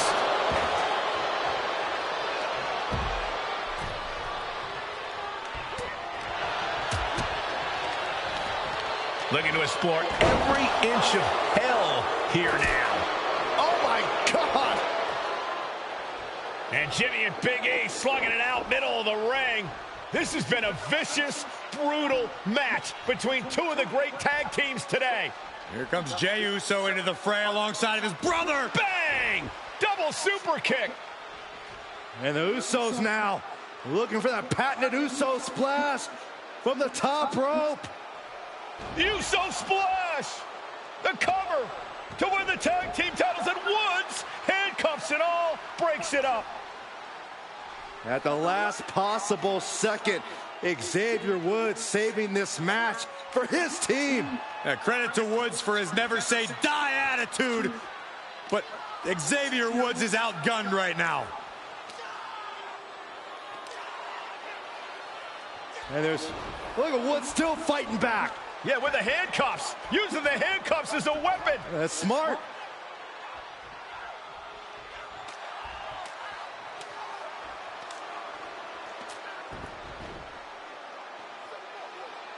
And Woods now down. And trying to still fight back. What heart from Xavier Woods.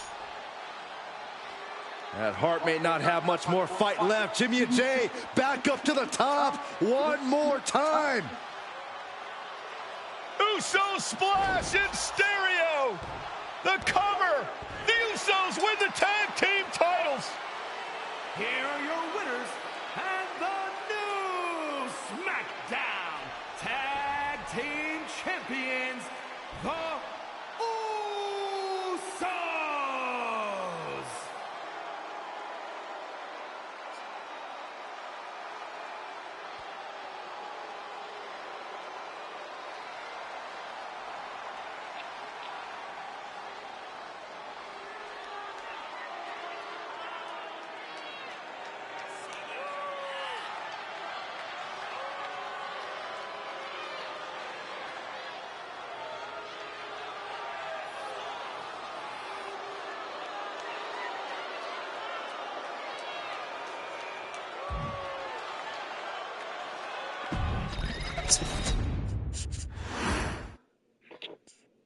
Next on our showcase is someone who wasn't born into this family, but has put in the time and more than earned her spot. She's always happy to leave haters in the rear view, and when she enters the room, you will undoubtedly feel the glow.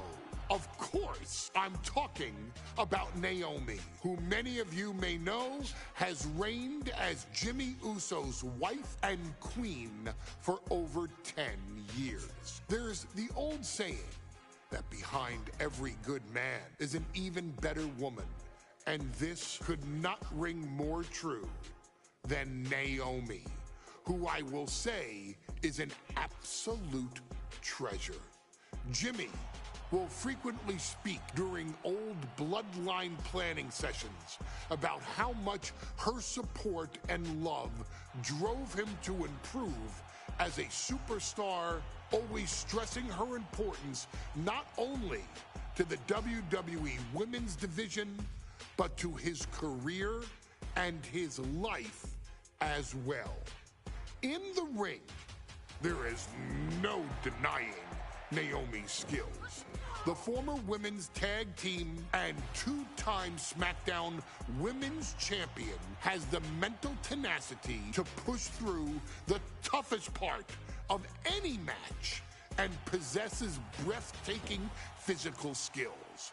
Naomi uses her dancing background to constantly innovate with her offense, resulting in some of the most beautiful moves you will ever see, unless you're on the receiving end of them.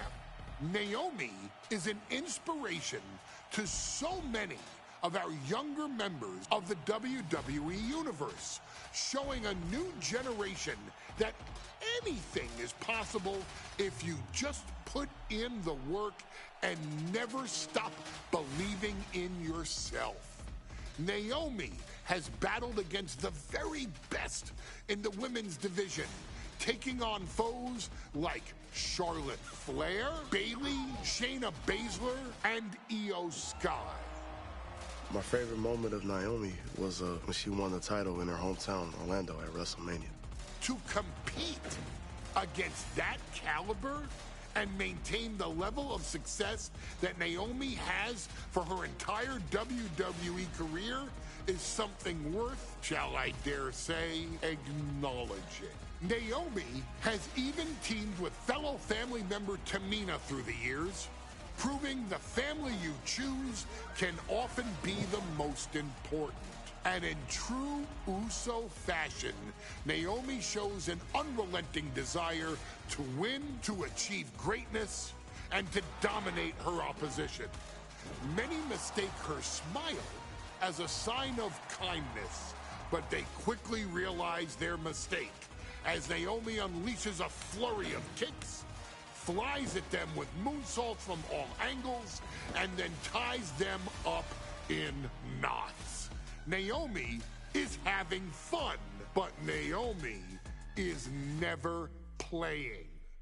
And now, we take you back to the 2020 edition of Super Showdown, which saw Naomi challenge Bayley for the SmackDown Women's Championship. Unfortunately, a ridiculously lax referee decided it was just fine for Bayley to basically do whatever the hell she wanted. Bayley, oh my gosh, she's trapping Naomi's legs in her shirt. And Naomi wound up suffering an embarrassing loss after Bayley used wardrobe to her advantage. Well, Bayley, we can pretty much guarantee that trick won't work again. This is your chance to help guide Naomi to a third SmackDown Women's Championship, and to do it by defeating one of the greatest competitors WWE has ever seen. Your wise man has nothing but respect and admiration for Bayley's abilities, but those abilities are eclipsed by Naomi's extraordinary trinity: smarts, strength, and aerial attacks that should give all of you everything you need to get the win and the title.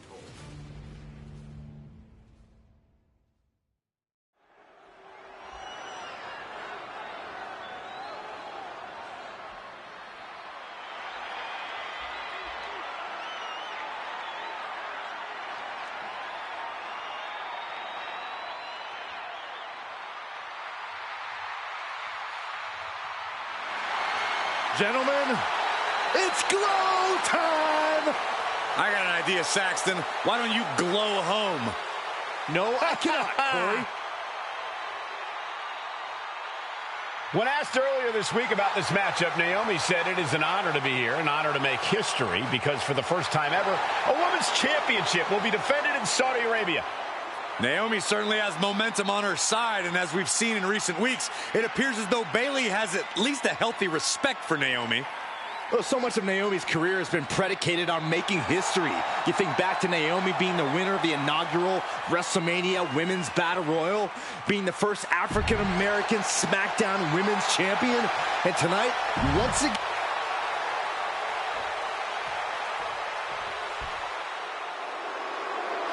And gentlemen, when Bayley was asked about this history-making match tonight, she said, of course I'm part of this, because history is made by winners. And I'm going to become a role model for everyone here tonight in Saudi Arabia and for everyone around the entire world. I asked Bayley her thoughts on this match, and she said, new country, same sheep. Bayley is nothing if not confident headed into this.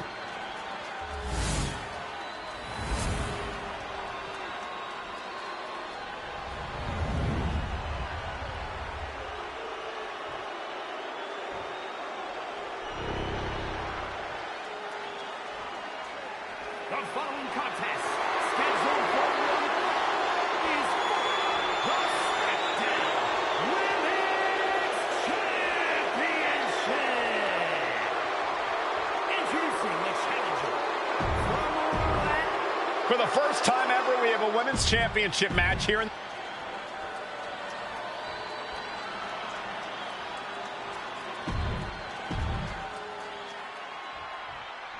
Bayley versus Naomi, SmackDown Women's Championship on the line. So much of Naomi's career has been predicated on making history. And tonight, she has the opportunity to make even more history. And Naomi's got plenty of momentum coming into this match and is feeling mighty confident herself. We've said it time and time again.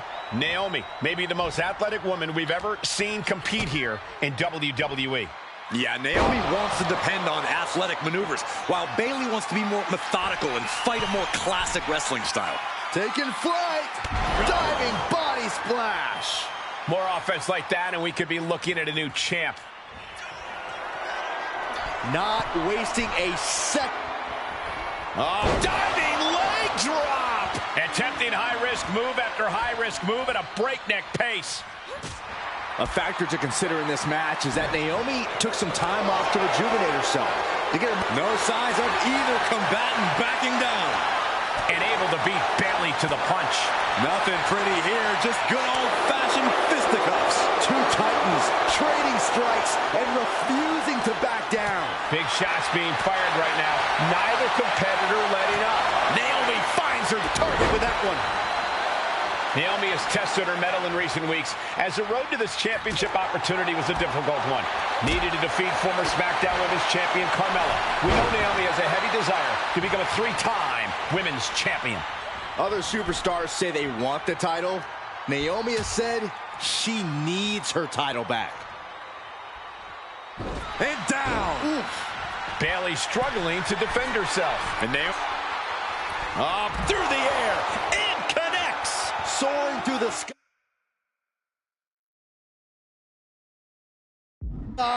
and crashing onto their opponent. Naomi going for broke. And this high-risk offense from the challenger might be catching the champion by surprise. The challenger being the aggressor here, but remember, the title can only be won by pinfall or submission inside the ring. She's got to feel her opponent staring daggers at her here. Ooh. Oh, my God. And Naomi keeping Bayley on her toes.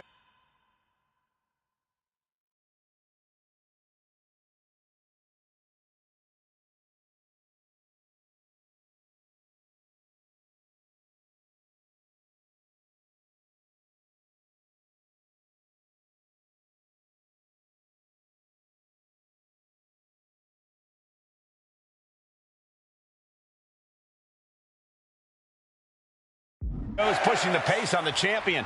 Naomi moving fast, showing that superior athleticism. Bayley might not be able to keep up here.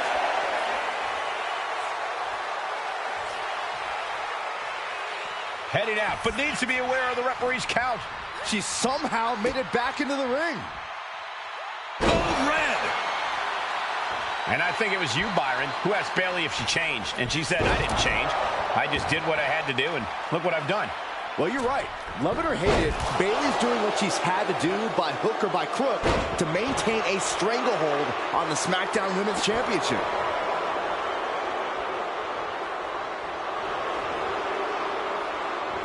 What a reversal!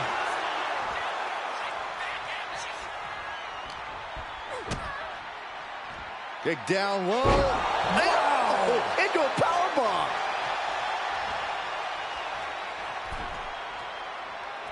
Look at this, going right after the left arm. Gotta hurt. Nowhere to go. Rapid fire kicks. Opponent trapped in the corner with repeated kicks. I don't think I've ever seen a champion feel as disrespected as Bayley has, Corey, because Bayley's talked a lot about how people think she's...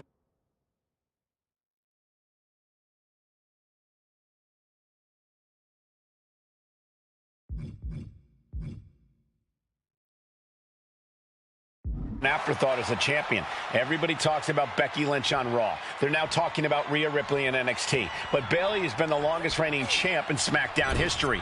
And you read off all the accolades, all the champions. And here we go. Championship's on the line. Naomi's got Bayley in trouble up on the top rope. This could be Naomi's moment. Smart move by Bayley, protecting her title and going to the eyes. Oh, what a kick. Bayley is down and in trouble. Quick thinking by Naomi, looking to close this one out. Nobody home. Bayley wisely moves out of harm's way. What's Bayley trying to do here? What the? I think Bayley's trying to trap Naomi's legs in Naomi's own shirt. A great counter by Naomi. Naomi ducks underneath, and we got a standoff. Great match so far. Well, Bayley thought she had Naomi, but the challenge...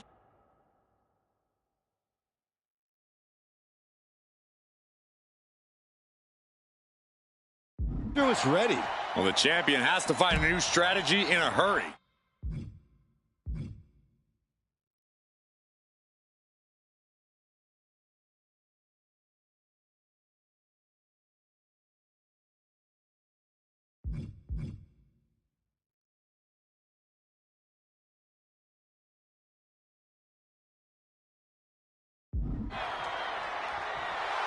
Naomi is locked in on her opponent now. Okay, she's taking her showboat a bit too far at this point.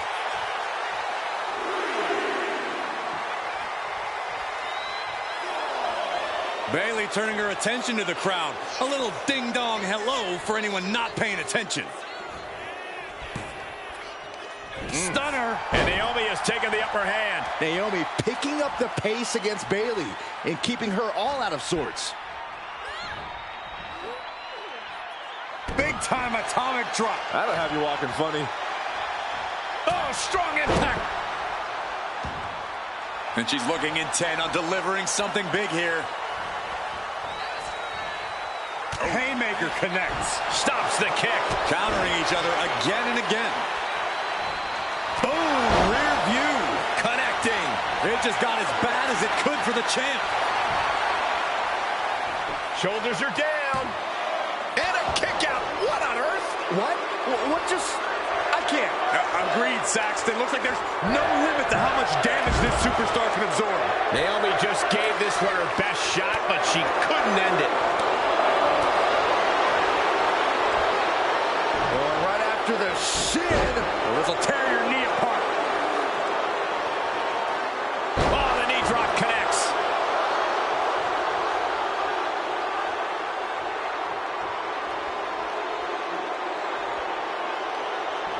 And the role model with a right hand. How about a stunner over the middle rope? Bayley realizes that Naomi wants to pick up the speed of the matchup. The champion refusing to allow that to happen. Waistlock. Belly flash. Uh-oh, trouble might be coming our way. Quick, Saxton, get under the table to protect yourself. Good idea. She's on noodle legs, not looking good. From the top. Naomi put a stop to that. Ooh. You know she's thinking she can end it all here. Oh, what a real view by Naomi. We might be moments away from crowning a new champion. Naomi did it. We have a new champion. Here is your winner, and the new SmackDown Women's Champion, Naomi. Bayley's stranglehold on the SmackDown Women's Championship has ended. The Glow era has begun. Bayley was as aggressive in this match as she's ever been, but Naomi's confidence and athleticism were just...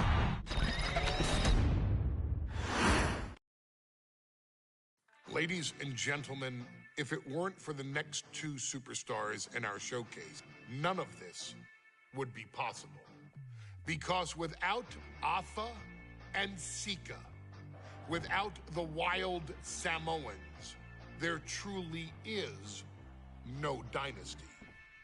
While it was their father who made the blood oath with High Chief Peter Maivia, it was Afa and Sika who built the family up, training generations of relatives, all with the single goal of becoming the best professional wrestler on the face of the planet. And while the two would together be WWE Hall of Famers, based solely on their work as trainers and cultivators of the next generation. Their in-ring successes only add to their immortality. Alpha and Sika formed WWE's most dominant tag team of the early 1980s, fighting their way to the WWE Tag Team Championship on 3 separate occasions. Opponents were often defeated before the bell even rang to start the match, falling victim to the aura and the intimidation factor of having to step into the ring with the Wild Samoans. Accompanied by Captain Lou Albano, the trio formed a masterful group that was able to take all opponents off their game, be it through Albano's devious schemes or the overpowering nature of the Wild Samoans. WWE had never dealt with a team so primal, turning each match into a battle of survival.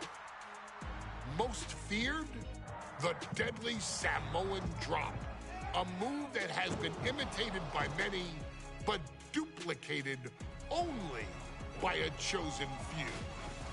There they are, the Wild Samoans. These are immigrants coming from the island, trying to figure it out, trying to find a way. I couldn't imagine being these men. I couldn't imagine taking on these responsibilities of setting the tone in a whole new country. And then trying to break into entertainment on top of that. But they made it work. And that's what we are. We're workers.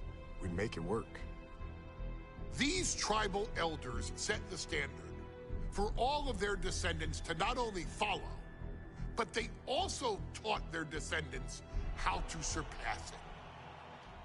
So beloved were the two that perhaps no moment holds more significance to your tribal chief, Roman Reigns, than when he was presented the Ula Fala by his father Sika and Uncle Afa after the 2020 Hell in a Cell event.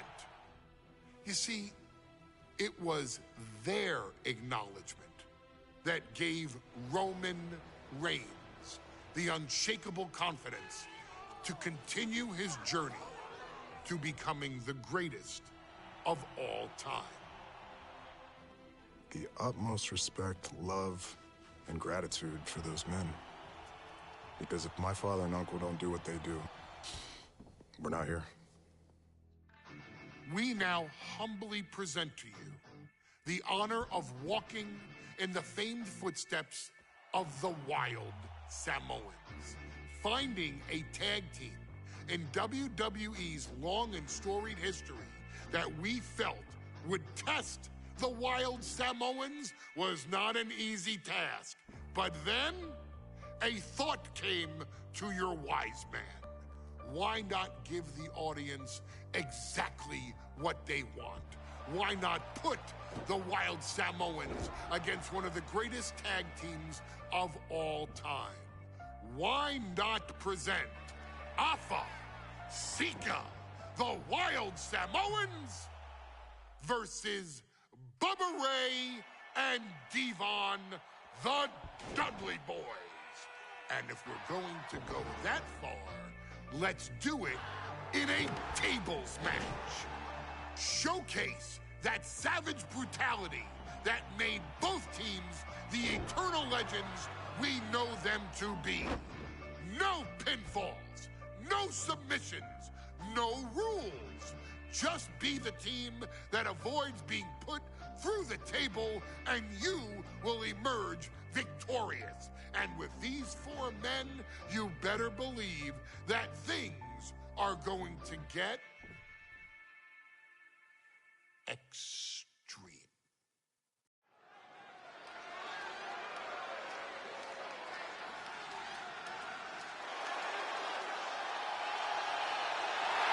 And here they come, Bubba Ray and Devon are ready for a fight. That's just what they'll get from Afonseca, and then some.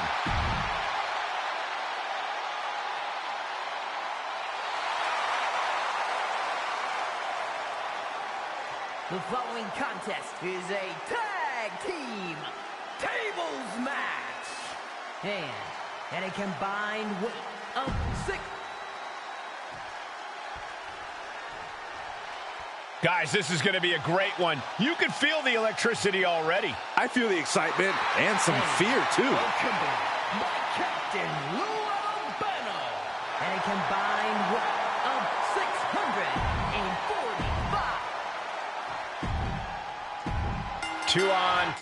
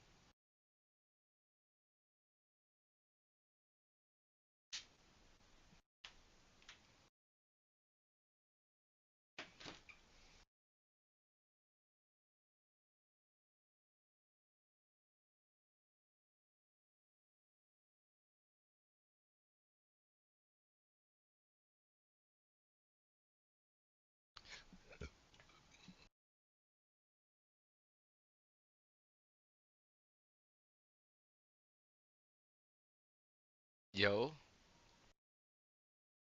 you not even here. This nigga's not even here. Nigga's not even here. Nigga got a party open for what?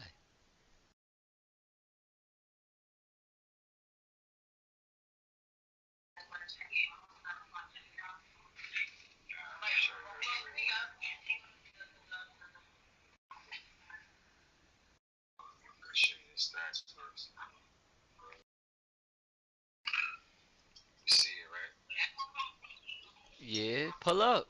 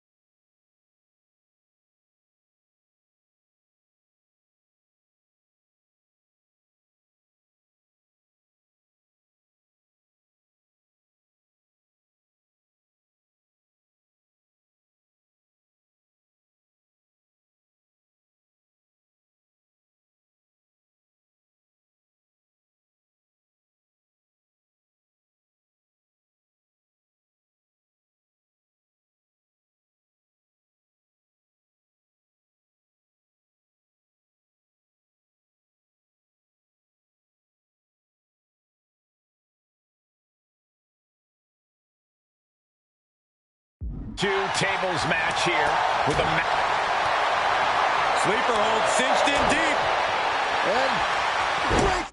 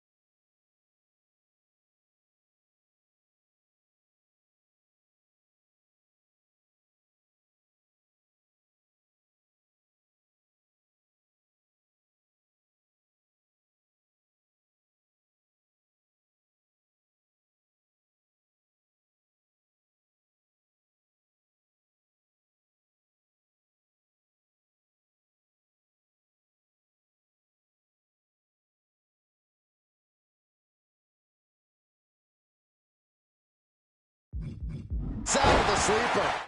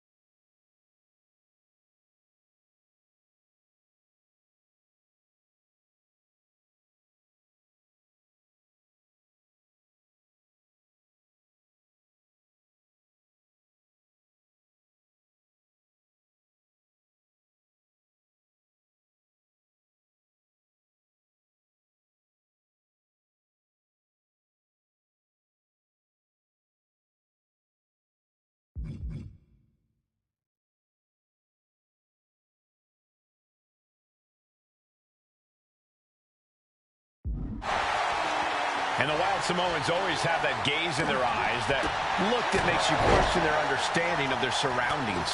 Yeah, and I have to wonder if Alpha and Sika are even aware of what the tables are for. I'm afraid they'll just keep on dishing out punishment, expecting the bell to eventually ring. Devon's toughness being called into question by that offense. Alpha coming at him with incredible intensity. Corey, I've got to know, what can the Wild Samoans do to get the advantage in this tables match? After all, this is the Dudley Boys match, the match they put on the map, the match they're synonymous with.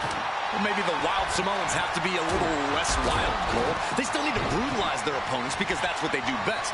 But the last thing Alpha and Sika want to do is rush head first into a table. After all, that's exactly how you lose. And we can harp on how this match was something almost tailor-built by the Dudley Boys. With a famous series of TLC matches they've had, the Dudleys have become synonymous with the T in TLC. And that didn't stand for tender, Cole. It means tables, and it means lots of them. Yeah, and if Bubba Ray and Devon can get the Wild Samoans through a table tonight, it will really add to the Dudley Boys' legacy even further. It seems like this match is becoming something of an uphill battle for him. Might want to start setting up some tables before this match gets out of hand.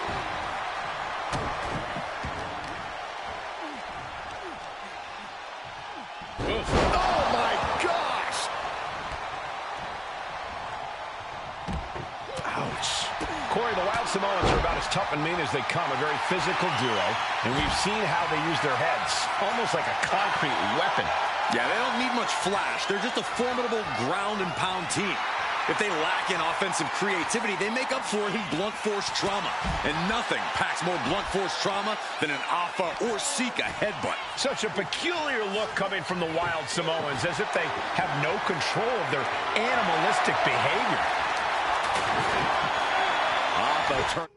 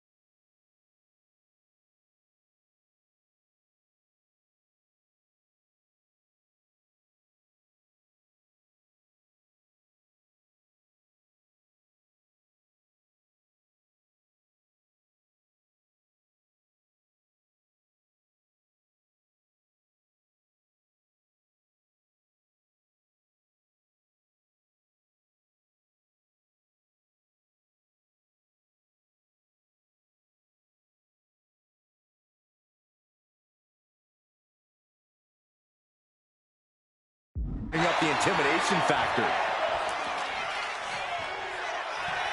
Okay, he should really focus on the match now. We get the point. Looks like Sika's loading up. Popped up into the Samoan drop. Incredible. The Wild Samoans just completely wrecking the Dudley Boys in there. Good grief. That's a chop that'll wake you up.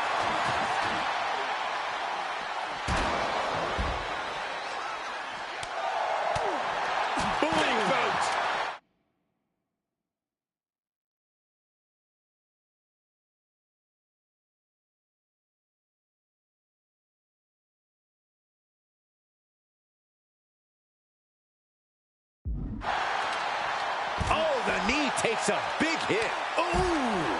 Another target. An attack to his head and neck area.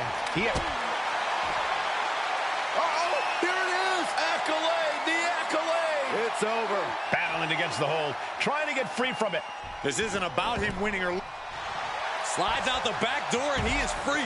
Boom! I still can't get over the look I always see on the...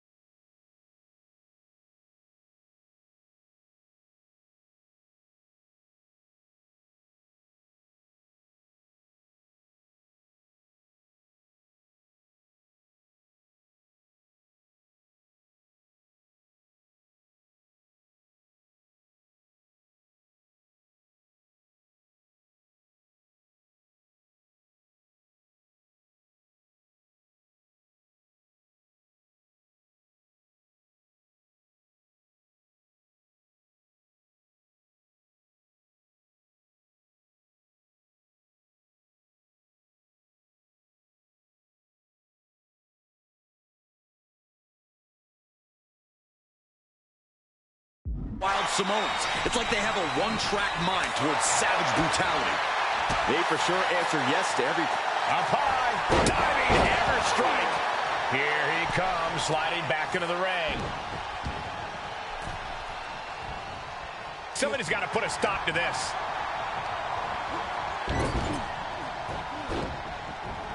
Sent into the corner. And the manager is searching under the ring. He could only be looking for something nefarious down there. And Devon escapes danger. Boom! Running FTO plants him. Nicely done. Gets slammed down. This is a situation you want to avoid. The Dudley Boys came in tight knowing they had to turn up the dial. Had to match Alpha and Sika's level of aggression. Bubba Ray and Devon know they have to be extreme as they can be. Yeah, but what the Dudleys call extreme, the Wild Samoans just call regular. Bubba Ray executing a plan. And Bubba hits the Bubba Cutter. The Wild Samoans just took a bumpy trip to Dudleyville. Sent straight into the barricade. What a headbutt. Vicious. Clearly hoping something nefarious is beneath the ring. He is looking to unload on his opponent with that kendo stick.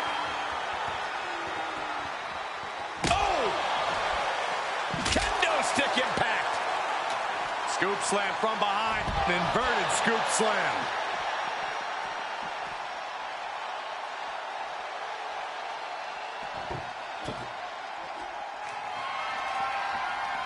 Striking down with the axe handle. And Sika had no reflexes to answer for that. Yeah, Bubba showed a solid game plan there. Oh, man. Did you hear the snap of the kendo stick? Ending up in harm's way yet again. It's time to catch that second, maybe even third wind. Every successive move is putting their opponent in a dicey situation. And he just got caught good once again. I'm positive this wasn't in his game plan, but if he wants to survive this match, he needs to come up with a new plan ASAP. Alpha never saw that coming. Goes under the ropes and into the ring. Into the front.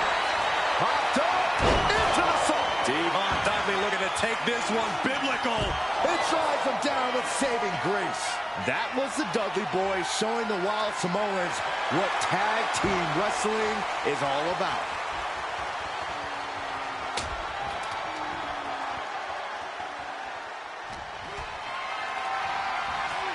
Being carried around now and gets out of trouble by fighting out of that one.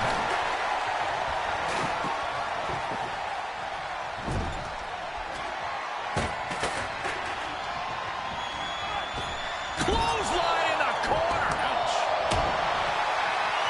Uh-oh. Headbutt. Nothing fancy there. He quickly slides into the ring.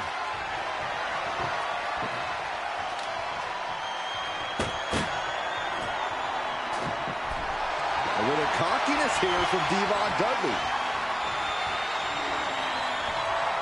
Those are folding chairs, but they can also fold you in half. Oh, look out. Oh, God. Terrible landing on the outside. Not a power bomb. And the Dudley Boys remain the kings of the tables match. Here are your winners, Bubba Ray and Devon, the Dudley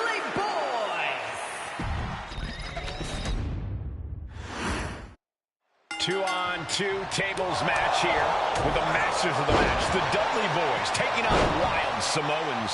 There's always those thoughts in the back of your mind. My brother can beat up your brother.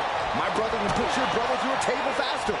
Finally, we get to see those thoughts become a reality. Saxton, I never want to hear about the inner workings of your mind ever.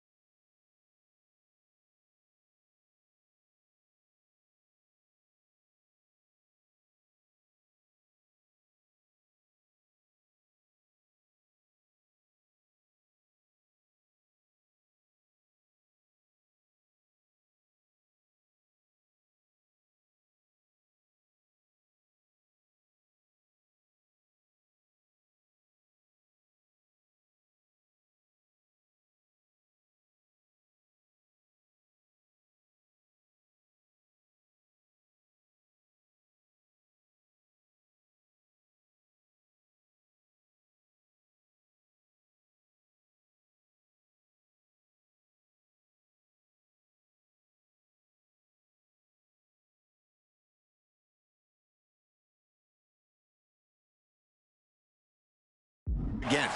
I second that, but the Dudley Boys and the Wild Samoans are two teams who also clearly have a few screws loose. This should be intense. A very ferocious demeanor emanates from the Wild Samoans, like they're part of a pack of untamed beasts. I really wonder what it'll take for the Dudley Boys to have control of them. Maybe they'll take a sledgehammer? A truck? They're not human, Byron. You can knock them down, but they'll keep coming back. Ooh! What are they doing here? That attack was enough to shake up Sika. Yeah, Cole, but he's just focused on avoiding going through the table. That's all that matters. Backbreaker. Backbreaker. As the fight continues ringside, we may need to relocate soon. I'm already ahead of you. Grabbing my notes. Now, these are obviously two juggernaut tag teams clashing, but this is also a match that clearly favors one team over the other. Be honest, Corey. Do you think the Wild Samoans really have a chance in this one? This is the Dudley's wheelhouse, Cole. No team knows more about excelling in a tables match than Devon and Bubba Ray. The Wild Samoans have a lot of unbridled aggression working in their favor, but ultimately, they're up against the master. Watch out! Diving clothesline! Incredible height! Hava and Sika, both individuals that compete barefooted. Not something common of most wrestlers, Corey, but it is actually very customary in the Samoan wrestling heritage. It's how they train. It's how they live in the Isle of Samoa. And no one delays a fight just to put some boots on. Samoans are ready for battle at the drop of a hat. Ooh!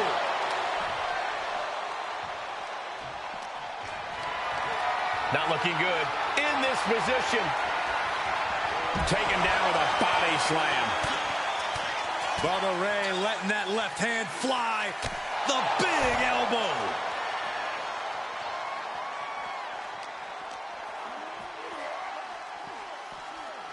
Ooh, pinpointing the trachea.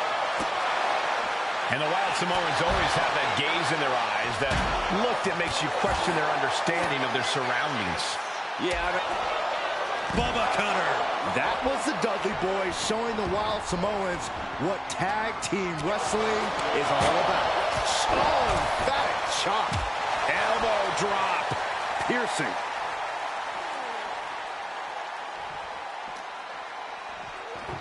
And he throws the opposition back into the ring.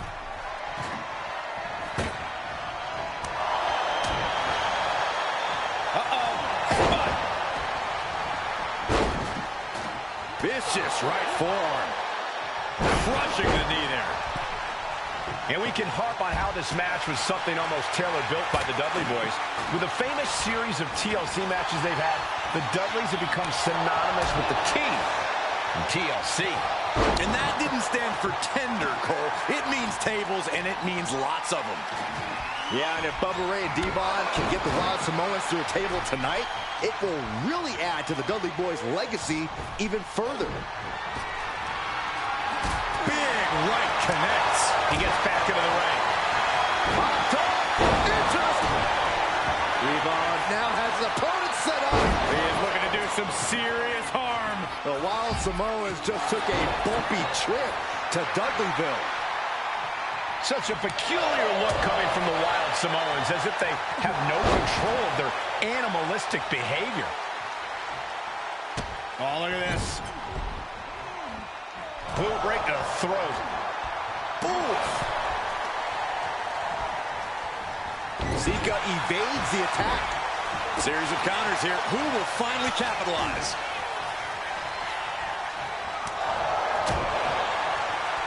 Uh-oh.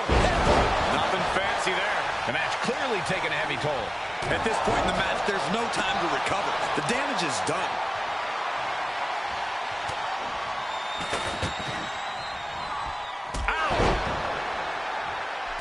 No count out as he takes things out of the ring. Oh. Look ringside now, guys. This manager's doing something very suspicious. Nasty one right to the chest. These attacks are...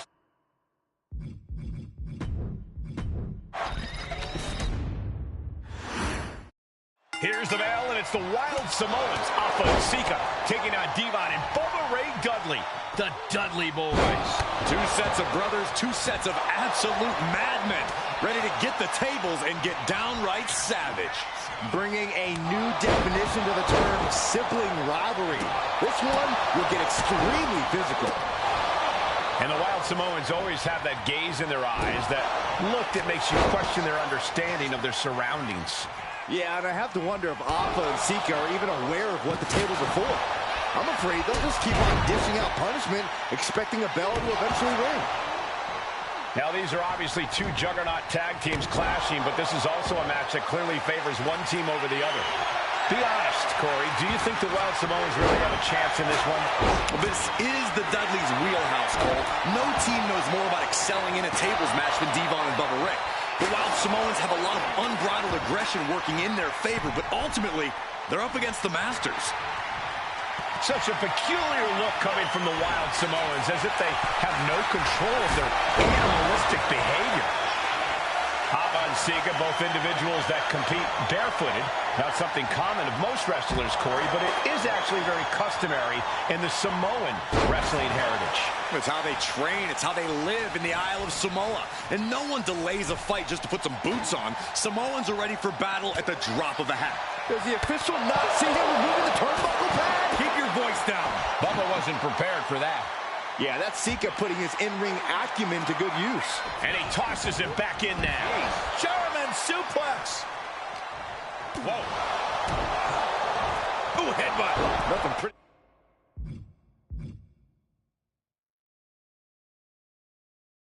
About that. Looking to take it to the air now.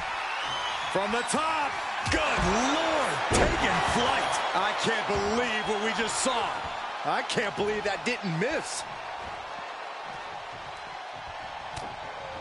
Devon Dudley looking to take this one biblical. Everything he can do to create space here. The Wild Samoans just took a bumpy trip to Dudleyville. And Alpha unable to gain focus there. And we can harp on how this match was something almost tailor-built by the Dudley Boys. With a famous series of TLC matches they've had, the Dudleys have become synonymous with the T. Flying. Stops that offense from connecting. Sharp knee.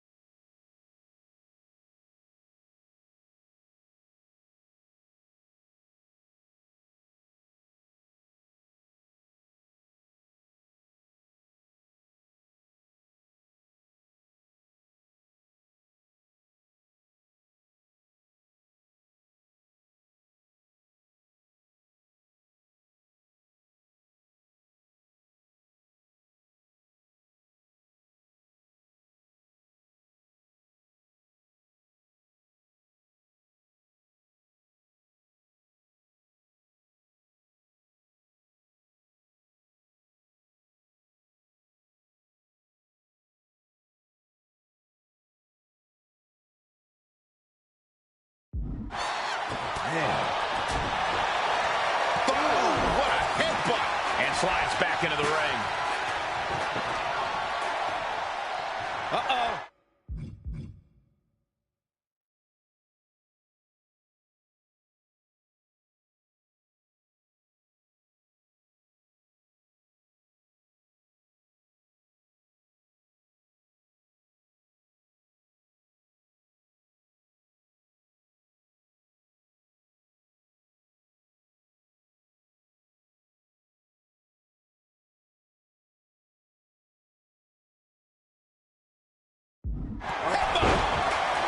Looks like he has something planned with his table, guys. I don't want to know. Oh, jeez. Oh, from the rope. Oh, you can tell he's feeling it now. This fight is pumping him up. Big forearm. Oh, that'll rock you.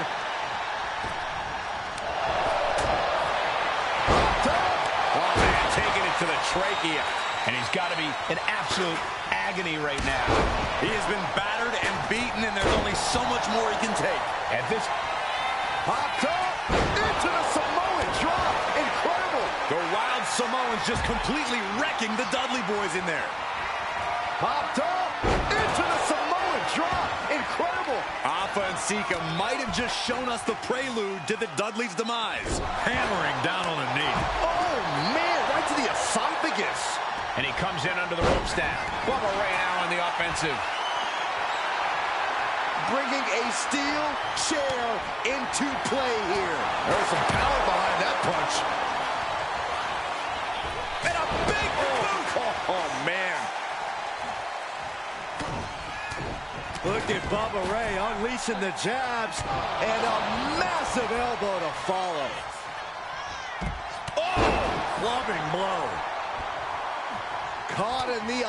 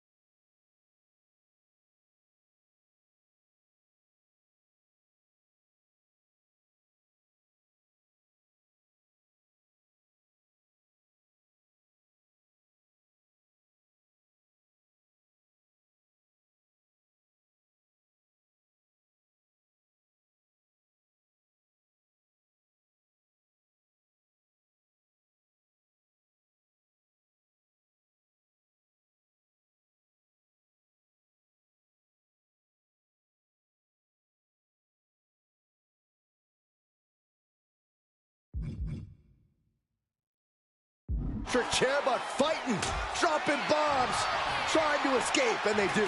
Oh, Devon got caught with the reversal. He's leaving the ring now. No countouts to worry about.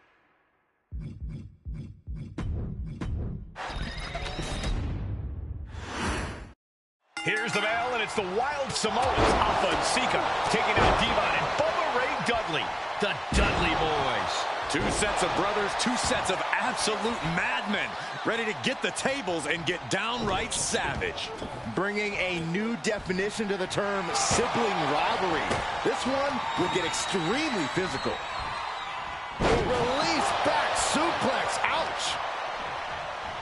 Corey, the Wild Samoans are about as tough and mean as they come, a very physical duo, and we've seen how they use their heads, almost like a concrete weapon. Yeah.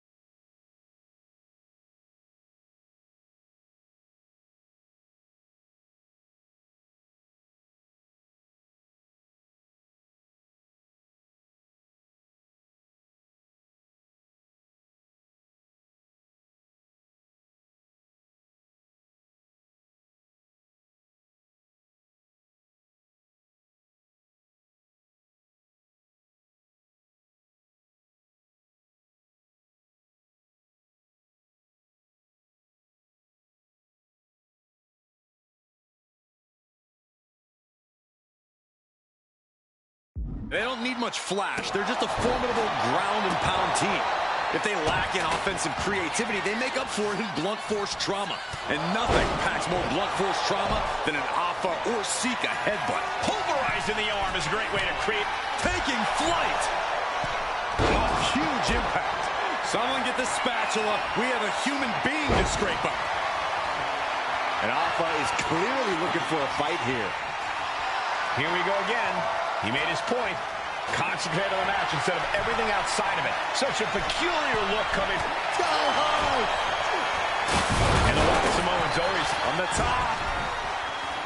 Double axe handle.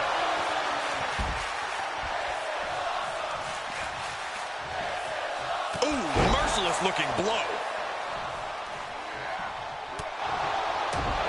Oh, right to the throat. Just caught flush. And on that exchange, it looked like Devon lost some focus. Yeah, Alpha put a little extra oomph into that one.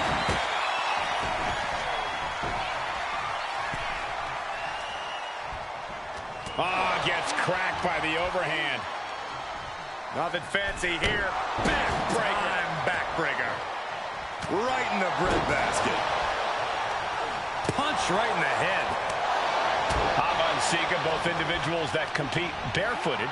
Not something common in most wrestlers, Corey, but it is actually very customary in the Samoan wrestling heritage. It's how they train. It's how they live in the Isle of Samoa. And no one delays a fight just to put some boots on. Samoans are ready for battle at the drop of a hat. He is getting rid of the turnbuckle pass.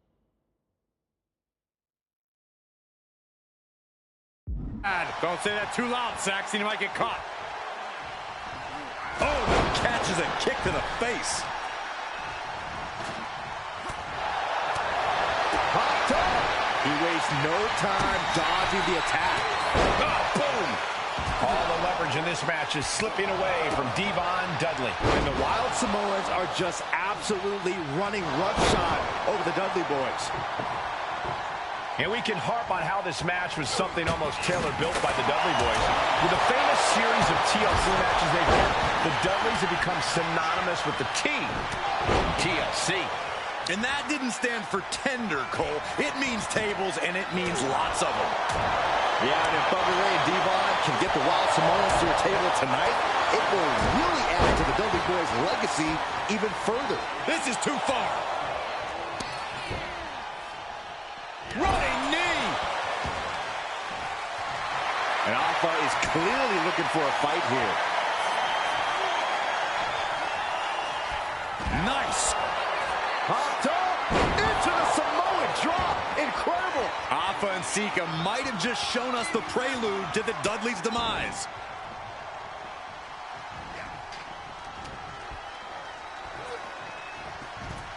He's in a bad way, but still has something left in the tank. These attacks are chipping away at him. Yeah, that's the kind of offense that opens people's eyes to Bubba Ray. Backbreaker. Backbreaker. Hip drop. Uh-oh, stop to the spot.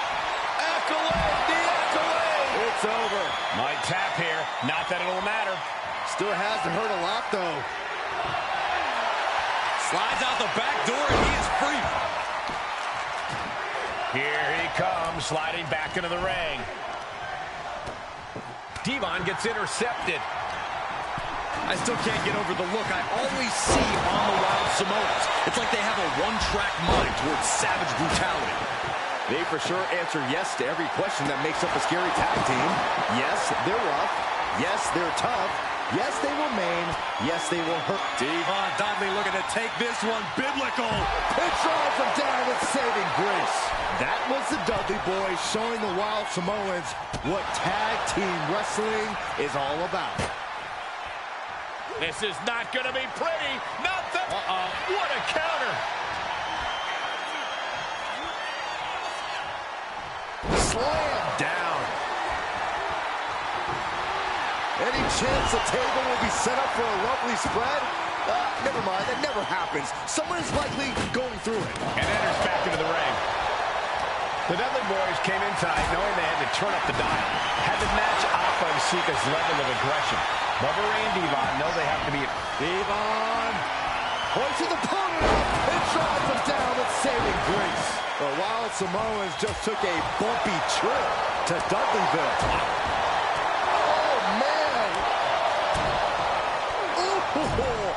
the corner.